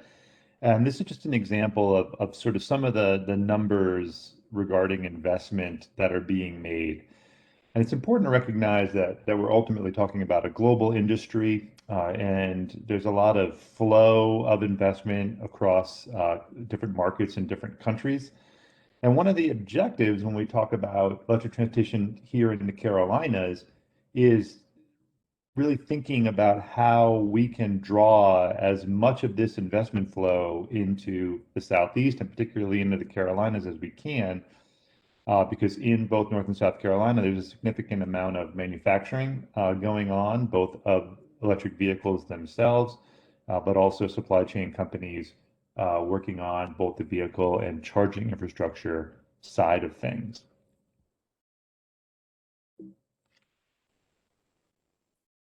Another level setter that I think is important is sort of looking at what's happening from the EV sales perspective across the country. There's a lot of information on this graph, but I want to draw your attention to a couple of things. One are the blue parts of the bars. Those represent Tesla sales, and this graph does a great job of showing you how well Tesla is doing in the market compared to other vehicle companies. And one of the sort of drivers right now in the market is the fact that Tesla is doing so well, that other manufacturers are feeling the pressure to step up their game as they begin to lose more and more market share to Tesla's product offerings. The other thing I'd like to draw your attention to is Q4 in 2020, which was tied for the second strongest quarter of EV sales in the history of electric vehicle sales. And that's notable given the fact that we're still in a pandemic and we're still in a time when auto sales writ large are depressed. And what this is showing, both Q3, but particularly Q4 sales, and now into 2021 as well, is that electric vehicles are showing themselves to be very resilient in this pandemic and economically challenging times, which is good for those vehicles moving forward. The other thing that I want to draw your attention to is that the list of what's going to be really exciting to see is this sort of graphic to the far right, where you see all the auto OEMs kind of listed out. What we're seeing now in the marketplace is a lot of product offerings coming out from your traditional auto OEMs and companies like GM, committing to selling nothing but electric vehicles by 2035. One interesting metric to watch is where the R&D dollars are going with these companies. And you could look at that in their public filings, since they're all public companies. And you can see how, those R&D dollars are quickly moving away from internal combustion engines and quickly moving towards electric vehicles, to where you can see that perhaps as early as 5 years from now, there's going to be little to no additional R&D happening with internal combustion engines, and those budgets will be exclusively focused on electric vehicles. When we looked at the Southeast specifically, we track a number of different metrics. These are all through the second quarter of 2020, so the numbers are a little bit dated at this point, but they're still relatively close to reality and certainly illustrative of what we have here in the region. And what stands out for me as we track these numbers is just how strong the Southeast is emerging as an EV manufacturing, and to that first slide, a recipient of EV investments nationwide. We represent about 18% of the nation's population, but we're commanding 14% of manufacturing employment and 28% of EV manufacturing investment as of the middle of last year, which is significant. The other things that stand out for me is, we as a region, we don't have the policies in place that are really supporting light duty vehicle uptake. Things like clean air standards and zero emission vehicle purchasing mandates and other things that are happening in other regions and other states. And as a result, we tend to have a lack of availability of models. So you see, last year we had about 41 of the 52 models for sale in the US available in the Southeast. Those numbers go down even further when you get into North Carolina and South Carolina. And so it's just another key metric to watch is as these new models come out, we need to think through how we have the right policy framework to make sure that consumers and fleet operators have access to those vehicles, whether they're light duty, medium duty, or heavy duty. We're also beginning to see an uptick in utility investment here in the region, which is exciting. Duke Energy's got their pilot programs approved in both South Carolina and North Carolina, which are reflected in these numbers. But Duke's currently working on a second pilot filing for North Carolina that will increase their investment. And there's a direct correlation between utility investment and engagement in markets and the strength of those EV markets nationwide, is there a direct correlation between government investment in the market and success of that market. So another place where the Southeast has room to grow is in that government funding, which will be growing as more Volkswagen settlement dollars get released and directed towards transportation electrification. And I just also want to point out that this is not meant to be comprehensive. There's a lot more supply chain companies and a lot more manufacturing presence in the region than these dots reflect. But it gives a sense as to the number of locations where EV manufacturing has taken place. North Carolina has a lot of medium and heavy duty opportunity with Daimler Thomas built buses being manufactured there, Freightliner rolling electric tractor trailers out of North Carolina, as well as Volvo North America headquartered there, and their Mack division really leading the way with electrification of both freight trucks and garbage trucks. And then we also have companies like ABB, Siemens, and Eaton that are all supplying equipment to the space. In South Carolina, you have the presence of Arrival, who's also in North Carolina, manufacturing medium heavy duty EVs, and then a number of existing OEMs like BMW and Volvo, as well as established EV companies like Proterra that are rapidly expanding their operations, delivering transit buses. So there's a significant amount of manufacturing opportunity and a lot more to be had as companies look to expand their EV operations and are eyeing up the Southeast for that expansion. So that's all I've got for slides. I just wanted to do that level set before we jump into a conversation. So with that, Jacob, let me turn over to you and see if there's any things that you wanted to add or highlight.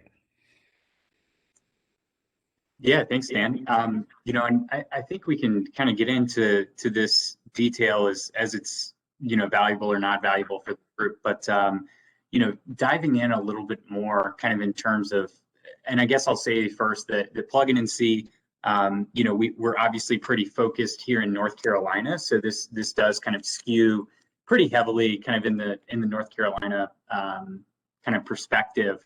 But just digging in a little bit, Stan, in terms of what you mentioned with kind of some of those happenings with the utility engagement from Duke's perspective, there are a few other kind of initiatives that are really helping spur some of the market interest and adoption, in addition to, as Stan mentioned, kind of the auto manufacturer kind of OEM perspective. That utility engagement is a really big deal, as is some of the infrastructure build out that's really starting to happen here. I'll just mention, I think from the utility perspective, there are really two main factors that make electric vehicles really appealing. The first of which is that they offer a great opportunity for load growth for those utility customers or members, if you're a cooperative or electric municipality. And then also thinking about how EVs are parked for, just like our normal vehicles, 20 hours a day or more. And what that means is that there's this great potential to really offer flexibility in terms of kind of how we engage with these assets, these vehicles from a grid kind of planning and integration perspective. And so thinking about, how we build out a charging ecosystem that really supports grid balancing and efficiencies and optimization, it kind of sets up a scenario where everybody wins. There might be downward pressure on rates for all customers across the utility base. There are opportunities to really integrate with renewable technologies at a higher level, as we really see kind of here in the Southeast and in North Carolina in particular. And there's also an opportunity to kind of mitigate some peak demand considerations as well. So I just kind of wanted to bring in a little bit more perspective from kind of that utility piece. And with that, comes a lot of the work that not just Duke Energy, but the electric cooperatives here in North Carolina are working on, the electric municipalities, all kind of working to really build out charging infrastructure. And I guess the last thing I'll mention, Stan, and then we can kind of open it up to some questions and conversations, is, how much infrastructure here in the Southeast is kind of getting in the ground, specifically from the Volkswagen mitigation settlement. So for any attendees, a number of years ago, if you remember the Volkswagen emissions scandal, there's basically been a situation where many of the penalties, for that emissions scandal were directed in the avenue of electric vehicle infrastructure. And so we're really kind of seeing, especially here in North Carolina, a great opportunity to really build out and expand the available infrastructure here in the state, whether that's going to be really fast charging or thinking about, workplaces and city centers and all these other areas where EV charging is really well suited. And where EV charging should be located, is really just the same places where you park your car, right? So the same places where you go and park at the grocery store or at your workplace or your home. The idea is to really be able to integrate and provide electric vehicle charging stations at those locations. So with that, I know that things are, I think, supposed to wrap up at about 3:15. So maybe if we want to open things up for any questions or conversations, or we can dive into a little bit more detail as we see fit.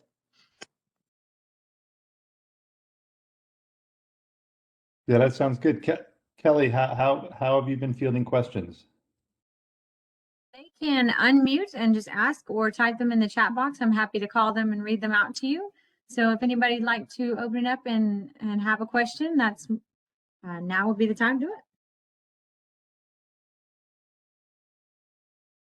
Yeah, and feel free to unmute and talk. That's fine.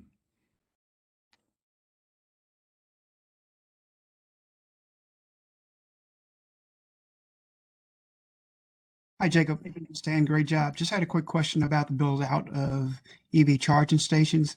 I know there's been a push, like you said, by a lot of municipalities to start that, but do we think that there will be a time here in the next couple of years where, if you're traveling, say, from Charlotte to Wilmington, that, I know it won't be as common as a normal gas station, but where people feel comfortable making a longer trip, knowing that they can get charged up pretty fast? Could you give some information on that? Sure, happy to. So yeah, I mean, great question. And when we think about barriers in the marketplace, the three barriers that have remained pretty consistent for the last 5 years or so is the price of the electric vehicles, the range of those vehicles, and the perceived availability of charging infrastructure. And the price of the vehicles is coming down significantly and will continue to as the prices of batteries drop, because batteries are the main cost of an electric vehicle. So as battery prices go, so do the prices of the EVs. The range of EVs is increasing significantly. When I bought my Nissan Leaf way back when, the average range was about 100 miles on an EV, and new models are averaging about 286 miles per charge. As the range gets longer, the need for that charging infrastructure becomes more of an issue because you have now more EVs driving further away from home. So my 110-mile Nissan Leaf never really goes more than 40 miles or so from my house, so it can always get back. But when I buy my 300-mile next EV, I'm going to want to drive that to Charlotte. I'm going to want to drive that to Wilmington. And so the availability of charging stations becomes critical to support that mobility. And we are seeing a significant build out. And Tesla, again, is kind of serving as that harbinger. They've had long range EVs in the marketplace for a long time now, and they've built out a charging network to support those EVs, and their owners, drivers, are satisfied by and large with the mobility they can achieve with both the range and availability of charging infrastructure. So Tesla's sort of become the gold standard for what we need. And companies like Electrify America and EVgo and others are building out networks that they own and operate to provide a similar service that Tesla does to its drivers. And then, with the flow of the Volkswagen settlement funding that Jacob mentioned, with the addition of the $10 million in South Carolina that Duke was approved, and the $25 million in North Carolina that Duke was approved, as well as the coming sort of federal infrastructure support and funding, all enables the widespread deployment of EV chargers at the kind of locations that Jacob was speaking to. So the expectation is that we're going to see a significant ramp up in both fast charging and level 2 destination charging over the course of the next 3 to 5 years in order to support these longer range, lower cost EVs with an ultimate eye on really enabling households to go fully electric and be able to meet all their needs.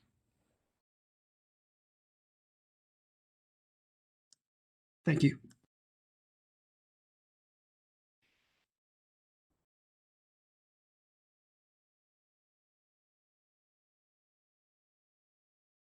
Questions for Stan or Jacob at this time?